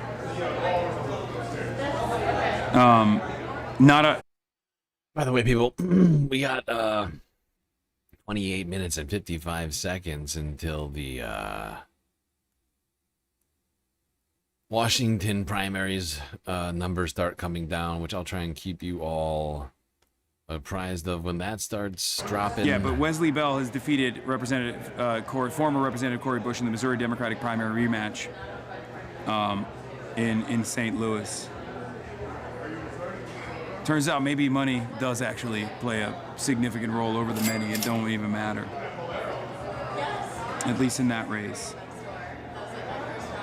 All right, let's continue. Wow. Oh, I'm watching all of the numbers right now. I just saw them update live. Abdul and Haley Stevens are now separated by 3%. With 3.6% having gone to Mallory McMorrow. This is wild. This is wild. He was up 30% at one point. This is crazy. He's only up by 16,000 votes right now. 35% of the vote in. Is not clear what percentage of the votes are mail-in or in-person. No new called races here in the House. But Sri Thanadar just took a lead against Donovan McKinney just now. 27% of the vote in. He is now up by 7 points. That is a disappointing update. In even in Haley Stevens' supposed stronghold, Abdul Al-Sayed still had a fairly strong showing.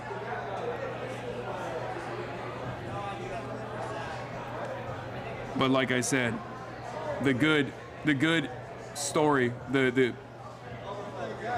so far the good story of tonight is definitely Donovan McKinney.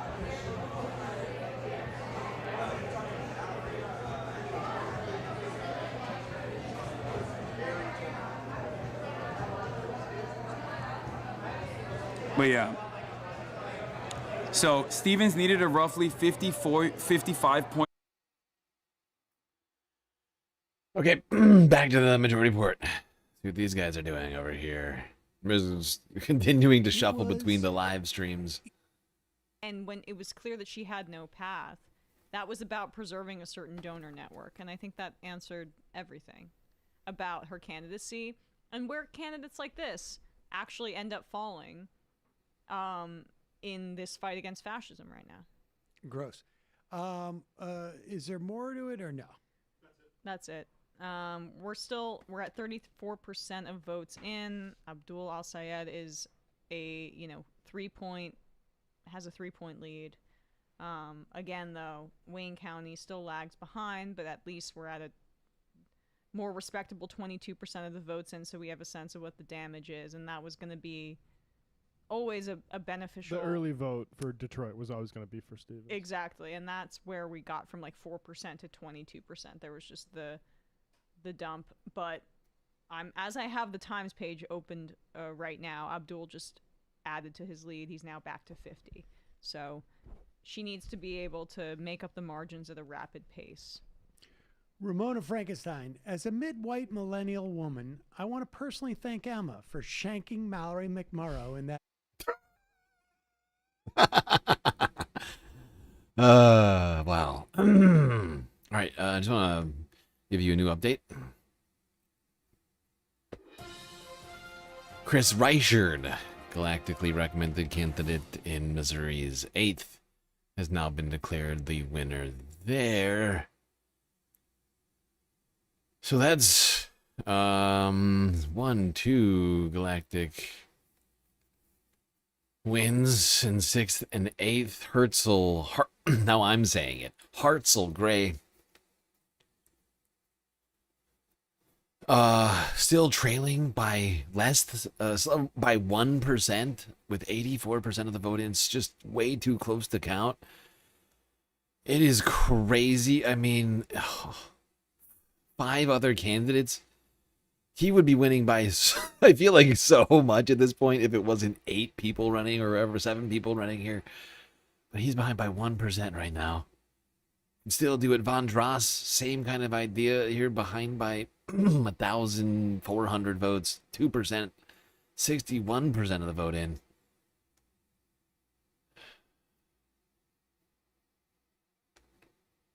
I am just watching it like a hawk right now, but that's one more win in Missouri. Thank you, sis. Well, I would say Bush, it was by the Matt way. Bernstein, like 90% of it, and he brought. I should point out that Cori Bush is picking up a bunch of votes over here. They already called it for Wesley Bell, but she is all of a sudden 42,000 votes, only behind 20 points rather than whatever it was before. It's definitely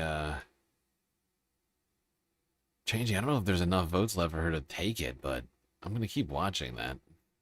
And to do some other work in that interview, and that wasn't even our full intention there, but it was after she canceled on Matt.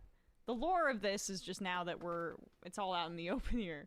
Matt always was going to bring me on. Matt Bernstein was always going to bring me on with Mallory McMorrow before she canceled. And when her team emailed and asked for topics, and all he said was foreign policy and healthcare. Those were basically him and I just saying, like, that's basically what we want to cover in this interview. And that's when he responded with those two extremely general topics that she dropped out of the interview altogether. He called her out publicly. They emailed back like, hey, we want to do it. And then we just ended up asking what we were initially going to ask. But that is, I think, maybe what colored that interview being a little bit more contentious was her attempt to skirt really, really basic questions from the outset of the interview, but wanting his platform and, you know, I don't know, making some assumptions about him because he's a beautiful gay man that loves makeup and stuff like that, that probably were, you know, in my view, a little bit stereotypical and didn't actually reckon with some of his politics in any real way. So that was her issue to bear. Well, she didn't bear it terribly well. No. We have Axelrod responding to Van Jones, and Van Jones attempting to retort. I don't know if this is what people are talking about, but here's another. Maybe it is, Van yeah. Jones thing. The fact that our ally Israel is fighting against these terrorists in the Middle East. Let me just say a word about that, because we've talked about this before, and I speak as you know, as the son of a Jewish refugee, so issues of anti-Semitism are very personal to me. I think so. Shut up, Scott. What you see in Michigan is a interest group spending $30 million. She's got $64 million in television spending, and they're responsible for at least half of that. And one of the issues, as Kristen mentioned, that people are grappling with is the power of money in our politics, the influence that interest groups have, and I think it's a legitimate question. Should essentially an agent of any foreign government, whether it's Israel or any other, be able to spend, or is it healthy for them to spend $30 million in a race like this to influence the outcome of that race? I think that's a legitimate issue. Quickly, man. Look, well, I mean, I get your point. Wait.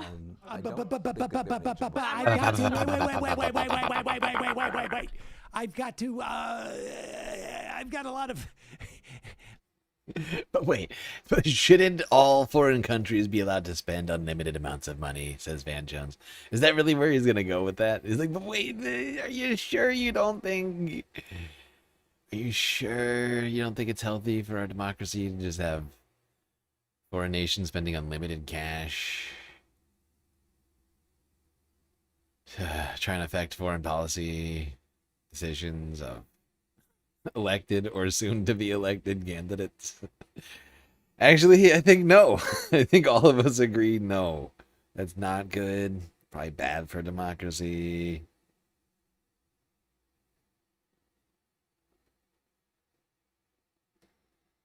Probably deteriorating the will of the people.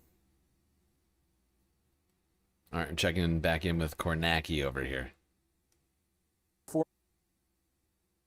Well, this is where we see a little bit of imbalance because our estimated remaining mail vote is 1,400. Overall, it looks like 600. So, yeah, I think there's some reconciliation. Wait, say what looks like 600? That 84% that you see there expects 600 more votes for the county. Oh, I see. In our per mode estimates, it's a higher number. Right, it expects 600. So this might be, okay, let's play the game here. Yeah. This is very risky, but let's live on the edge. Let's take the expected vote and use, let's say there are 1,400 votes left. What would that bring the expected vote to? That would, I'm assuming this doesn't include, then it would probably be 1,400 votes because I don't see other. No, I mean the total. We've got 25. We got about 2,800 in right now. What would the total expected vote be? So you're saying about 4,200. I see what you're saying. Yes, exactly. We'd be at 4,200. Yep. Okay, and she wins by 5 with McMorrow getting about 420, and so she wins. She's winning by about 5 points. She's winning by 500 votes, I should say, right? So 4,200, 38, 37, 80. So 2140 2140 into 4200. Okay, I'm not going to sit here and watch those guys do math. They are deeply boring. It's enough from them. I'm just going to keep trying to update you on what's happening here with the numbers. These numbers are crazy, and I can't believe we have more elections to watch right now coming in hot. 18 minutes until Washington's results start churning in. And Abdul El Sayed and Haley Stephen are separated by 3.3% right now, with 37% of the vote in. These Michigan House races are still tight as can be. Ben Ambrose leading by a point, 200 votes in the 2nd district. Al Bloomquist is still fairly far behind, 8,000 votes in the 1st there. But William Lawrence is winning in the 7th still. Gremmel losing in the 10th. And Donovan McKinney down by 7 points. This whole thing flipped on its head in the 13th here, which I'm watching like a hawk. Joan Von Dross, she could do it. Same thing for Hartzell Gray. I'm still waiting and waiting and waiting and waiting for these Washington results. Look at Hassan's face right now. So there's the first good news of the night. Out of the slate, the Donovan McKinney, William Lawrence, and Abdul El Sayed slate. T-minus, thank you for the dono on Twitch. Much appreciated. I'm worried about an underperformance coming out of Dearborn, chat. Yeah. I think a lot of people are overestimating Dearborn turnout. I hope I'm wrong. The only reason why I'm saying that is because of like what I've heard from, you know, people I know.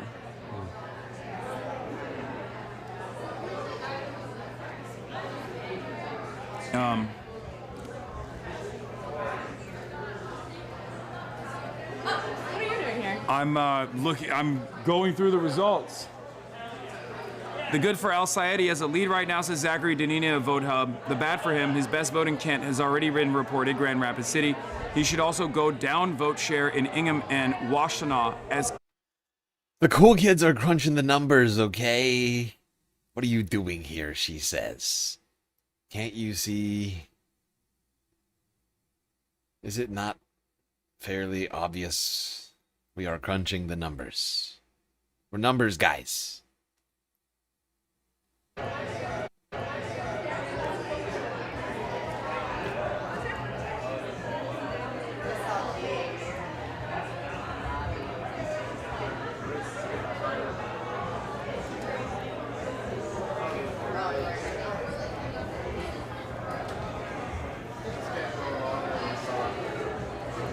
There's still pollsters out there that are predicting a double-digit win for Abdul in spite of the current performance, so we shall see how correct they are.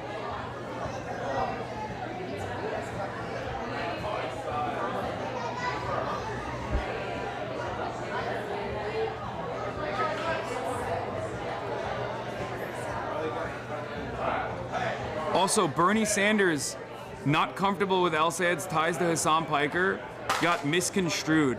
I'm pretty sure he meant like he's not comfortable with what like the statement was, and not necessarily like he literally did not say that he was uncomfortable with Abdul El Sayed's ties to me. He was saying he was uncomfortable with the statement, but I think people misunderstood the way he said it.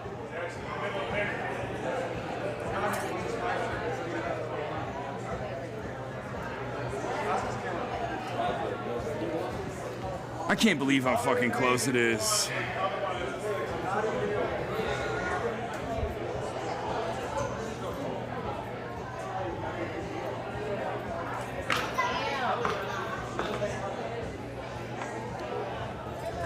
But yeah. Wayne County, right now. What is, no, never mind.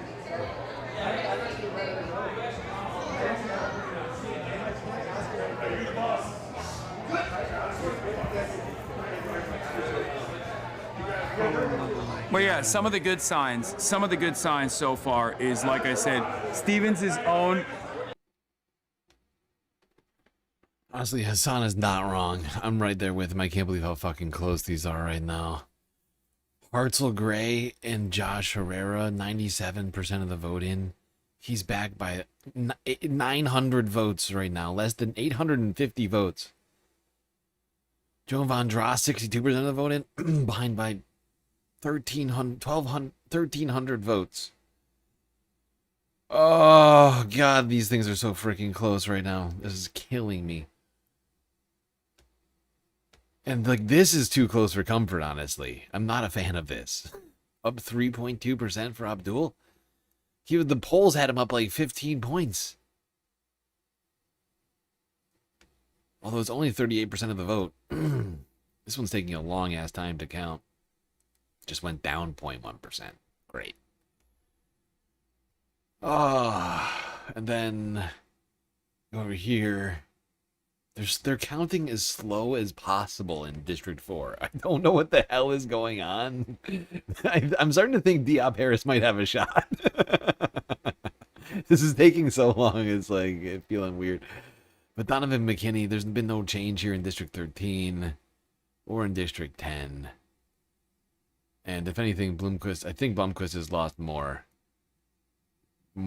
percentage points, like more of the lead. More not the lead, but he's lost more.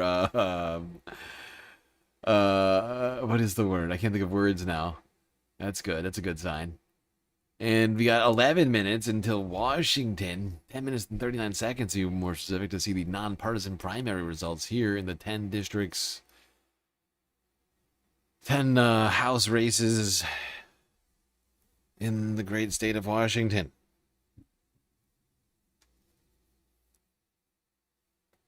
What the hell's up with C-SPAN over here? Do anything good? Hey, Will, go ahead. So, not to beat a dead bush or anything, but so I'm, or beat a dead horse. Sorry, I kind of misspoke there. Dead but, bush. I'm a college student here. And I'm a dead bush beater. I notice among my generation is. I don't mean to beat dead bushes. That's a good way to start. That's a good start. I'm not a dead bush beater. I mean horse beater, whatever you call it. That, we have this kind of worry about how much control the Israeli government has in our federal government. And I think when you're looking at two candidates like Haley Stevens and Abdul El-Sayed, when you have one candidate who's taken $30 million of AIPAC money and has said out loud that she sees Israel in her dreams, I think that that's very concerning, considering the fact that why would we want somebody in our federal government that's going to do another foreign country's bidding for us? And I just think that that's absolutely diabolical. Will, take the point from the previous caller who said AIPAC is made up of Americans who give money to that organization, and then they support candidates on the behalf of these Americans. I think that, that's a good point, that AIPAC is made up of both Israeli supporters and American supporters. Is the Israeli-American, Committee of Public Affairs. And I think that, that's a good point. But when you look at who's really controlling where... All right. Will, I got to jump in at this point because I want to take our viewers to Michigan. John James, who secured... Wow. Oh, yeah, you got to let us know that John James secured the Republican primary winner while this guy's in the middle of talking about how AIPAC is funding like every single one of these elections. Wild, C-SPAN. Wild. That was a crazy time to cut him off. There's people... I mean, I checked out an hour and a half ago, so... What else we got here? I don't know. I think we're... We gotta look at this grotesque picture of John Katzimandis. Is that the way we're gonna wrap up the John show? Katzimandis? You don't have to pull it. Look at this guy. He also is a bad man. Right. Okay, well that makes it okay then. And not in a Stephen A. Smith way. He's a bad man. By the way, speaking of that bad man, did you see him calling out Anthony Fauci all day? Stephen A. Smith? No, Oh, the A-Rod? bad man, Rogers.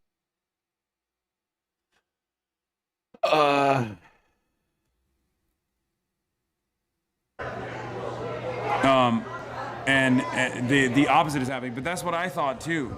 My assumption is actually Haley Stevens is overperforming in rules, like way above expectations. Well, I was going based on what the New York Times data was. So we can blame this man here for his colleagues, New York Times. He doesn't work for the New York Times. Oh, Post. No, not the New York Post. What are you? None of those. It's one of those New York. Oh, it's just New York something. Yeah. We're just gonna go through them all. Don't worry about it. It's one of them bi-coastal elites. Yeah. I still. I don't understand. Like Okay. I feel like I'm far more nervous than Steve Kornacki is right now, and I don't understand why. What? Who's he rooting for?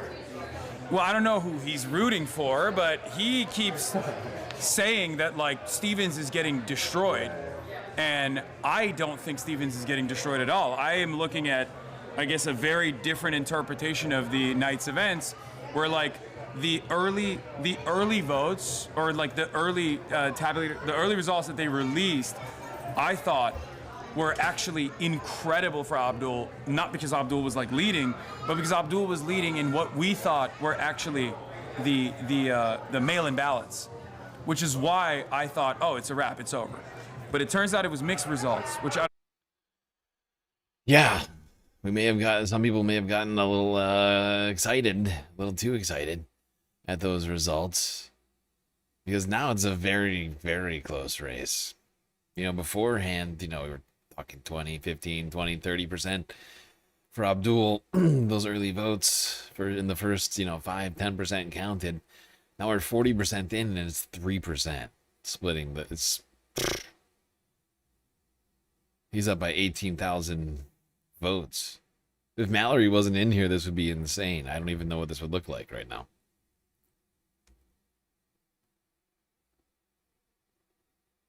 And I'm just looking through all these, and there's a lot of nail biters around here.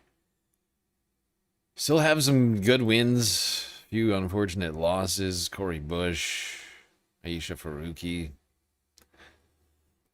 Those are certainly a couple of ones I'm most disappointed about.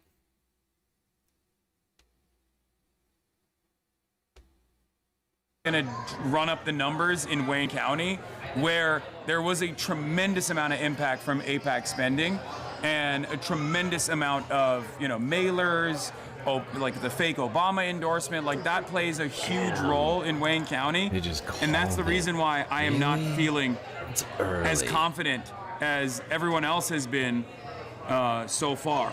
That's my assessment. Maybe I'm wrong. I'm wrong. I do think we were overconfident. I mean, like, how many canvases did we go to this week where people were like, don't...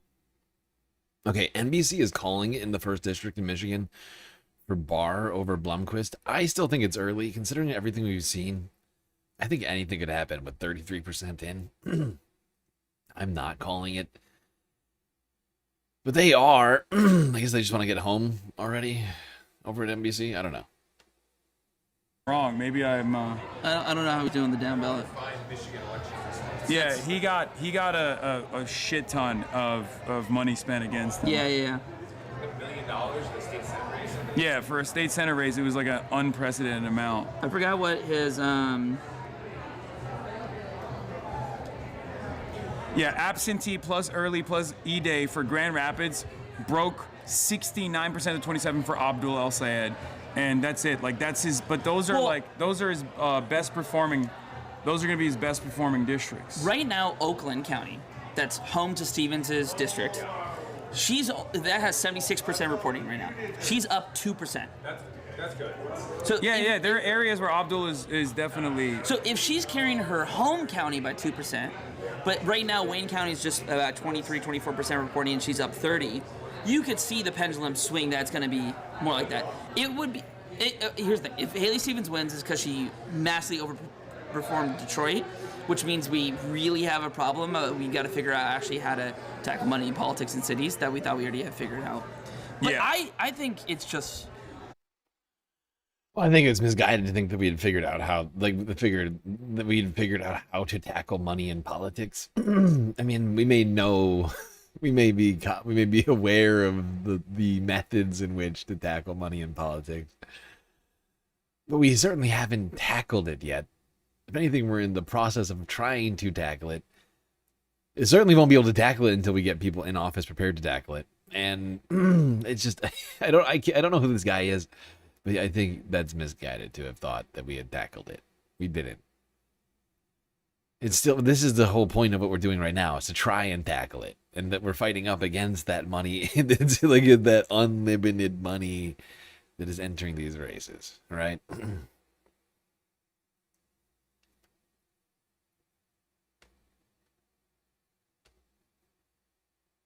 House. We're hoping you stop by, man. But we're gonna we did a nice little pilot run. These gentlemen were also part of the movement house. They didn't stay with us, but I've been up and down and flying around too. I was in Wisconsin the other day, so I how's it going? I hear it's going good in Wisconsin. Yeah, well, we'll see. It's going good, but sometimes things going good doesn't necessarily mean anything. The only poll that matters is on election day. That's true. That's why I never look at polls. We just all foot on the pedal.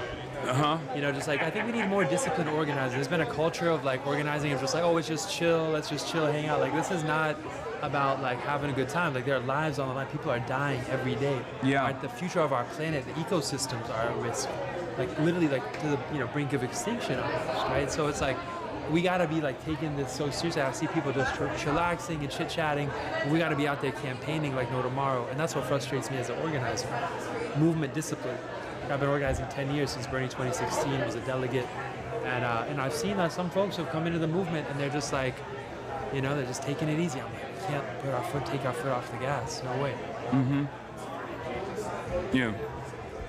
Freddie G did. Oh, I was supposed to stroke my beard actually. Yeah, and honestly, this guy over here is right. I mean, we need more organizing happening right now. Unfortunately, society has been fractured and bifurcated and compartmentalized from one another. We don't have any shared experiences, and it can be difficult to mobilize people around things right now, I think, and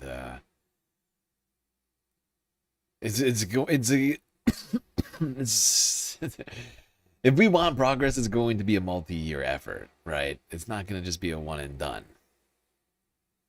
The fact is I feel like that's what happened that put us to where we are right now, right? Is the same people who fought for civil rights to some degree, not entirely, but to some degree, just sort of said, okay, we did it. It's done now. And we don't, it's up to the next generation or whatever, right? Or actively repressed the next generation from getting involved, right?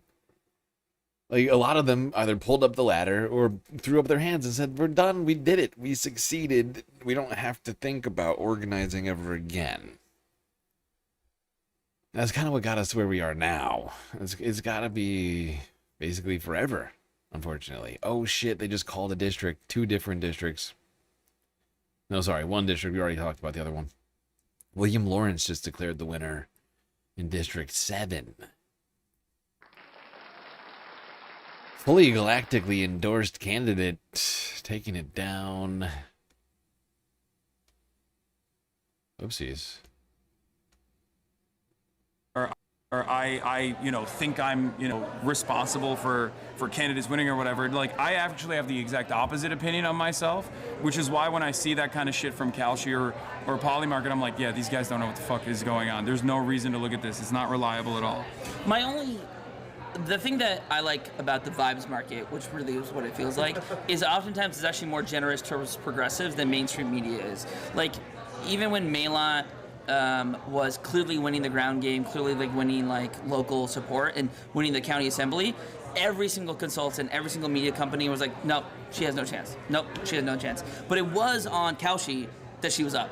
The vibes market was there. So it does feel like, oh, look, there's some metric. I think that's not. That's the vibe market?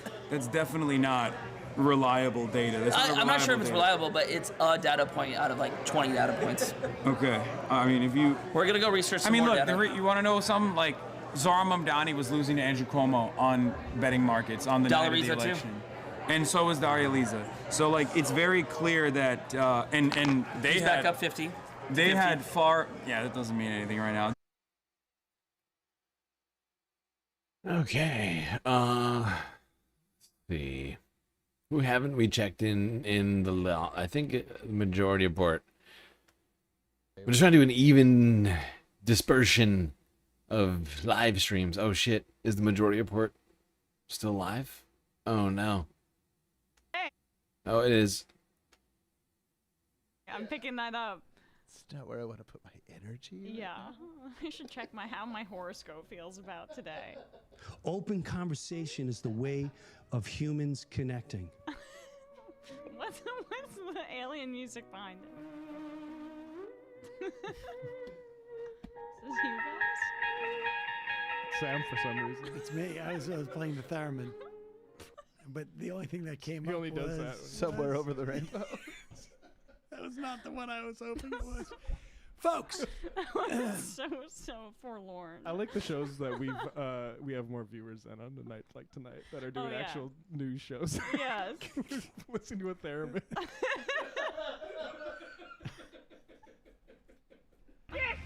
Kornaki's numbers are going to skyrocket as soon as we sign off. I will let say that. Kornacki know about the theremin. Yeah. Majority report should do a galactic raid. I'm just saying Honestly, it. think about it. If they had the Just saying it right producer now. and Kornacki and You then know, just a could dude make the over there galactic with numbers theremin. explode. Wait, is that from Screw Mulholland Kornacki. Drive? That what you were just playing? Screw Kornacki. Oh, okay. I just Googled. Flashback. Have you seen anybody on a theremin? Have you ever seen a theremin? No. Have you ever seen a theremin though? 1103, Yeah. 1104. I've seen. Have you ever seen a theremin though, Emma? Emma, tell us about your theremin knowledge now. So if that were at Macomb, this was Al Sayed friendly election day vote. Yeah, he wins that one a little bit. There was also a Kent update that he won a little bit more. Okay, let's go through both of those. So Macomb County, again, big suburban county, more blue-collar suburban county. Oh, some of these races are so freaking close right now. Ben Ambrose is only up by a half a point in District 2 right now. He's winning by 190 votes. Jesus Christ. Although Abdul is starting to pick back up, he's now up by 4%. He's starting to pull back away. 25,000 vote lead against Haley. Give me a little breathing room over here. Jesus. These are way too close for comfort. North of Detroit here, one of those places that Stevens needs to be winning tonight. The vote that's come in, I believe, has the update that just came in was election day vote, was very friendly to Al Sayed. So Stevens is going to need to do significantly better with what's left here. I do think there's a fair amount of vote by mail that's left here. Adam can check on that. But in the meantime, we had set this up before, what was going on in Kent County, where we are now up, this is Grand Rapids area, we're now up to 2/3 of the vote in Kent. And you can see, if you remember before when you checked in, Stevens was running at about 30. She's moved up to 32. We said there was a lot of vote by mail to come. Two things about that. When you last checked in. Okay, and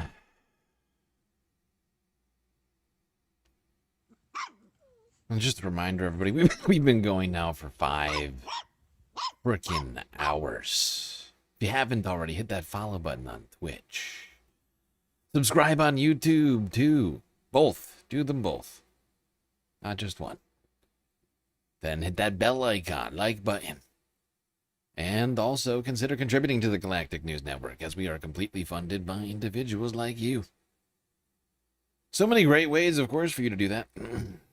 Support the stream, that is. Twitch, bits, power-up subs, gifted subs. Prime subs. Cash App and PayPal. We also have Throne, and, of course, Patreon. Patreon being the place where you can get the most base benefits for your Earth dollars.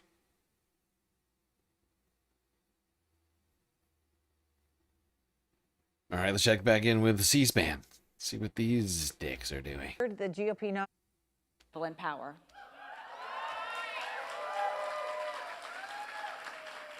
My life's work is about making that promise, that hope, a reality.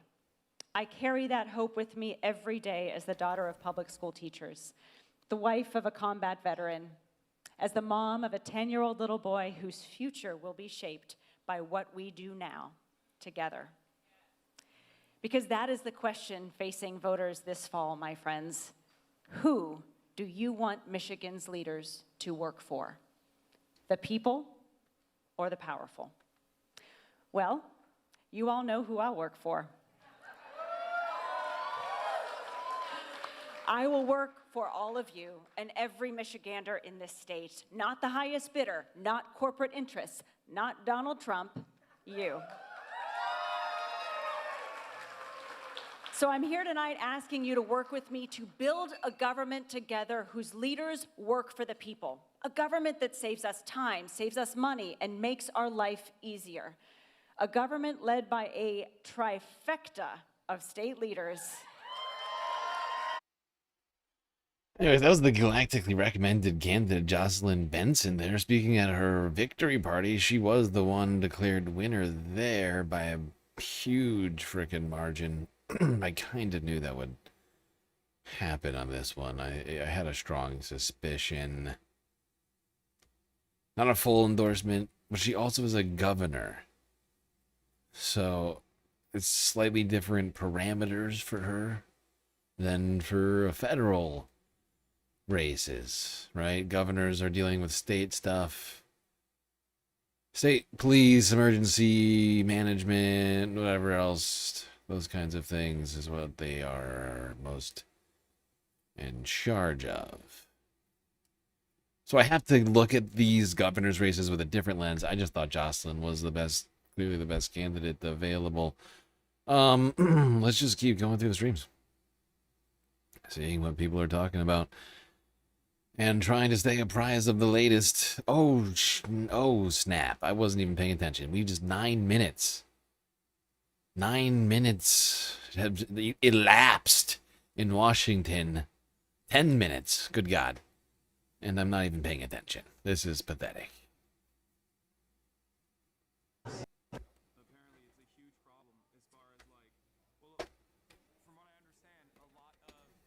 Okay, we got elections results coming in here in Washington right now.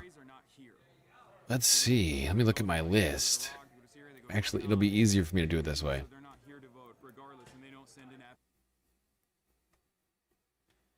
It will be easier for me to just look at these one-to-one rather than on two different screens. Okay. Perfect.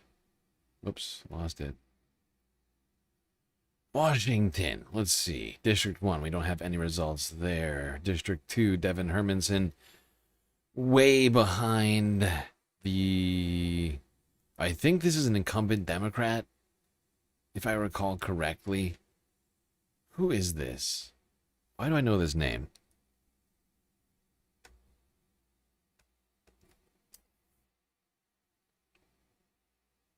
Rick Larson. Yeah. He's Washington's 2nd congressional district representative currently. This guy, oh wow, they just declared him as advancing to the general. That was quick. Now it's between Hermanson and Feller, essentially, although Shields in there too. Yeah, 3 different candidates, 1 GOP, 2 Dems, and only 2% in. They already put Larson in there. But this is going to be a while till we know exactly who the second person is. Whoa. That's fast. That seems fast. To me, that seems a little fast to go declaring that a victory here for both 15% in Braun and Glusenkamp Perez heading to the general election. It looks like Brent Henrik was the galactically preferred candidate, coming in 3rd out of like 10 people. Really? No shot? I guess he's behind by a ton. 9,000 votes, I guess. I guess I see how that might make sense. Now, it looks like John Doreski might actually go to the general here in the 4th. Against McKinney, Republican. There's a bunch of different people here. He's actually the only Democrat in the race. It's honestly not the most radical of the Democrats on our ticket here. 5th District, Conroy's Democrat who's currently leading. Baumgartner's already been declared to be going ahead here. Kevin Fagan is the preferred candidate, but is back in 4th place right now with 6%. Emily Randall, incumbent Democrat, I believe. Yep, incumbent Democrat. She's going to the general. Unclear who will be going after her. District 7, no results there yet. Kim Schreier going to the general. She's an incumbent. Really, nobody else had. No decent candidate had a chance. Aside from her, I could tell from very early on. No results here, but Chowdhury is the one we're hoping does well here. Kirkland, the one, right? Kirkland? No, sorry, Pramil Jayapal. Who's the one that I want? Oh, right. Sorry, what am I talking about? These are already happening. Emily and Fagan. Right. And then Alex Scheel is the Democrat, the 10th. I'd like to see take it down, but who knows what'll happen here. A lot to keep track of. I'll do my best so far. I would say not the most promising results as of yet. It could be better. Let's just say could be better.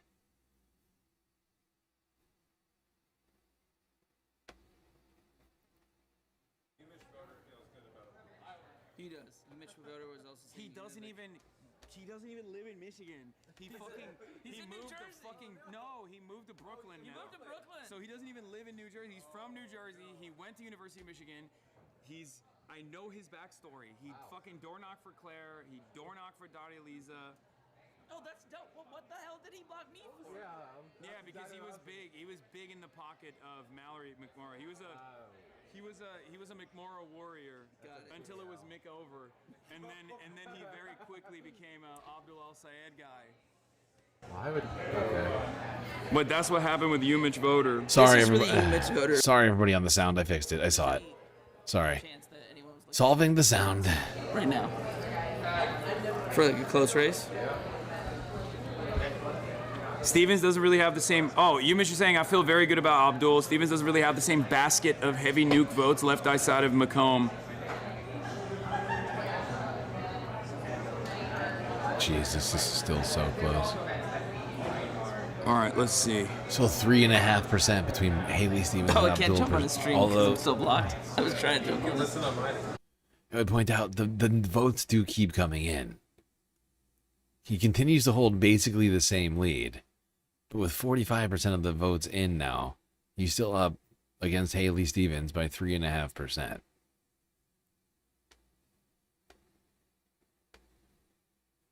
Whoops. Asking Unk about, why are they asking Grand Unk about this shit? They literally were like, well, don't you think Abdul's affiliation with Hassan is bad? Didn't he also say, like, I'm not even a part of the Democratic Party? Yeah, he did say that. Yeah. But it is very funny that they're like, it's just like everything. They're literally like, we got to get this Hassan guy out of here. And it's so funny. You and David Hogg can fight it out. No, I think David is, well, he's also not a big fan of AIPAC either, which is a big no-no, obviously, in these circles. But it is very funny that, like, he's the safer option in comparison to someone like myself. He's not like a socialist or anything, but ultimately it still doesn't matter because he's also anti-Israel. So from their perspective, he's not any better. Like most people on this front are very single issue, and it's mostly just like Israel related. I'm trying to find out the next drop for Wayne County. They don't like list them. Zachary Danini says. Okay, I gotta call a race. Unfortunately, I think it looks like Hartzell Gray has lost in District 4. 99% of the vote in. And unfortunately, there was just too many people in this race, in my opinion. It just spread the vote out.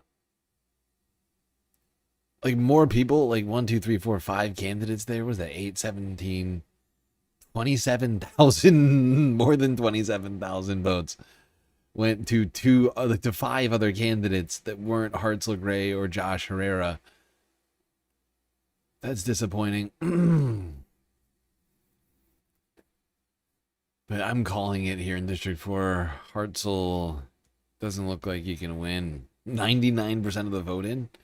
Or are they, is it 5,660 votes for Hartzell Gray?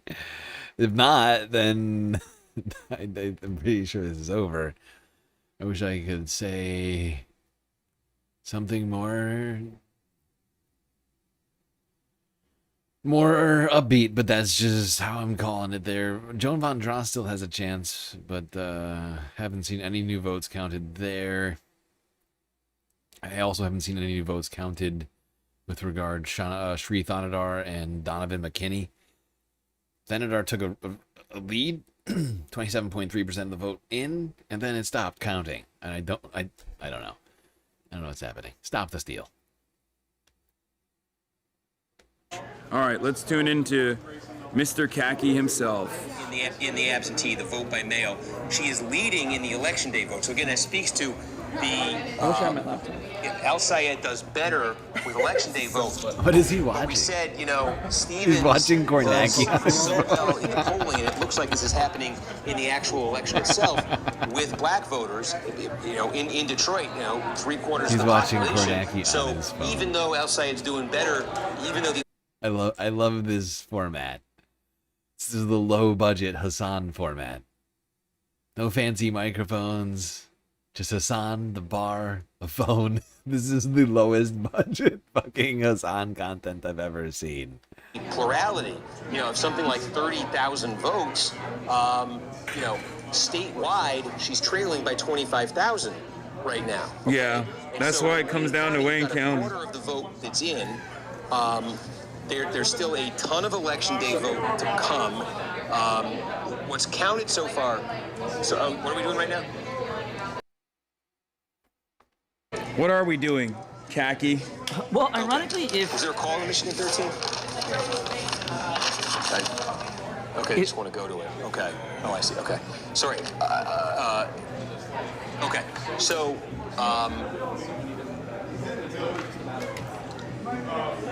There's been an update in Genesee. Yeah. 13,000. And sorry, I'm going through that. What we said about this coming all around to Detroit and to, Stevens' ability to get a big number out of there, I think it's coming around to. And what I'm trying to get out of Green New Deal, thank you for the resub on Twitch. Much appreciated. votes do we think I would love a come water. out of Detroit? What share of the vote do we think Stevens is going to get? Yes, that's the whole point. Come on, Steve. You were talking good. You were talking a big game earlier. And what plurality is that going to translate into? Because, and then that just comes into play, all of these individual counties that we've been going through, places where there are places where she. Okay, I can't watch this. I'd rather watch this. Because look at Stevens is leading in Wayne County by 20. They're coming to me. We'll go through this. The wiggle. What? Okay, sorry, folks. I'm navigating with the control room and the. Adam, can you try to find out? Terrible. Terrible, terrible, terrible, terrible, terrible.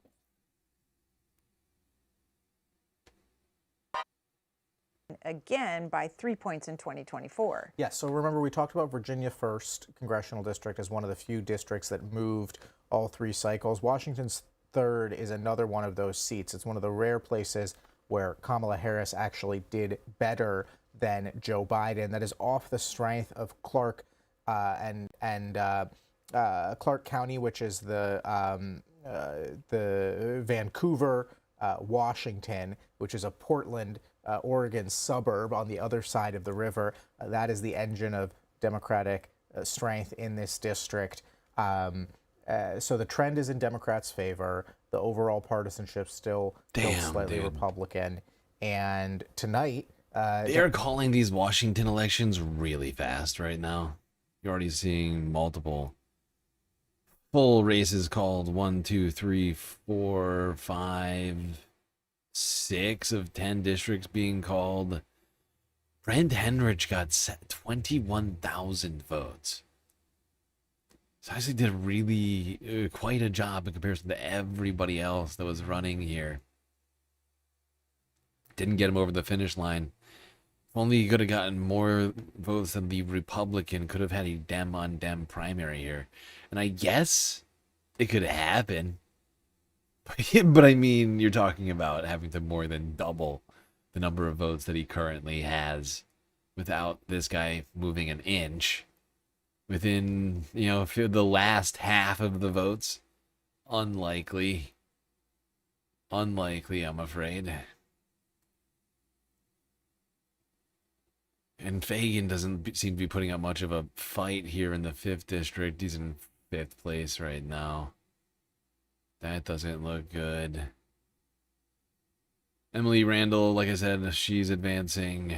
Kim Schreier's advancing. But not a lot of the candidates we would have liked to have seen.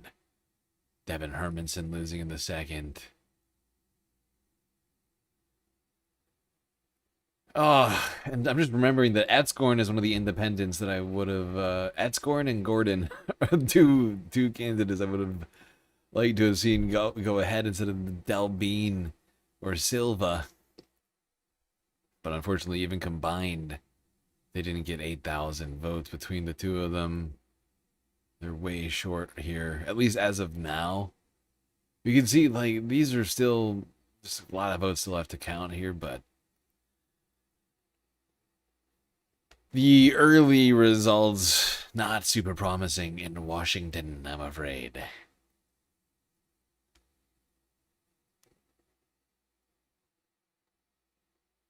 That loom as key, Genesee County or Flint. Are the majority reports still alive? Oh, no. Majority report not live. Which one is it? Is it this one? Oh, no, that was the wrong one. I closed something else I shouldn't have closed. I think I just closed Hassan. Oh, sorry, Hassan.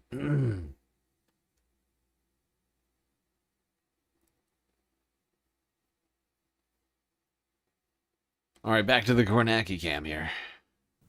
What we expect what we've been showing you in a place like Grand Rapids, Kent County, where Al Sayed got huge numbers out of the city of Grand Rapids. That included the vote by mail in Grand Rapids, and where the rest of the county and vote by mail is kind of trickling in.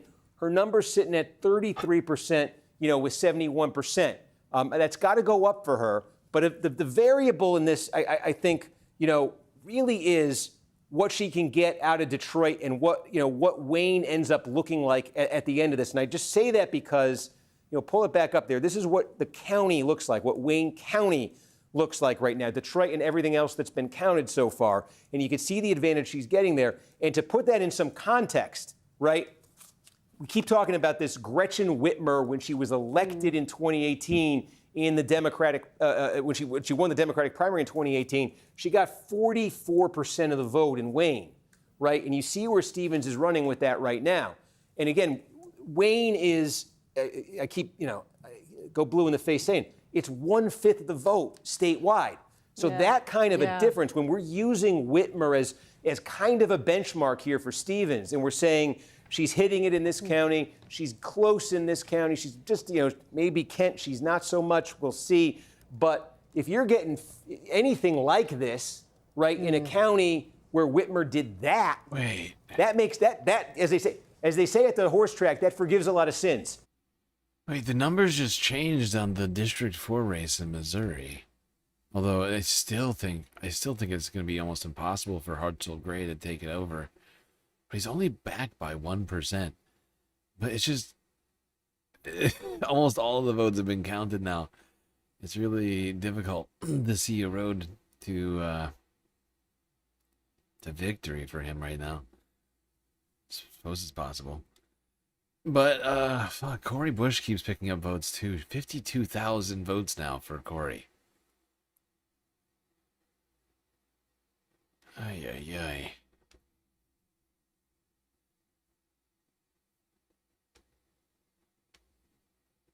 ay. And so that's, I mean, it's we're trying to get that the Detroit thing. We're working on it. We want to get a handle on that. But I said, whenever it was, an hour, 2 hours ago, if a bunch of other things could kind of connect for Stevens and come into focus, it really could come down to Wayne, and it really could come down to Detroit. And I'm looking at this and seeing that opportunity for her. So, Steve, I know you don't have a crystal ball, but based on how much we have out of Wayne right now, what do you think it looks like in terms of when you will have enough to have an even clearer picture? That's the thing I know least, because Wayne's full of surprises and full of disappointments, right, in terms of the timing.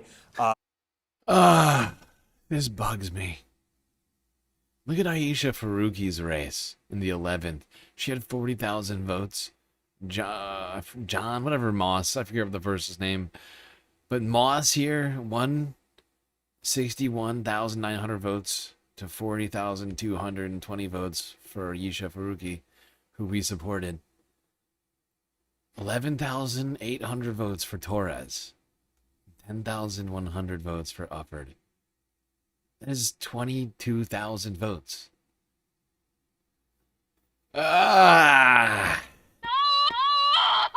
That's 22,000 votes. Now, I'm not saying they all would have necessarily gone for Aisha Faruqi. It's just annoying to have seen 22,000 votes that could have gone for Aisha Faruqi going to two other people who didn't even break 10%. But combined took nearly 20% of all of the votes. It's insane. Oh. Still no movement on District 13.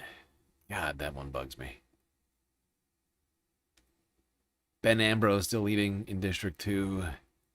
Oh, shit. They just called it on District 4. Diop Harris. Diop Harris losing to McCann. Unfortunately.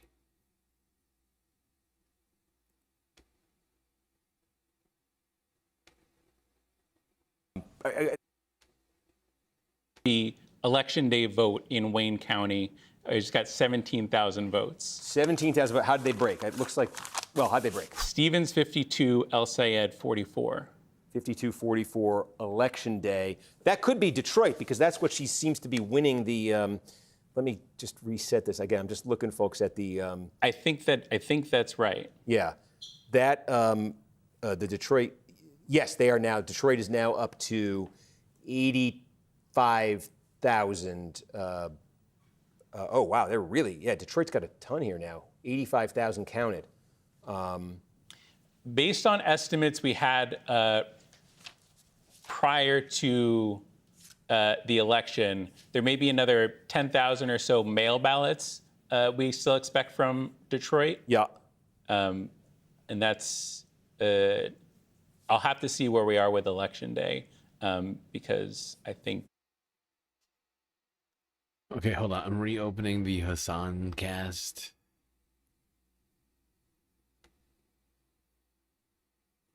Accidentally closed it.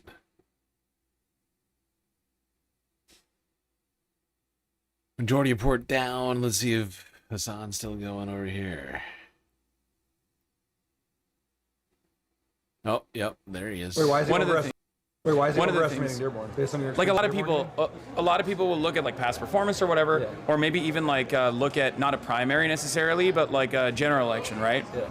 And one of the problems that I found out in like the Dearborn turnout, for example, like the overall turnout in Dearborn, is that I mean, I don't know what it's going to look like at the end of the day for Abdul, right? But there are a lot of people that live in Dearborn that also live elsewhere. Like, they have summer homes, so they'll fly back. So a lot of them don't send in absentee ballots, so they're just not here and they don't vote. So but some of them actually come back before the general. So then they actually still end up voting in the general. So if you're looking at past performance like that, you're not going to be able to interpret, or you're not going to be able to correctly predict the results. Similar thing with Detroit. A lot of people are like, oh, Detroit, it's a city.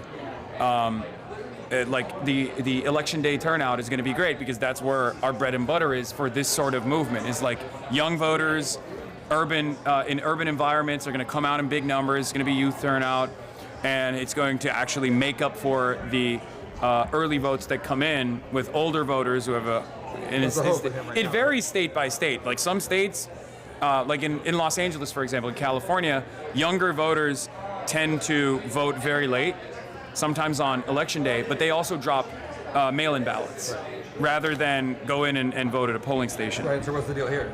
I think here it's older. It's like more classic. It's like older voters. They vote early. They vote often. They love voting. Did those votes get counted first? So I don't exactly understand how they count these votes because I thought they were going. Just an update here. Abdul El Sayed's lead back down to 3% again against Haley Stevens. 24,000 votes. But now up to 55% of vote counted. This number there, the lead keeps sort of going up and down and up and down. He was up by as much as 30 points at the early onset of all this, but now we got a serious game. God, Haley just took it up. It's now only 2.9% lead for Abdul. Going into this, the polls were saying, the aggregate of the polls were saying he was like up by 15 points. So this is wild to me. Like, I genuinely am still expecting some sort of dramatic shift in the votes. Not that any one poll was right, but there was like a slew of polls. It was the majority of polls that were all saying it. So I'm just not sure what the distinction is. I'm wondering what it is either pollsters miss or what's going on with the votes. Like why is it this way? Ben Ambrose still leading here in the second. Hopefully this guy can take it down. Up by 1.4% now.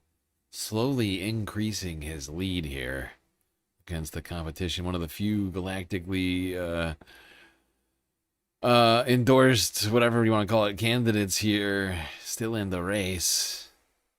I'm staying in the race. Same thing for Donovan McKinney. Yes. Donovan McKinney taking the lead back from Sri Thanadar. Now up by 7% rather than down by 7%. 39 I needed that. I needed the shot in the arm. There we go, Donovan. There we go, Donovan. That's how we do it. Scroll down, because I'm not fucking logged into the goddamn New York Times account. Jesus. The needle has been running a while. Yeah. Keep injecting that into my Yeah. I need that needle right now. It's copium. Give me a dose of copium right now, Nate. I know the needle personally. I trust him. Yeah. Go way back, go college together.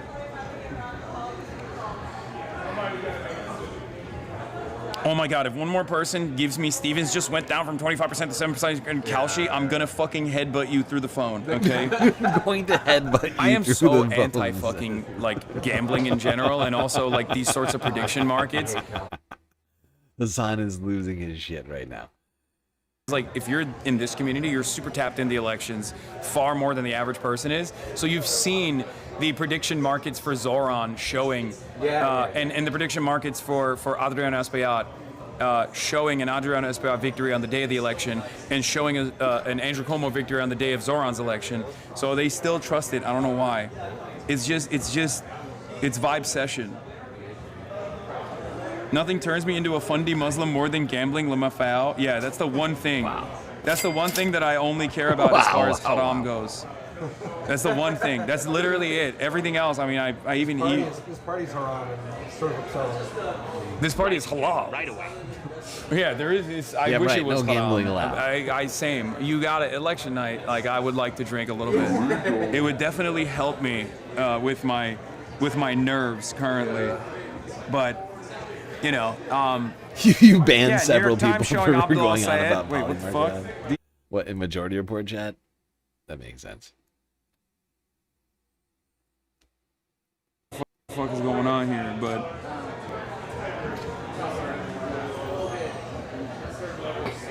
yeah, Abdul Al-Sayed at 50%, Haley Stevens at 47%, with 53% of the votes counted so far on the New York Times. 405,000 approximately, with Haley Stevens at 382,000, trailing close behind. Very close race overall. It might actually come down to a +2 margin of victory. But once again, not worried about what this says in the general. Not worried about what this says in the general, especially because the Haley Stevens voters are not voting for Haley Stevens because they're offensive voters, they're defensive voters. Damn, dude. So they're literally like her entire fucking Kashama Sawant. Fucking Kashama. Fuck you, Kashama. Oh, this.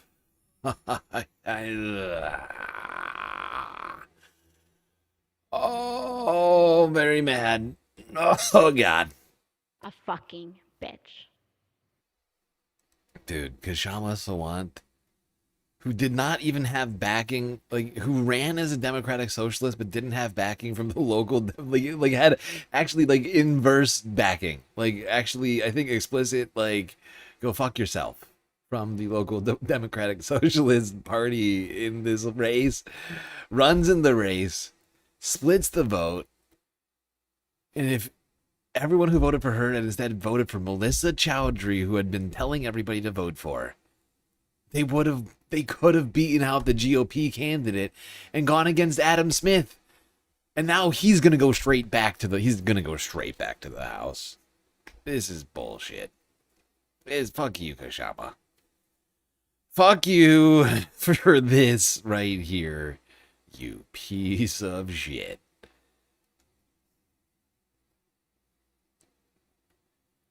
You garbage person. I'm so mad about that. I was like, is this gonna happen? Like, when I was asking myself earlier, is this Kashama thing is this gonna be a thing? And it totally was a thing. She got 9,000 votes. You gotta be kidding me.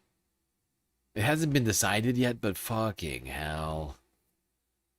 That's an unfortunate. That's a real unfortunate one. It's one of the last ones I was like holding any like hope out for in Washington. All the other races have been called, and then this bullshit. Come on. Al-Sayed headquarters. But I think it's I don't think these guys understand. I think it's because this is a halal event with families. Correct. Like a lot more. Correct, NR. This is why people, if you missed our streams about the Washington primaries, that's why people are pissed off at Kashama Swan. Because she went against the wishes of the Democratic Socialists of America, local chapter, ran in this race, split the vote, and is now basically guaranteeing Adam Smith another 2 years. Oh, Danini, if you don't give me something good, I'm gonna find Vote Hub headquarters. Exactly what Al-Sayed needed in the Detroit Election Day vote. Pretty much best case for him, but it's a close race and a long way to go. Obviously, Detroit City E-Day vote comes in with Abdul hot on Haley Stevens' heat. Fact is, like, I could only tune into all these races, like, with so much effort, right? And I still need to put in more effort still. Like, I'm still fucking up. But, like, the fact is like, that's all I could figure out about it is that Kashama was acting as a spoiler to some degree. I didn't know how much it was going to play in, but she got more votes than the candidate that I supported, who should have been at least, like, the number 3 candidate in this race, who she pushed down. Like, she fucked everything. Did Glusenkamp win? Yeah, Glusenkamp won. Like Dearborn, Yeah. Hamtramck lean in Abdul's direction, but again, they're not going to be able to get. I'm afraid the galactic candidates in Washington. I think I see a Washington viewer in here right now. At least one. All of the galactically preferred candidates lost, aside from the ones that had no Democratic, like nobody to go up against, right? Like the Resky in District 4, which is like East Washington, right? It's like in the middle of nowhere, Washington. Actually, is that North Washington? Is that Bellingham? Might be Bellingham. I can't remember which one it is, but it's like it's a very red district. Like the GOP candidate got more, right? Like the only reason Doreski got the galactic recommendation is because it was libertarians. All that was left is like Republicans and libertarians. He was in a sea of libertarians and Republicans. It's the only way he got this recommendation. I could have imagined better candidates, all sorts of better candidates, but all the worst ones won, I'm afraid. Delbene, Perez, Glusenkamp Perez, Larson over Hermanson. Emily Randall won. I'll give her that much. Camilla Jayapal and Schreier are going ahead. They're very milquetoast, though. Like, they've both done votes that aren't great. Although, I did give Jayapal my recommendation because I just didn't think Kirkland was really much better or had the chops. And clearly didn't have the chops. 3,000 votes. That's all he got. Strickland over here over Scheel.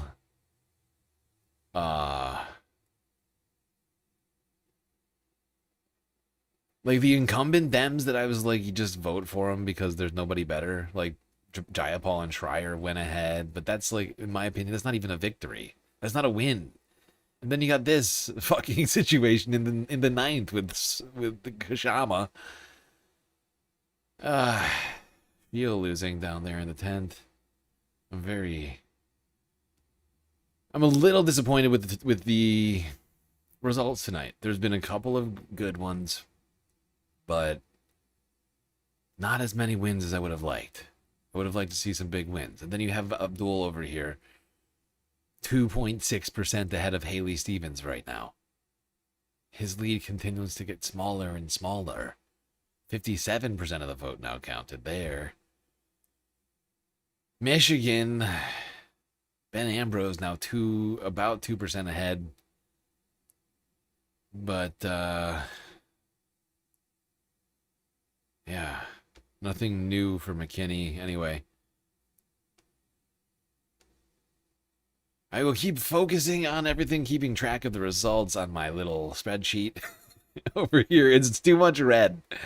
It's too much red and or blue, right? Like the no challenger, like blue dog Dems.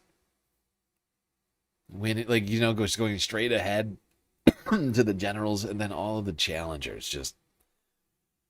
Oh, and we're gonna have to go through these because honestly, I looked through all these. And I gotta figure out what the dynamics that were at play in these races. Some of them probably won't be known until we get all the numbers on where the money came from in some of these races. But I have strong suspicions. In some of these races, like if you look at some of these races that we went through tonight, and I've taken down some of them, which is not helpful. But like, if you look at some of these races that we have gone through tonight, whether it's in Virginia, I think especially, honestly, in Virginia, I think there's a bunch of money in Virginia, from what I can tell. And it's not shocking, considering its proximity to power geographically. But, like, it felt to me like there were spoiler candidates placed in places. I can't say that it was any I can't say to what degree there was planning or nefariousness to defeat actual progressive leftist candidates here, but I have strong suspicions. Because I'm just looking through the numbers, going through the numbers in my head. And so many of our candidates that we wanted to win had their, just, by the numbers, had you just taken all the votes that went to all the other candidates, if it had just been a one-on-one type of thing, I don't know, like, it feels like there was intentional static confusion, whatever you want to call it, like, thrown into this to confuse who the real challengers were. It's very frustrating. Because, like, this time, because I feel like I'm getting better and better at it. Because, like, there's been times where, I felt like I had been the spoiler to some degree, or like I had been, supporting the spoiler candidate, if you will, whether or not it had been me. I know it wasn't me every time, but now I feel like it's the reverse. Like, I have been doing my due diligence on everything, making sure I go through absolutely everything, who's endorsed by who, what the polls look like, all of this other shit. Like, I am like killing myself trying to figure out all this shit. Oh, I'm just seeing what looks like spoilers happening. It's part of politics, but damn, is it annoying. It's from the ceiling. Yeah. Do you get my best side?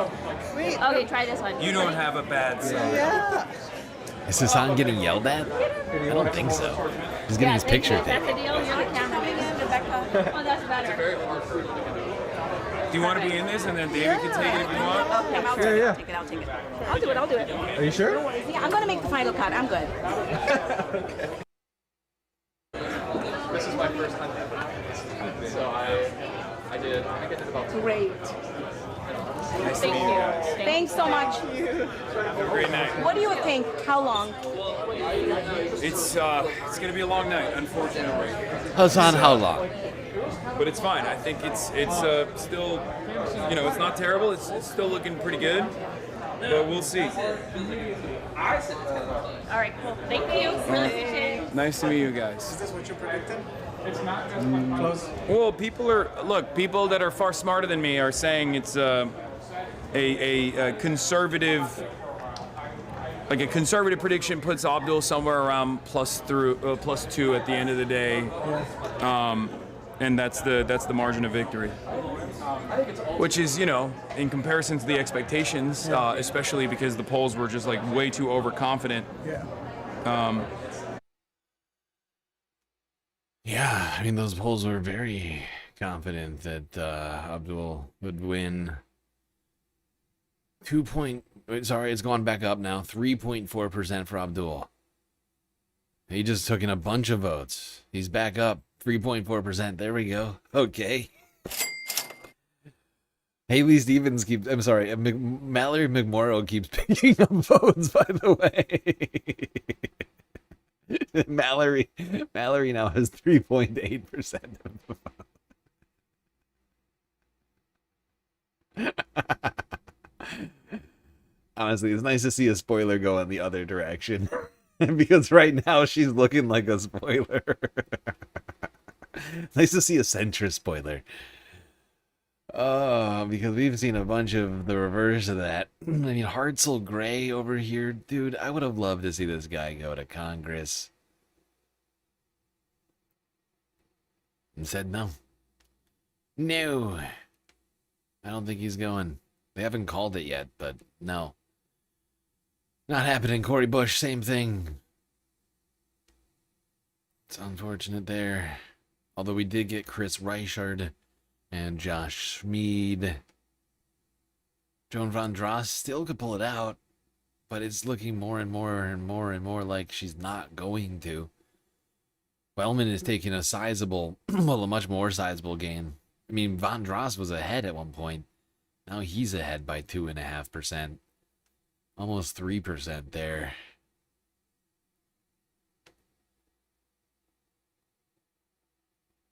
But Josh Schmid, Chris Reichard.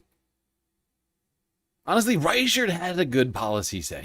I'm not going to call him a revolutionary, but he actually does have a very strong policy set. Josh Schmid has a fairly good policy, but not the best of the stable if you will, of the group of people that we had put forward in Galactic recommendations. Unfortunately, there was no radical, no serious radical motion here, in my opinion. Just looking over it. Now, these are, I mean, Kansas and Virginia, red states. But Washington, Michigan, those are blue states. Or at least bluish. Michigan's more of a red state now these days, actually, now I think about it. But, you know, it's a purplish state. But it's frustrating that we didn't get the same movement we would have liked. William Lawrence, he got across the finish line. We'll go through we'll do the autopsy when it's all done. I'm already getting ahead of myself here, but I'm already making some after-game conclusions before it's all over.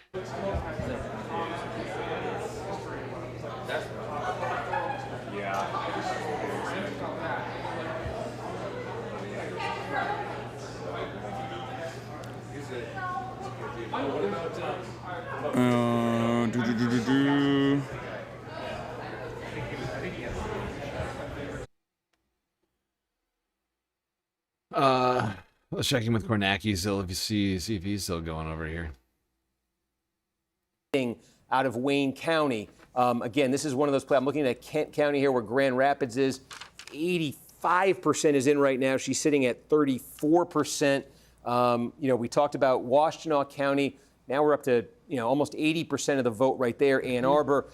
One thing is, as we say, that last thing that gets counted there, we think in Washtenaw would be the vote by mail from Ann Arbor. Right. Could that be a boost for her right there? You know. So, Steve, how much of Wayne is in right now? Well, we think about half. We're at 48%. So we think the vote that's left in Wayne, I can give you a number because we did just get more right there.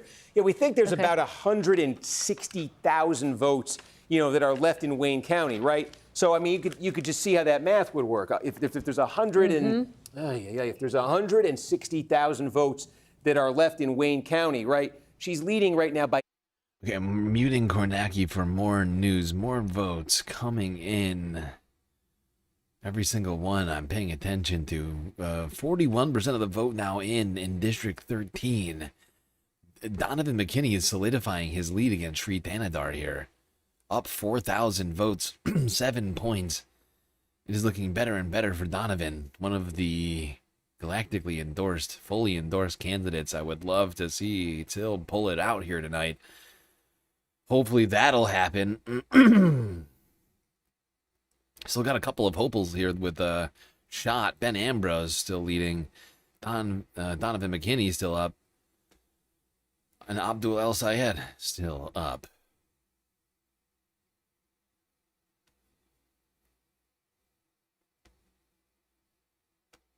But again, you know, Kent County, we did just get a little bit more of an update there. Now she's at 34.5. Again, trying to get, I think that's when you're trying to get over 40% if you're her. We got completed, you know, Ottawa County. I can tell you something about this. This is decent size. This is where Holland, Michigan is. And give you some benchmarks that we established here, some loose benchmarks here for Ottawa County. Gretchen Whitmer, right? 2018, we've been saying, you know, pretty good. What did Whitmer get here? She got 48, right? Stephen's sitting at 40. What did Joe Biden get? You know, he got 51. Stephen's sitting at 40. You know, we think this might be it in Ottawa County. Okay, so those are the kinds of things she's trying to compensate for here, and the place to compensate for it is Wayne County, with about half the vote in and. Yeah. Okay, I am going to pause and take a look at some of the results here. Since we're kind of waiting right now, I just want to look at where we stand on things. We'll do state by state. In Kansas, we had Lauren Reinhold. That's a galactically recommended, endorsed candidate. Winning there, although she's not my favorite. She's one of the more centrist candidates that I was forced to endorse in a race of centrists, essentially. Not enough policy prescriptions for me, and the ones that there were didn't go far enough. Sarah Prue and Ryan Gilbert, two people I would have preferred see go ahead to the Congress, did not win. Christy Davis losing in her Senate race. Ethan Corson losing by a very small margin in Kansas. That was unfortunate. We were watching that one for a while.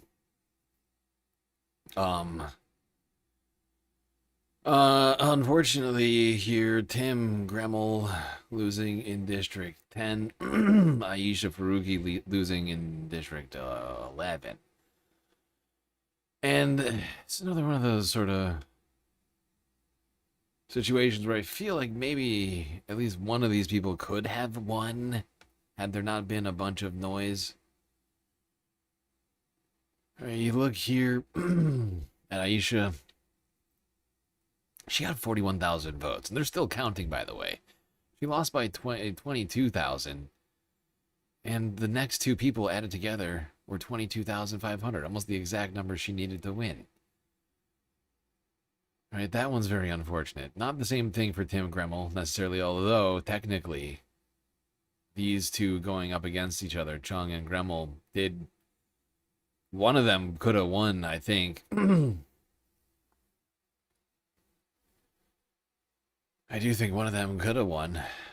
I was much more of a fan of Gremmel's policies than I was of Chung's. Neither of them taking it down. And I think Hines was actually my least favorite. I'm trying to think back. I think Hines was my least favorite. Is the one who won. That one bugs me a little bit. Diop Harris in the fourth. Would like to see him win. He did not. However, William Lawrence with the full galactic endorsement, winning by 13 points in the 7th. That was good to see. Rashida Tlaib winning in the 12th. That was also good to see. We're still waiting to see full results on the 13th here.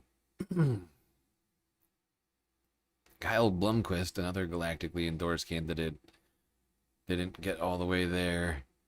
Lost in second place. Unfortunately, a lot of second places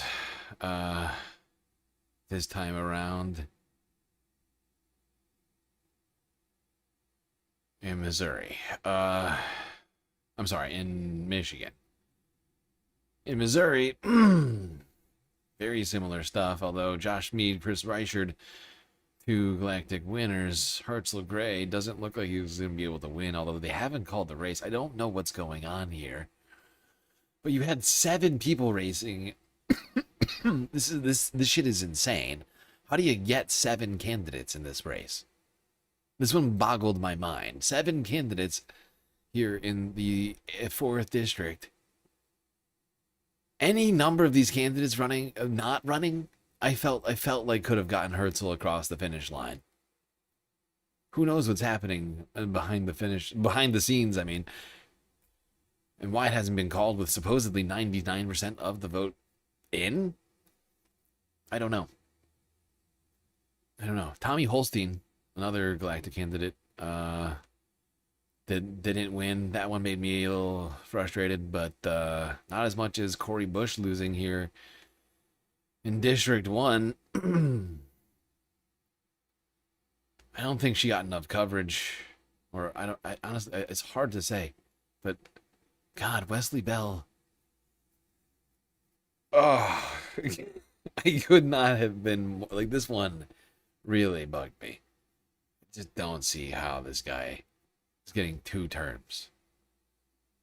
It is crazy. Because there's no way. I don't see how. Yeah, he's not going to lose. Look, you had 150 votes in District 1 for the Democratic primary. 13,000 in the Republican primary. You see what I'm saying? Wesley is going to Congress again. It's a guarantee. That one's upsetting. And then Washington, where literally every single one of our preferred candidates, besides from, Virginia. Sorry, what was I talking about? Virginia. Forgot to pull this one up.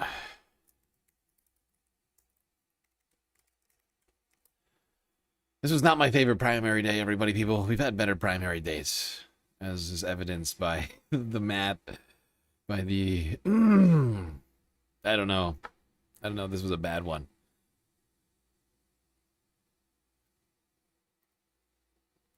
Then you have Virginia, where every single one of our preferred candidates did not get across the finish line. Shit. Why is this being stupid?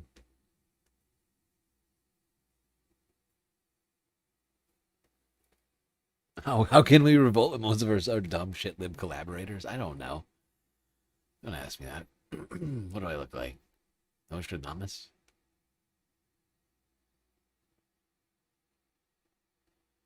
What's worse than this? This or the AZ primary? Just comparing against one primary?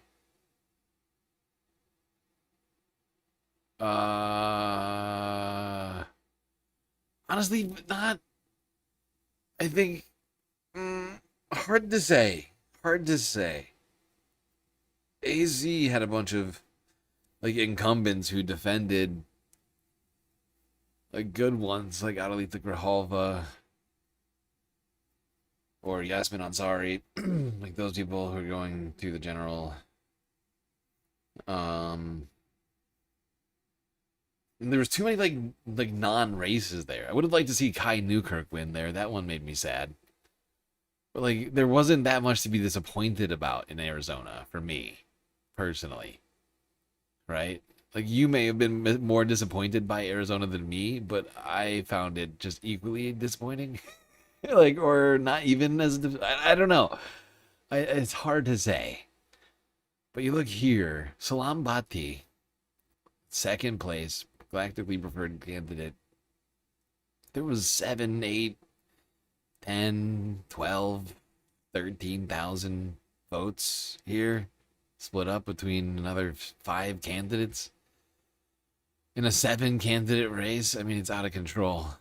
District 2, same thing. Different story. 4 candidates. Dr. Devanath losing in second place. Another galactically preferred candidate not making it. Same thing for Susan Krzyzanowski in District 5. Mo Sefaldine in District 8. So many second place finishes. And Adam Murphy in District 9. Who, once again, very close if you add, you know, you nearly, I mean, if you just, yeah. Third candidate here, 2,200 votes there. Almost gets him all the way. Not quite. But sort of a disastrous, yeah. Disastrous. Like this, what's so frustrating about Virginia here is how close everyone got. And that there were so many spoilers in all the races, right? Like, I'm not saying that they would have necessarily won, but what I'm saying is there was so much noise. There's so much noise in these races. It's crazy. It is crazy.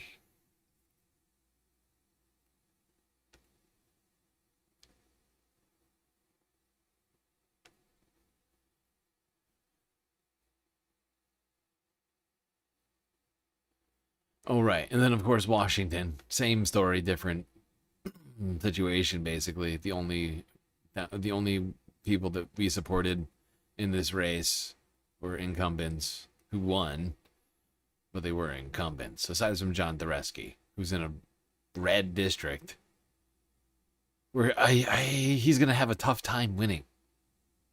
This guy's going to have a tough time. While the gap between him and this guy are not much, if you add up all the GOP votes, he's going to be in big trouble in the general. But there's nobody, I mean, there were no other Democrats running in the race anyway. And then, of course, we can't forget Washington's 9th, where Kshama Sawant ran against Democratic Socialist America chapter's wishes as a Democratic Socialist, sucked up 9,000 votes. Kind of prevented anybody else from challenging the Republican. Would have been nice to have a Democratic on Democratic fight in this race, that's not happening. Almost definitely not happening. Very annoying to me.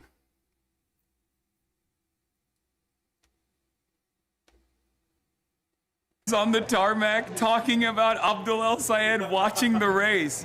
He's with us. He's tuned into the Hassan broadcast. Oh, you can't hear it. It's fucking dog shit audio. But he says, Trump, I have not found out who won the election with Abdul. Who won? Reporter says, it looks like it's going to be a late night. He goes, by the way, everyone, just as a reminder, this does take quite a lot of effort to put together. And if you have an extra couple bucks, do consider contributing to the Galactic News Network in one of the many ways we have available to you. We do have a galactic deficit we need to solve this month, even though I haven't calculated it yet. It's as bad as last month, unfortunately. So, Cash App, PayPal, Patreon. 3 great ways to contribute. Of course, we have Twitch still. Bits, power-up subs, gifted subs, prime subs. And, Throne, I guess, if you want. I mean, right now we don't have a galactic content goal or a financing of the galactic deficit to technically tackle.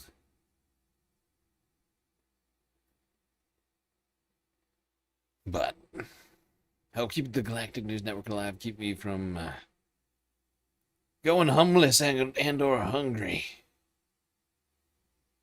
Kick the Galactic News Network a couple bucks. What do you say?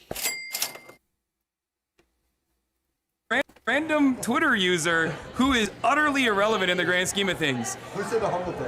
What? Who said Some random fucking thing that showed up on my For You page of some like annoying asshole centrist Democrat who's like, it seems like Abdul has been humbled. It's like you are sitting at home watching $70 million of MAGA billionaire money being directed at the behest of a foreign lobbying organization. 100 bits.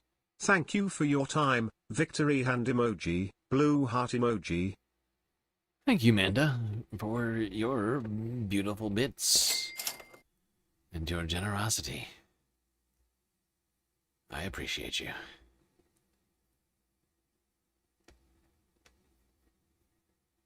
He's like, I did this, like I'm doing this, I'm pushing it. Like I had more of a fucking impact in this race as some random centrist Twitter account. You know what I mean? That is true. Anyway, of course, Jeremy Moss also is. Okay, continuing to update. 65% of the vote. It keeps climbing. Abdul continues to hold a solid 3.4% lead against Haley Stevens here in this race. 33,000 votes. That number continues to climb. Although it still continues to be less than the number of votes that Mallory McMorrow received. Although I know for a fact, just like in the same way, it goes the same way as in the races that I was just talking about. All of Mallory McMorrow's votes certainly wouldn't have gone to Haley Stevens, right? The same way that all of the votes wouldn't have necessarily gone for Cori Bush or Hartzell Gray or anybody else, right? Joan Von Dross, right? Like, it's, even though there's 9,500 votes for Tony Bill Ash over here, clearly, if you just added that straight onto her, that would have gotten her well over the finish line. But everybody has reasons for why they vote for people, you know? Even I have my own reasons, of course. You all know most of them, you know? Most of it's policy. Almost entirely policy. Little bit ground game.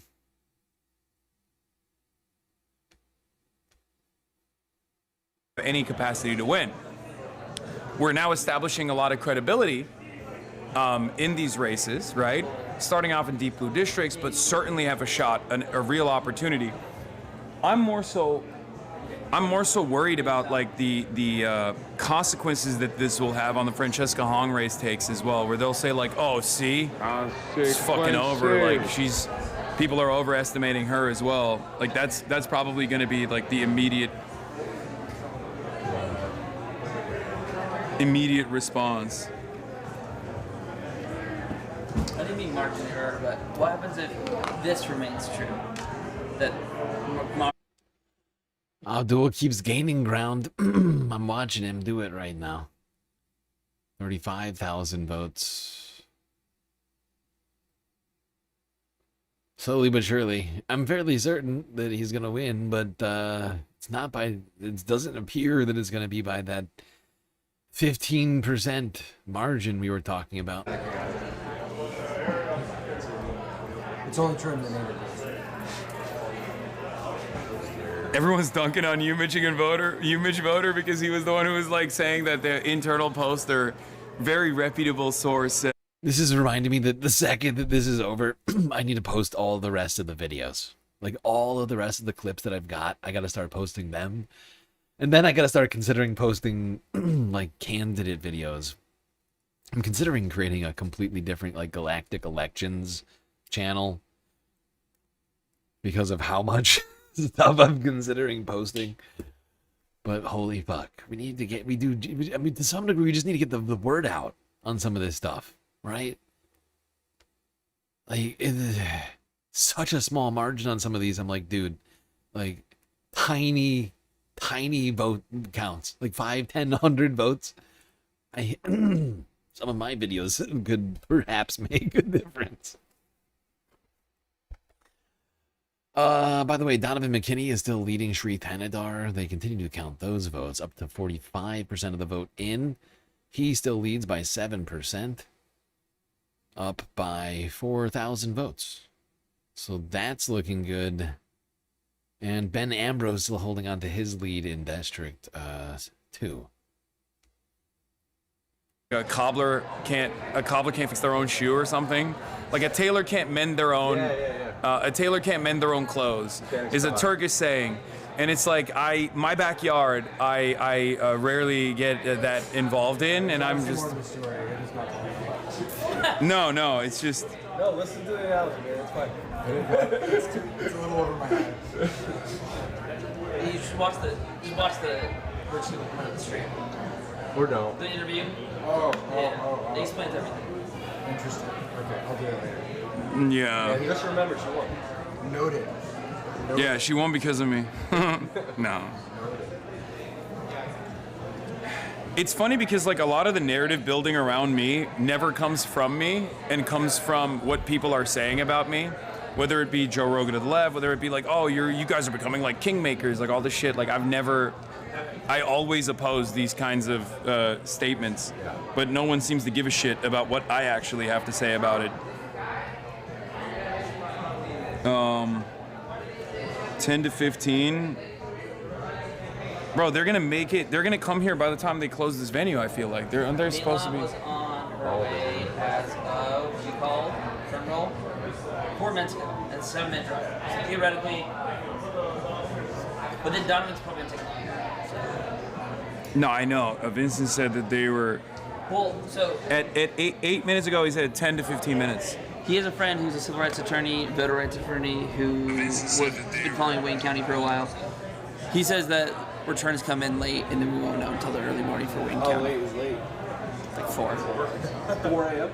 Yeah. Or early, depending on. Yeah. Do you have flights booked? Okay, let's check in with Kornacki. With me, I appreciate if you did, and I apologize, but we promised you kind of like behind the scenes, and there we are. So yes, I did talk to the decision desk. I'm not, I'll leave that conversation between me and them. But we're just gonna look. Maybe the best thing to do right now is to do kind of a big kind of reset on. What percentage is in right now? I assume you mean in the Michigan Senate race. It is now up to 68%. But Abdul's lead is back down to 3.4%. It continues to oscillate between like 2.5% and 4% lead for Abdul. I've been watching it. it's just like wildly just is swinging back and forth.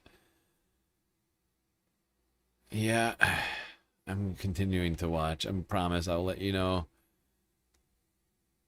as much as I can. You know, over 3 points. That's a 3.3 margin over Stevens. We've really seen it hovering in that range, right? For a while now. Maybe it dips just under 3. Maybe it gets up to 4 at some point, but it's really been in that 3 to 4 range for a while now. That raw vote margin for Al-Sayed, it has ticked up a little bit here, I would say, in the last 30 minutes to an hour or so. So it's sitting at 34%. And so, again, I think the story that... He just said 34. He meant 34,000. He meant 34,000 votes. Nowhere on the screen does it say 34%. I think Kornacki's losing his freaking mind over here. Let's go back to C-SPAN. Are they live? Away your rights and freedoms. And that, again, will be the choice facing Michigan's voters this fall. Who does your governor work for? What does she stand for? And who does she fight for? The Republicans have already shown us their vision. You know, to some degree, why it also doesn't feel like a win? Because people like Rashida Tlaib have to face multiple challengers in her district while Hillary Schulten goes unchallenged in hers. You know, it's like, Debbie Dingle goes unchallenged while what's her fucking face? I can't think of her name now. Well, my brain just broke. While Emily Randall has to face a challenge, it's like certain people, certain people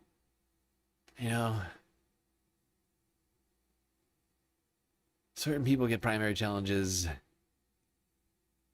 right now. Certain people are spared those challenges. Granted, we've seen challenges, I guess, on both sides, but I don't know. It's just maybe I'm just cynical right now. I'm just salty about this race where one side has like billions at their disposal, and the other side has like flour and pocket change. Flour, pocket change, and dreams. Michigan. It's a vision that would raise healthcare costs instead of lowering them. A vision that would allow housing costs to climb instead of fighting to bring them down. And a party whose leaders stood with Donald Trump when he tried to overturn a free and fair election, and instead of standing with the people of Michigan. Okay, Jocelyn. I hope you keep that same energy for later. I did tacitly support you in the race.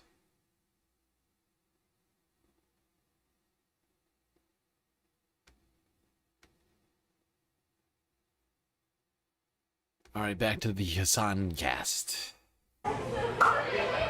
Hassan Barker.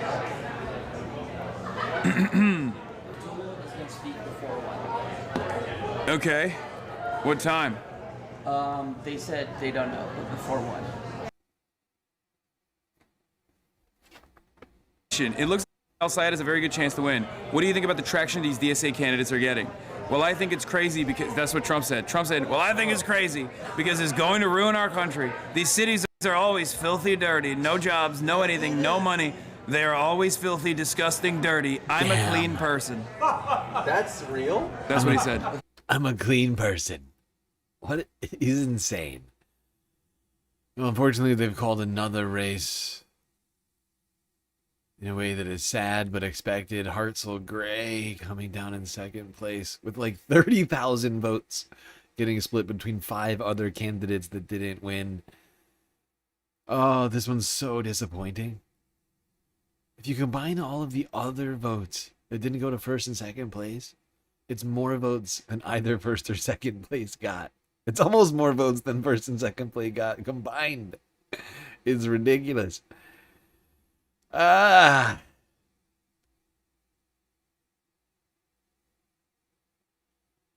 Anyway, another disappointment.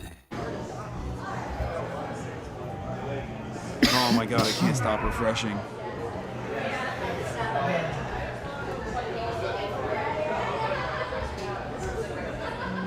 Okay, what are we looking at, chat?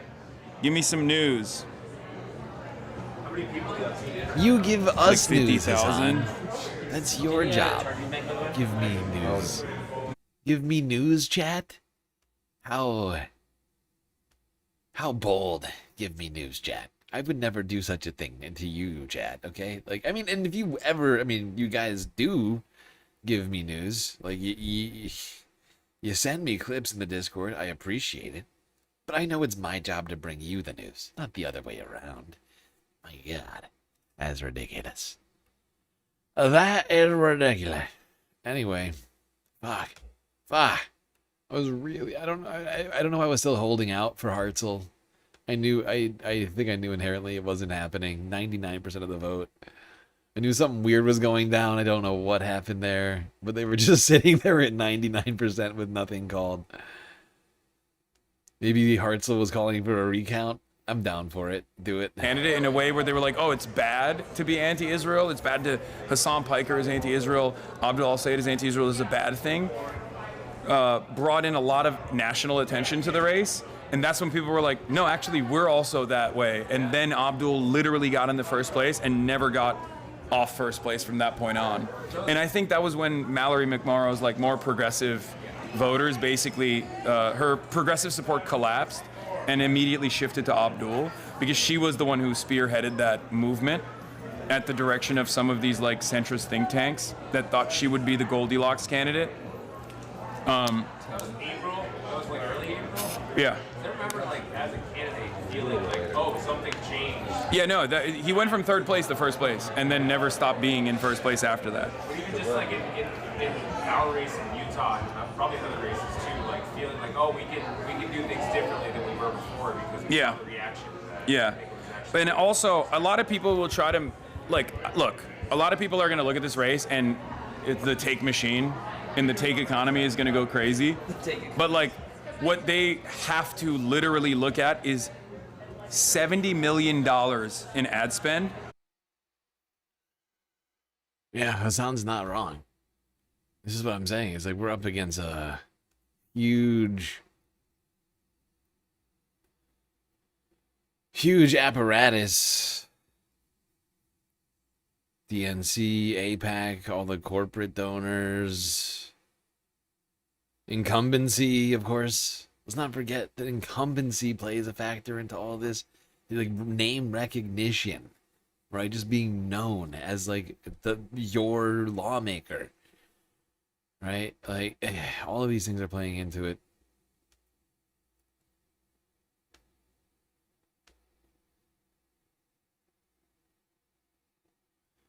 Is Kornacki still going over here? You pass out yet, Kornacki?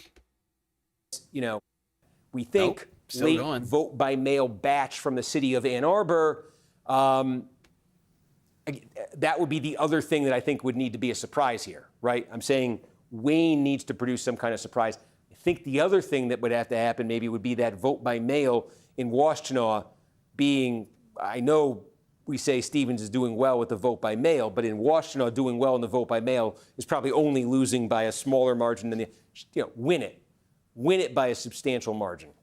From Ann Arbor, it seems very, very unlikely when you just think about what Ann Arbor is politically and sort of the ideological break between these two candidates. It's hard to imagine, but that's the kind of thing. Those are the places where the big batches of votes are. There are a lot of other votes out there.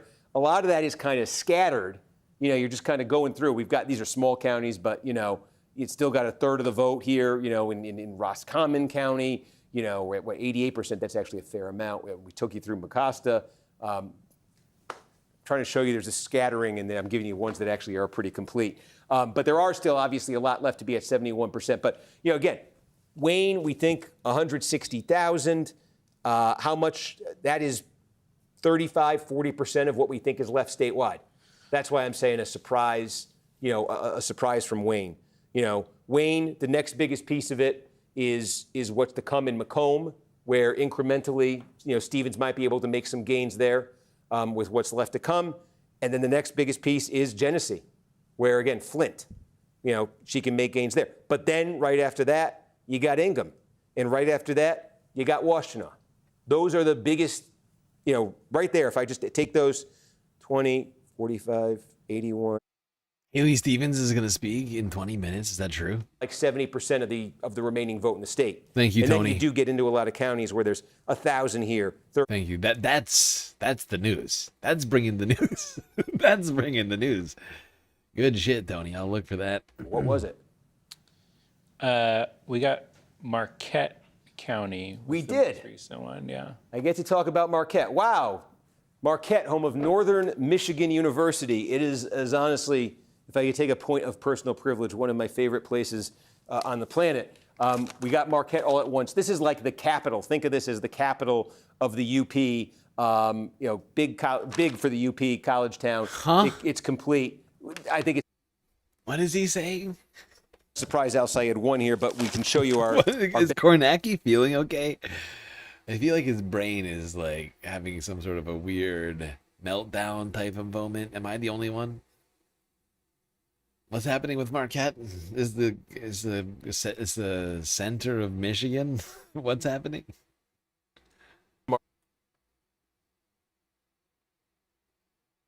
Anyway, Whitmer was 48 here in 2018. Biden got 50 here in 2020. Clinton 36%. But it's just one of those places where you've seen a lot of this Peninsula, tonight. Where the UP, this isn't the of biggest course. one. Of course, but everybody knows the it. ones that you say aren't the biggest ones. Everybody knows the collectively UP. Do add up. Upper Peninsula. And That's obvious. Of course, I'm just pretending to not know things for the viewer. That's right. The Upper Peninsula. Duh. Makes sense. You're seeing it again here.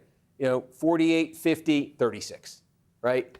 And this is a college, outdoorsy, it's right on Lake Superior, community. Again, not a surprise. We knew Stevens probably would struggle here, but she would want to be in the mid. She'd want to be capital mid-40s. of the She'd want to be UP. upper 40s. She lands 36. You've heard me say that more than once tonight in a lot of these counties.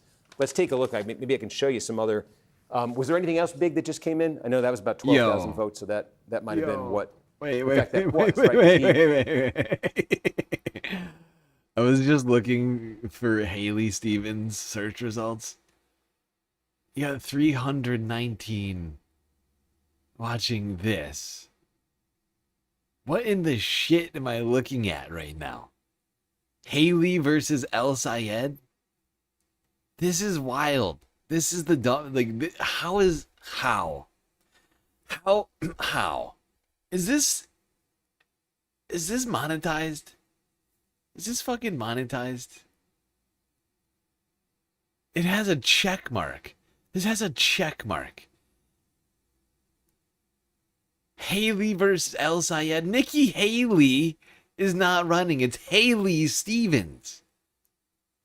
Haley versus... They got an AI version of some random Arab guy who vaguely looked like Abdul Al Sayed, and Nikki, an actual photo of, I think, of Nikki Haley.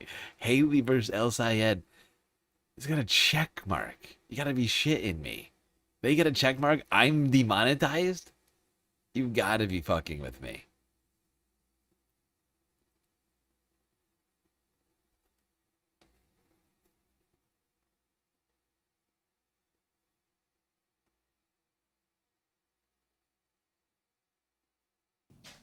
But I'm Biden demonetized. That makes 52, sense. Stevens That makes 50. I mean, it's on the edge. A lot of these, she misses. She's missed in some. She's hitting a few. And then this is where so many of them land, where it's like, no, it's not 52, it's not 55. But then you could start saying, again, Whitmer didn't need 55 here to win. She probably only needed 50, She needed lower than that. Biden didn't need 50. He probably only needed 50 here if there was a uniform swing. So maybe there's a lot of counties where you find yourself looking at the numbers and saying that about Stevens. Like, it's not quite there, but maybe that's actually, that's a good example of it. Do we have others?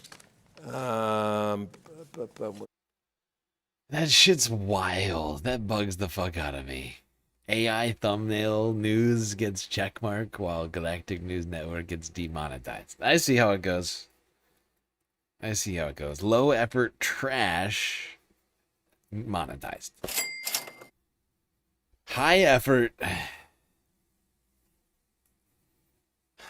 that's no good. High effort ideological news, that's unacceptable.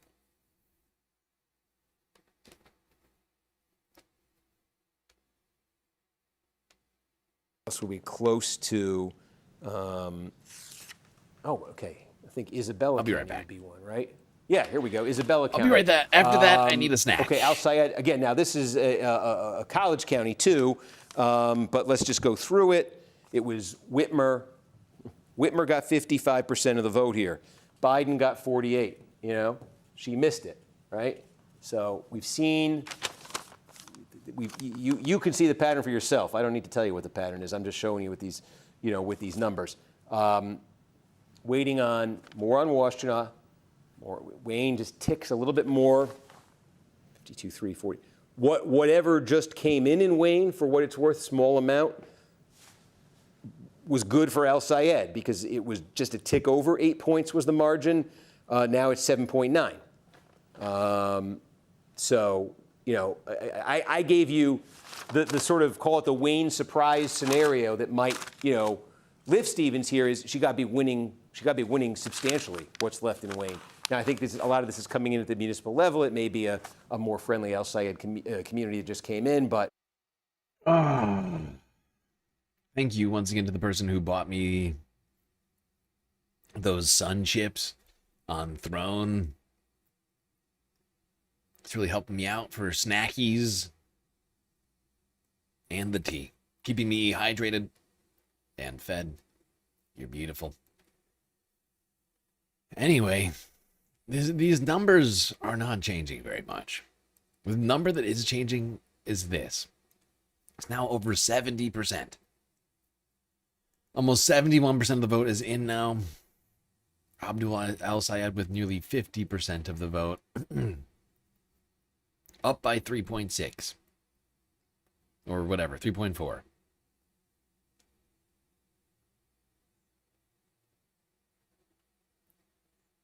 They still haven't called this race with Ben Ambrose yet. Keep my eye on that. Donovan McKinney. Still leading, only by 5% right now. 50% of the vote in. Still like at least 3 races here, serious ones going on. And it's small, but all right, let's check back in with 64% right there. Check back in with Hassan. See what this fucking guy is doing.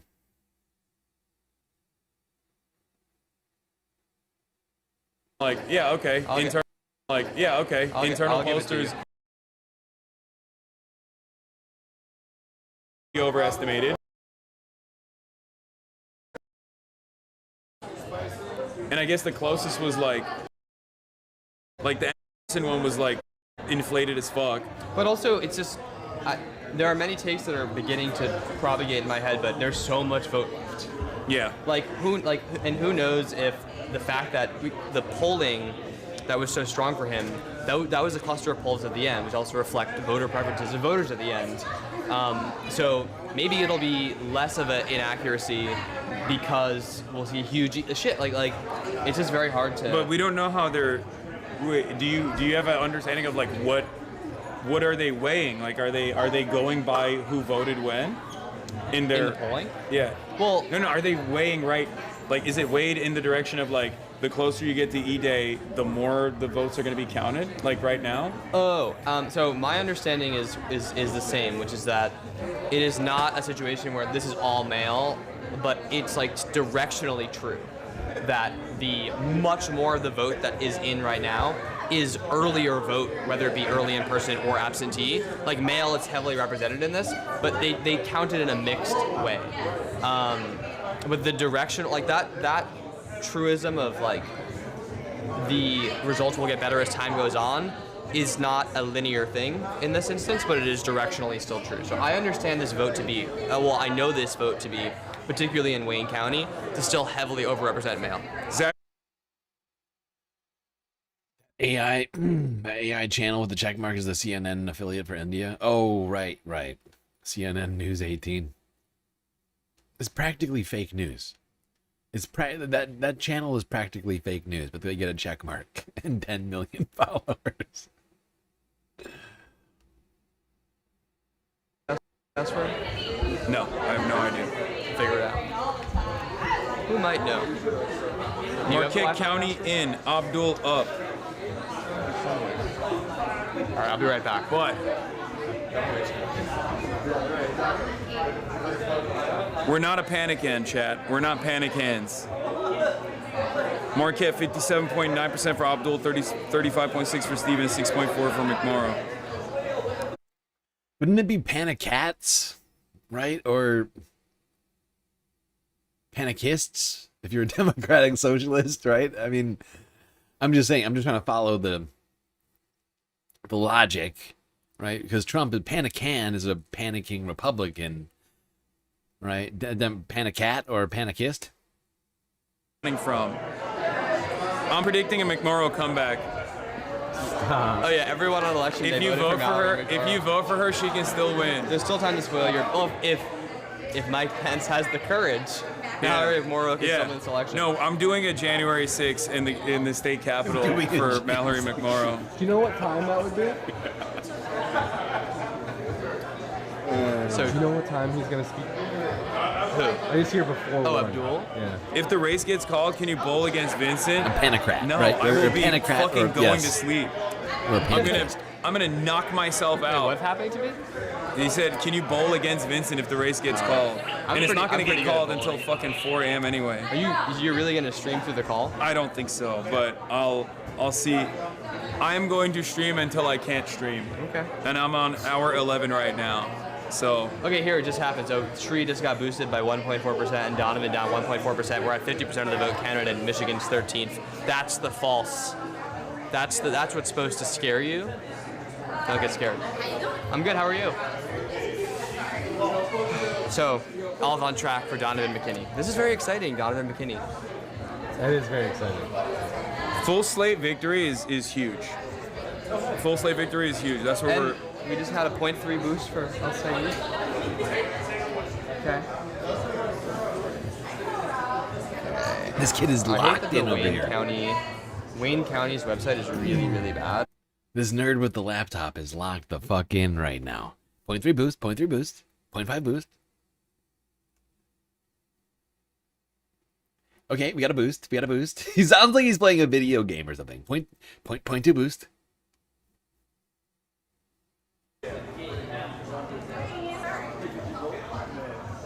Okay, we got an extra life. That's gonna be good in late game. Okay, we just hit the number one power up for the level. 0.6 boost. When's he gonna speak? 0.3 boost. Of course we'll go to the main room. 0.2 boost. Oh, okay. Let's go into the main room. We got full boost. Abdul's gonna give a speech. We got full max boost. I don't. You never know. We have to go inside for Abdul's speech. Okay, Abdul Al-Sayed's apparently about to make a speech. He is currently standing 3.4% ahead. Is that Chris Robb? That is Chris Robb. He's currently standing 3.4% ahead of Haley Stevens right now. 71% of the vote counted. Back in the House. Ben Ambrose still leading by 1.5% right now. 71% of the vote in. Out of McKinney in District 13. Up about 5, a little under 5, 4.5%, 3,000 votes. Keeping an eye on that. Oh, Von Drost losing in District 2, though. Wellman declared the winner. Wellman declared the winner by 2,400 votes. With the third pick candidate getting 10,000. Fuck me. Wah. Wah. Wah. You should ask him why he Yeah, said he would have please. me on his broadcast and then never did. Yeah. Okay. Yeah. He's ghosting Be us. like, Let me make a note of that. Be like, you talk about Hassan every night. He does every night. Yeah. He talks about me, and he invited me to do his podcast, and then he bailed. Really? Yeah, and he just won't respond to our calls now. Oh, you just gave me some good Yeah. Okay, I like that. I'm looking for some stuff. Yeah. Yeah. Okay. What All right. is it? Is it the podcast or is it the show? The show. Oh, good. 9 good. p.m. tomorrow. Oh, hell yeah. That'll be awesome. I'm excited. These guys, I don't think they understand, like, you know. No, I'm not gonna say anything. We're on Right, camera. right. We're on Oh, camera. there No, we no, go. no. You're. Oh, it'll be he's lovely. gonna cook you. He's gonna cook you. Yeah, I Chris. know. I'm Chris, shivering. I hope you're shivering. Yeah, I am. I'm very intimidated. He's too powerful of Yeah, force. and his intellect is, you know. I know it's out of this It's world. intimidating, is what Yeah. it is. Yeah. That's so. why I was like scared when he Yeah, invited me. I and can then, imagine, yeah. And then I was like, such a sigh of relief I felt when he said, "Oh, don't," you know. He really spared you. Yeah, Yeah, he did, he did. absolutely. Yeah. Yeah. Oh, you guys can talk about fighting too. He's apparently he spars. Is that right? Yeah. I don't Okay. know. I don't know how well, but he does spar. Okay. All right. Are we going inside? All right. All right. I think Abdul's gonna deliver a speech right now. Okay. Let's do it. All right. I like that. I like that. Bowling alley vibes in here. I could go for some bowling about now. That sounds fun. Waiting for this Abdul El Sayed speech right now. If you haven't already hit that follow button on Twitch, subscribe on YouTube. The show will probably be ending soon. But we practically did a full show. Didn't nearly raise the normal funds we would on a regular show. So do consider contributing to the Galactic News Network in one of the many ways we have available to you. Twitch, Cash App, PayPal, Throne, Patreon. All helpful. In a myriad ways. All right, back to the on the ground with Hassan.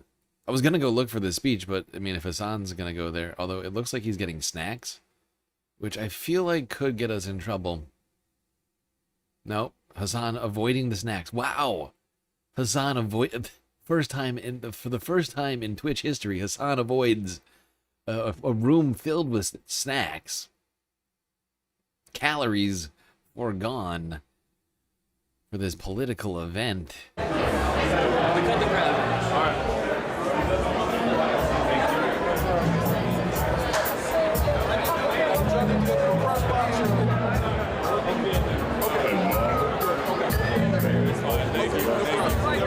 Are you done live streaming, man?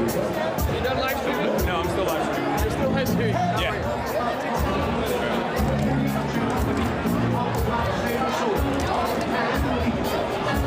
Abdul did better in rural areas? Sure. What's up? Nice to meet you, man.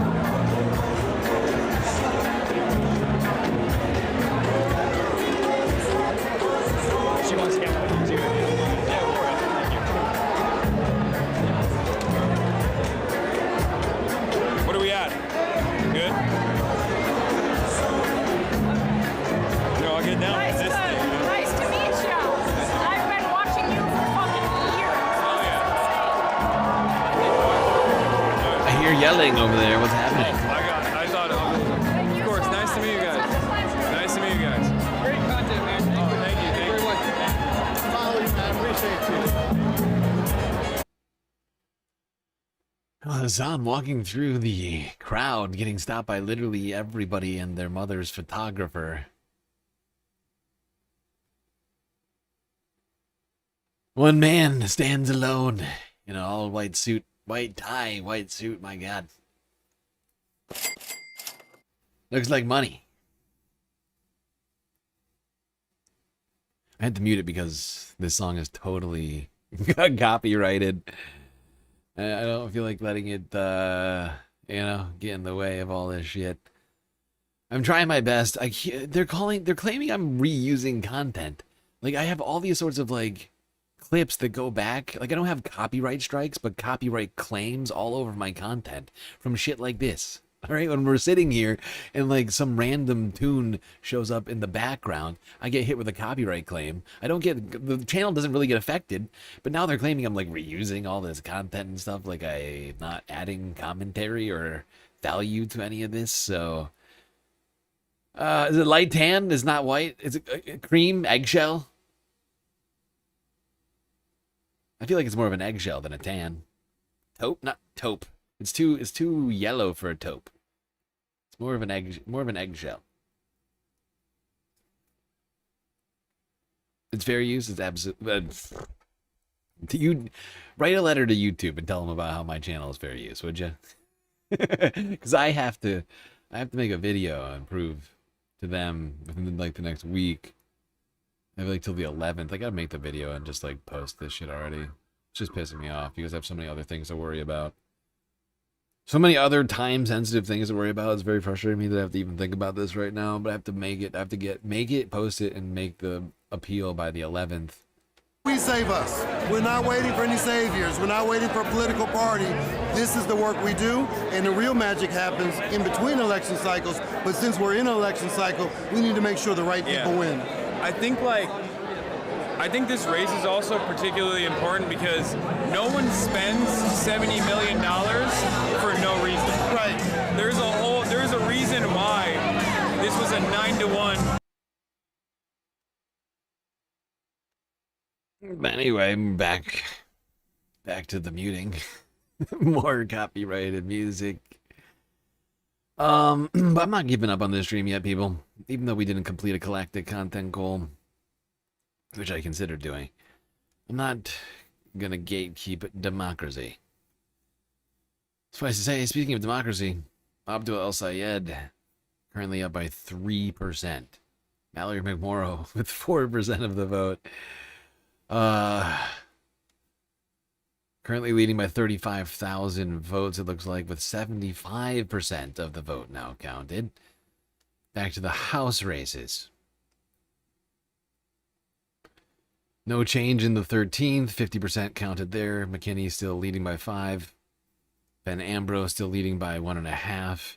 In District 2 with 73% counted there.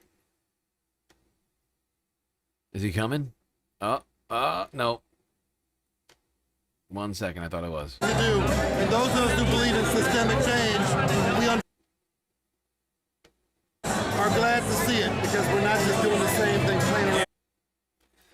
I'll get 1.5 measures of them talking of the song playing behind them at a time. We penetrate across working class neighborhoods, though. How's that for you? Do you like that?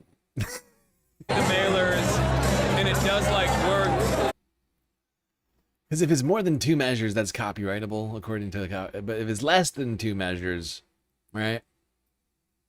And I'm counting 1, 2, 3. I'm assuming that. I think that's how that's written. So that's like, you get like 7 beats. If I can get it, 7.5 beats. Our power to corporate interests. Yeah.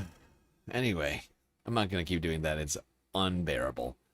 But hope you're all doing well out there. On Earth and or in space. Floating somewhere between the two. Damn, Haley Stevens just took another 0.1%.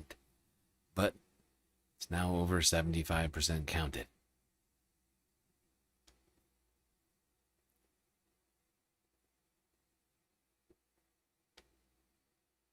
We had some wins, not nearly as many as I would have liked, and especially in some of the places I would have liked. We still have the opportunity for a few more wins here. I think it's down to 2 now, isn't it? 1, no, it's 3. 3. It's Ambrose, McKinney, and El Sayed. It's all in Michigan. It's coming down to these last 3 races in Michigan. Oh, it's the Senate, and it's the 2nd and 13th districts. Oh, God. How is Abdul doing? He's doing good. He's still winning, but he's not winning by nearly as much as we thought he was going to. It's the nail biter right now, Mitty. 2.5%, 2.9%. The things that he ran on, the things I ran on, the things that Maylard Quiros ran on, etc. Oh, why do they have to have music in the background? Anyway, yeah, this is where it's at right now. 34,000 votes lead. Not by a lot. Less than 3%. 2.9% right now. It is a nail biter. Then on the two galactically approved candidates in Michigan's House races, McKinney and Ambrose, they're both leading, but by also nail-biting amounts, somewhere between 2 and 5% on those ones as well. It's $70 million. That's so much money. So much money that could have gone to these communities. Like they could have, it would have been better off if every single person that voted for Haley Stevens got a check in the mail for their vote instead. Right, but that's not even the ethic of the people who put it in, because they just put it in a super yacht, something like that, right? So it's not really, like that money would never be spent for anything good, because that tells you about the source of that money.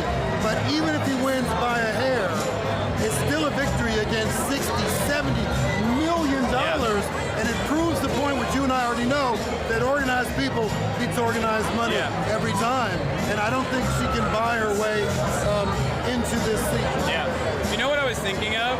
It reminds me a lot of union busting initiatives where a company will spend more money than what a collective bargaining agreement would demand in the interim in order to deliver a decisive blow to the unionization effort to begin with.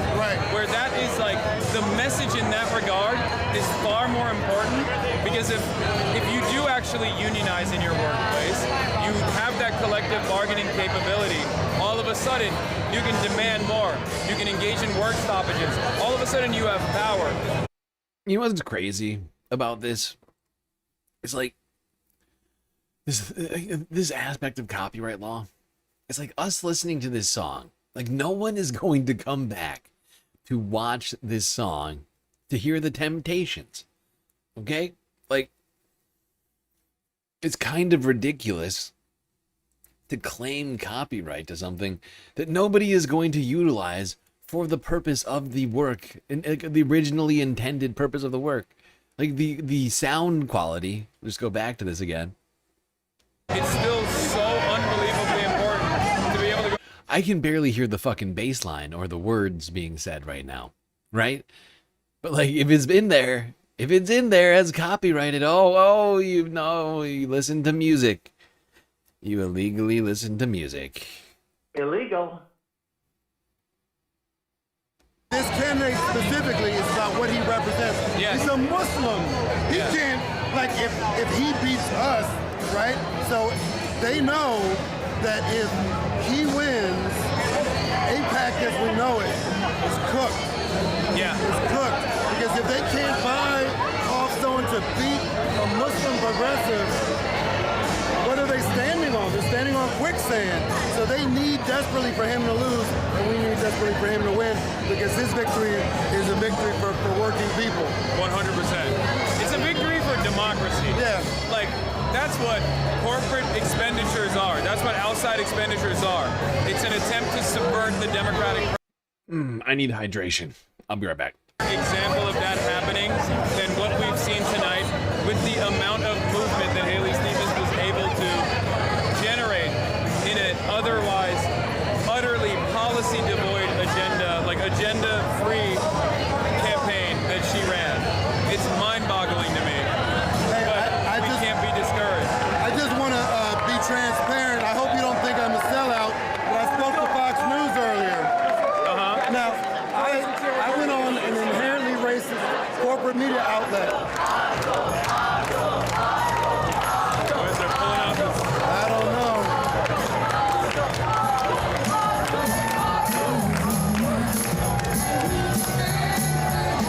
Oh, yeah. I'm like, but no one complains when a white Democrat goes on Fox News, of course not. right? Well, Bill Maher, right? So somehow this is inappropriate for us to talk. Well, I think one of the... Yeah, it's inappropriate for Chris Robb and Hassan to have a conversation. How dare Chris talk as newly elected member of Congress. How dare you speak to Hassan Piker? It's incredibly rude. It's incredibly rude and thoughtless. A tremendous number of people watching this. Right. Like, that is a competitive platform with a lot of mainstream outlets. That's terrifying. Like, I understand from their perspective. I get why they would spend so much of their time. You have a Temptations tee from when you saw them. Look, this is not an anti-Temptation stream. I'm merely just saying it's annoying to me. Like, yeah. Like, no one's ever going to come back here to listen to that song, right? It will have no... Anybody who's coming back to watch this stream ever again in the future will have only to do with the politics of this and nothing to do with the background music, the barely audible background music that is almost certainly going to get copyrighted. It's a pedophile. And they were like, oh, we got to go to commercial break. Yeah. Thank you so much for coming on. Right. Thank you so much for coming on. See you never. I love that. They're very thin-skinned. Yeah. I love trolling those folks. Yeah. But it's good. It's good TV for them, too, to be fair. You're really helping their ratings. Apparently. They don't stop talking about me. I know. Like, what kind of a decisive final name message is it to be like, oh, Abdul El Sayed had Hassan Piker on the campaign trail. It's like no one knows who I am. Right. And the people that do, well, there are people that are, ordinary folk like the ones in this room right now that like me for the most part. And the ones that don't are never voting for a Democrat anyway. Right. Yeah. So it's a very strange phenomena, but I think it's, like I said, it's a disciplining operation. No, you're absolutely right. Like, they're like, oh, we can't unseat Abdul, so maybe we'll make like this media figure toxic so that there's no platform that people can coalesce around, that we can whip votes around or galvanize the base around. All right. Thank you so much for your patience. It is now my great honor to introduce the man of the hour, Dr. Abdul El Sayed.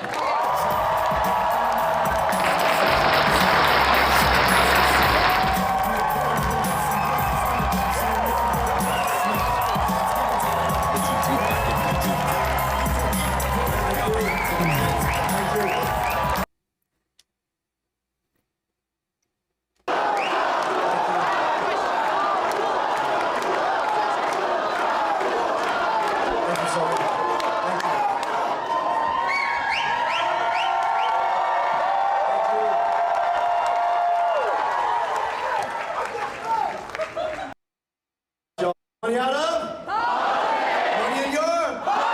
Medicare for? All right, y'all. Look, I wish I could tell you that I was declaring victory right about now. Turns out it takes a long time to count some votes in Michigan. It's a big state. But I will tell you this. I want you just to reflect on what that means. Right now, we are on track to vastly outvote the historical numbers that we should have expected. And that tells you about the kind of movement that we were able to inspire.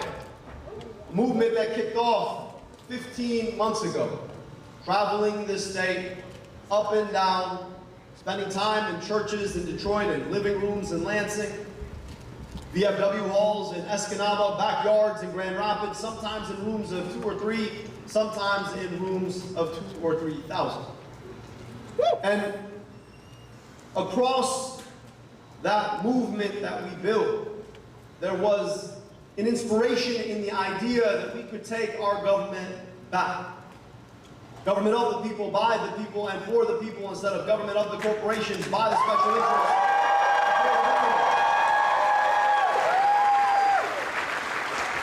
And because you had the audacity to believe in that, you know that the billionaires, the corporations, and the special interests, they weren't going to give up lightly.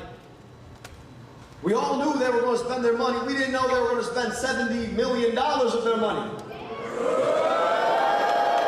didn't know that they were going to outspend us $11 to $1. we're still standing. They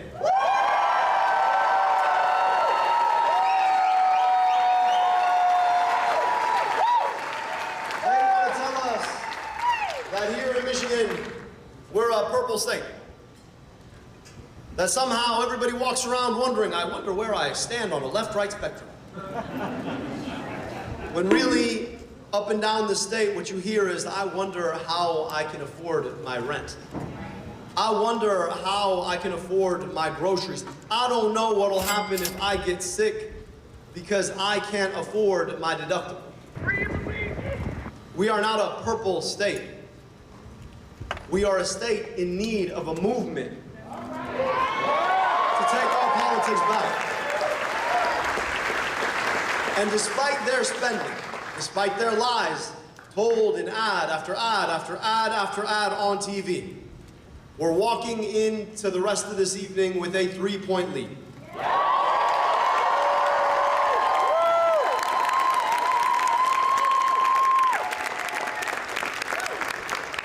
And so as folks ask, if and when we win this race, how are you going to beat Mike Rogers and their money? I want you to remind them that if we come through this, when we come through this, inshallah,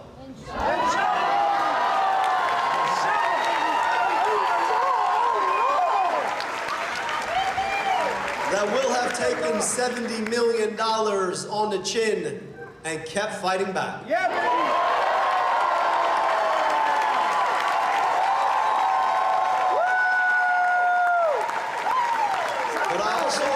I also want to speak to this moment. We've got 13 weeks to defeat Mike Rogers.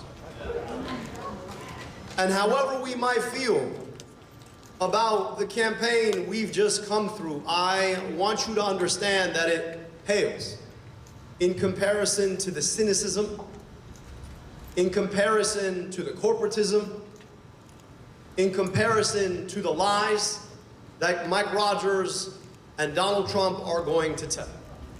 There is so much more that unites us. However much we might disagree with our Democratic opponent, there is so much more that unites us than divides us. And so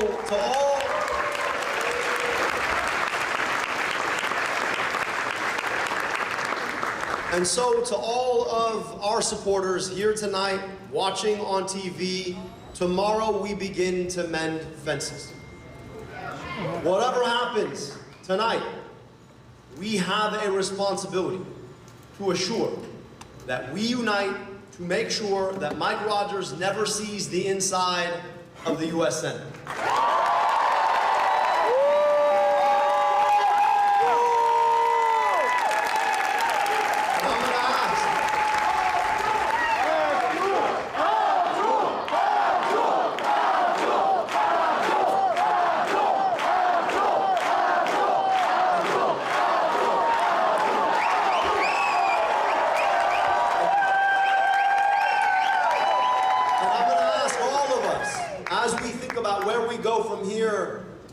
Always magnanimity in victory.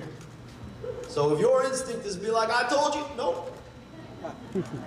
Let's come together to build a movement that's even bigger, that's even stronger, that's even more powerful, that reaches into the very depths of this state, that reminds us the best of who we are and who we can be.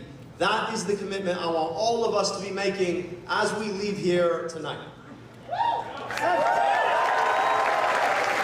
And so, Mike, and I know you're listening, Mike, we are coming for you. As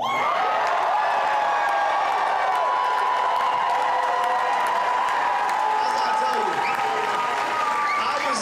I was in med school while Mike Rogers was in Congress. This is a guy who's never seen a check from a pharmaceutical lobbyist he didn't want to cash. He sent our campaign a cease and desist for calling him a pharma lobbyist. But I don't know if it looks like a duck, quacks like a duck, smells like a duck, How am I supposed to know it's a goose? So look, forgive me, Mike. I just know that you spend so much time with pharma lobbyists, I just thought you were one. You've taken so much money for them to raise our prescription drug prices. I just thought that you just got into business. After all, you haven't really explained how you made $14 million golfing in Florida. Unless it was trading on all the government relationships you built when you were in Congress. So I don't know, maybe 14 million wasn't enough. You gotta come back, get some more relationships and trade on them too? This is a guy. I'm just gonna give everybody updates on numbers while he talks to the crowd who's waiting for the results on this thing. Ray still hasn't been called, still too close to call. 352,000 votes estimated to be remaining. Abdul El Sayed up by 31,000. 2.6% advantage on Haley Stevens. Two other races we're keeping our eyes on. Not a lot of movement in. 1.7% lead for Ben Ambrose still in District 2. And a 5% lead for Donovan McKinney in District 13. These are nail biters. I hate that we're getting dragged down to nail biters in the end of all this here. You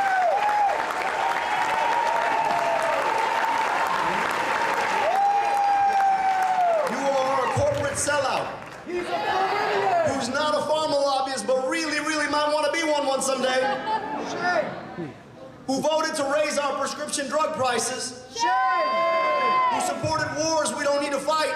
Who tried to shut down our bridges. Who wants to stand in the way of our unions. Who should never see the inside of the U.S. Senate.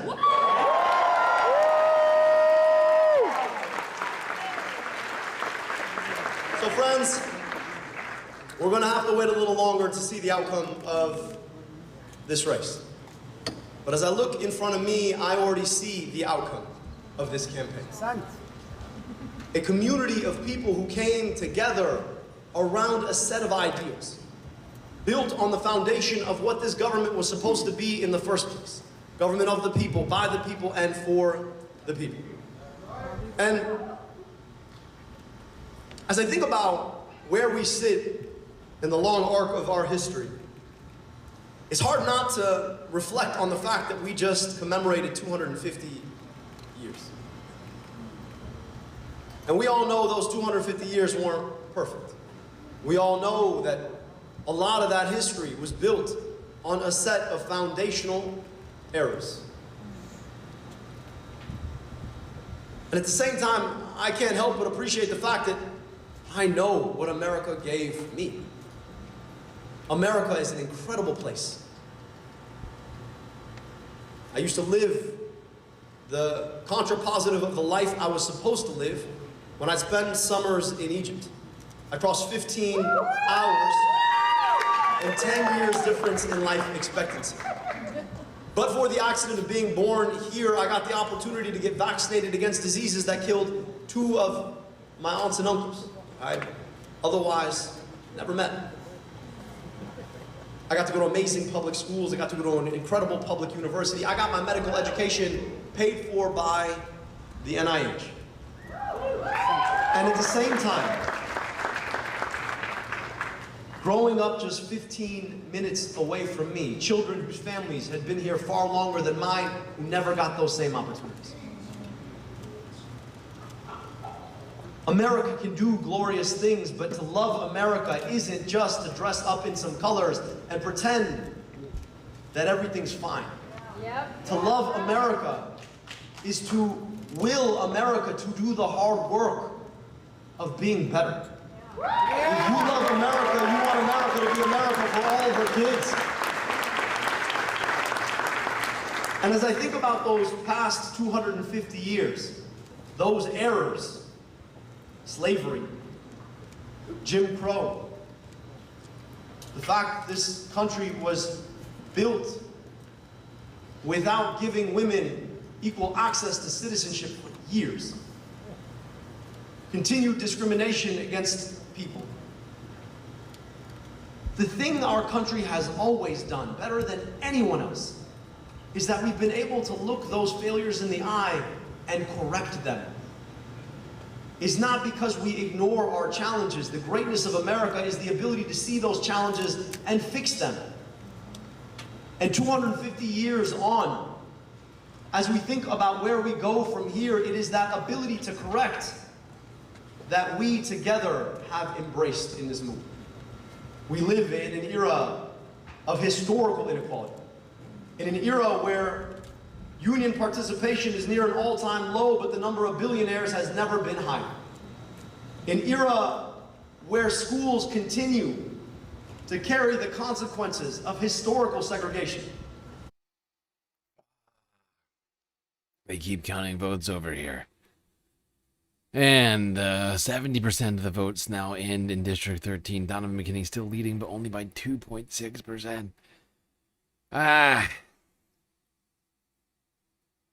It's honestly way too close for comfort right there.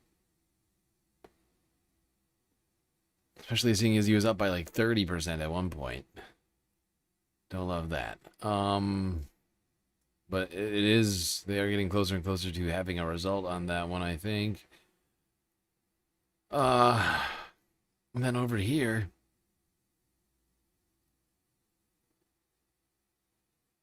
Abdul El Sayed is only up by 2.1% on Haley Stevens right now. 36,000 votes. Am I doing that right? I think it's, no, 26. It's 26. Jesus Christ. Oh my God.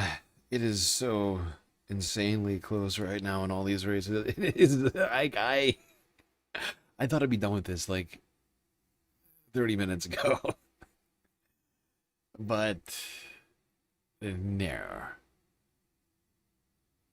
The fact is I need to end this at some point tonight so that I can, like a reasonable time, so I can get some more of these clips posted for the states coming up so that we can make more of an effort, more of a hopefully more of a, not a effort, more of a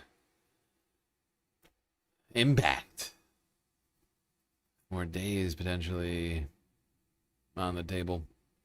Ben Ambrose just took more of a lead, now up 2 points. Yes. Now up 2 points, 80% in District 2. That's another 10%. Another 10% counted there. Holy shit. Haley Stevens is 1.9% away from Abdul. This is fucked up.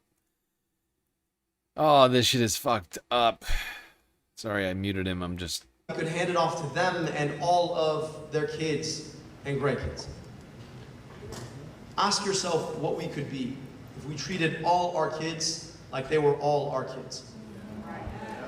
Ask yourself what it would mean when it comes to where we spend our tax dollars, about the schools we build, the health care we provide, the opportunities we would want.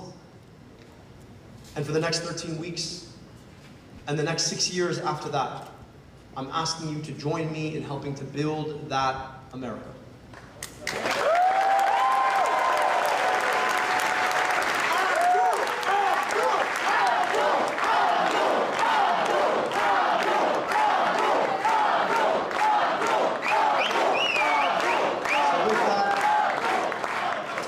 We should know who the victor will be tomorrow. And the work starts anew. And so for one last time for this primary, money out of? Money in your? Medicare for? Let's go win. Thank you so much.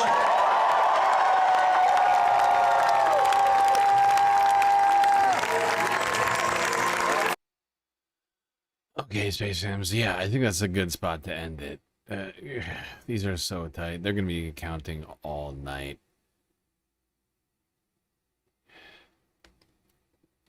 Last look at these. Ben Ambrose up by 1,400 votes as we end the stream in first place with 80% counted in District 2. Donovan McKinney up by 3,010 votes. 2.6% in District 13 with 70% counted there. And Abdul El Sayed up by 1.9%. 1.8%. Jesus Christ. 1.8%. 23,000 votes ahead of Haley Stevens. We gotta hope and pray here, people. Pray to Gary before bed, Space Fams, for good results. Is that Prem Tucker? I see Prem Tucker there, smiling. I should have checked in with Zadeo.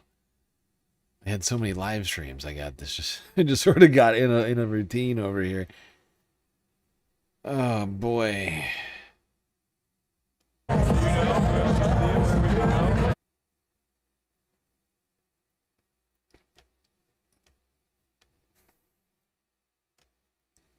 All right, Space. I'm just going to wrap up our galactic elections coverage here tonight. 7 hours. Went way longer than I thought it would.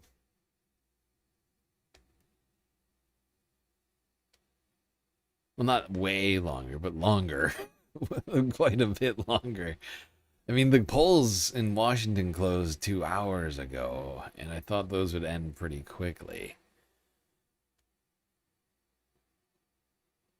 But the Michigan elections just dragged on. Oh, they're still...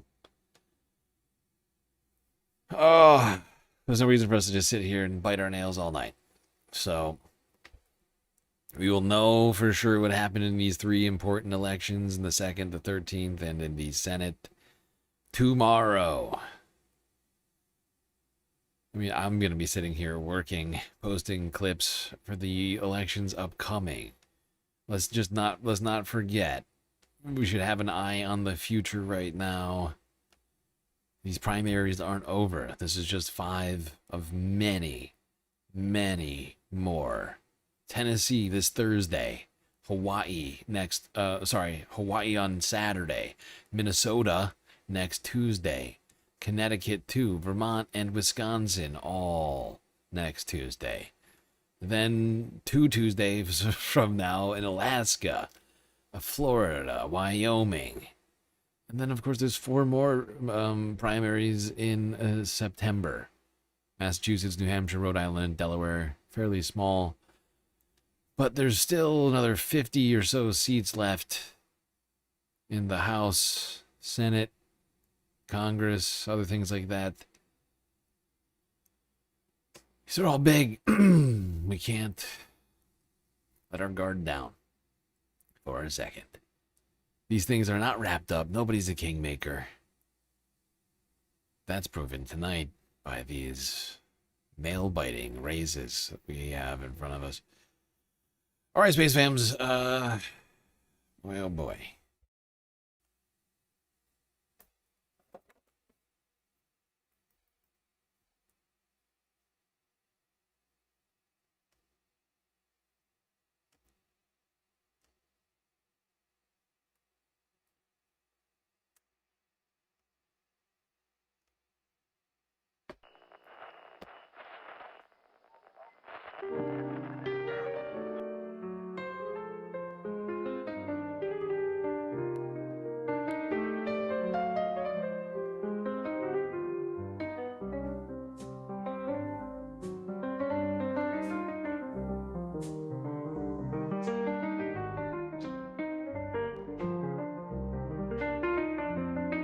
Well, we got through another stream. It was quite long and also difficult, but thankfully we got each other to get through it. Well, I'll see you next. You stay classy, Galactic Stream Nation.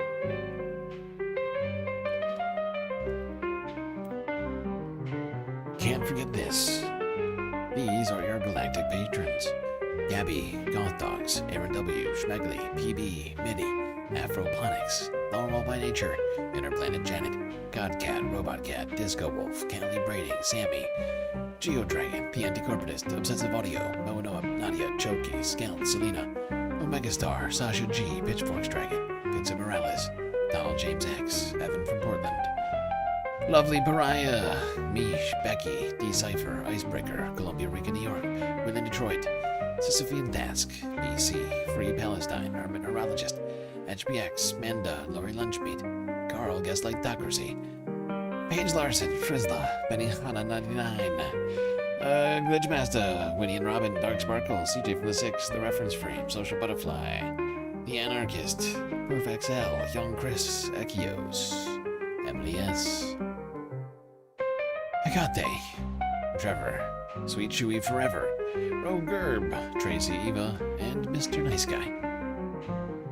That's right, all of these people here help produce the show which your eyes and ears just got done enjoying. You can too for just a few US dollars a month on Patreon.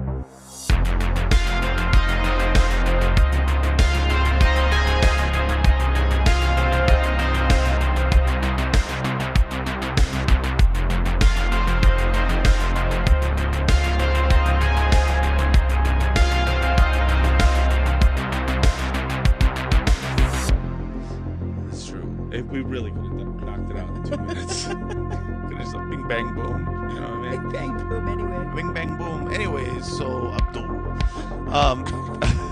Point is we don't have to play the clip.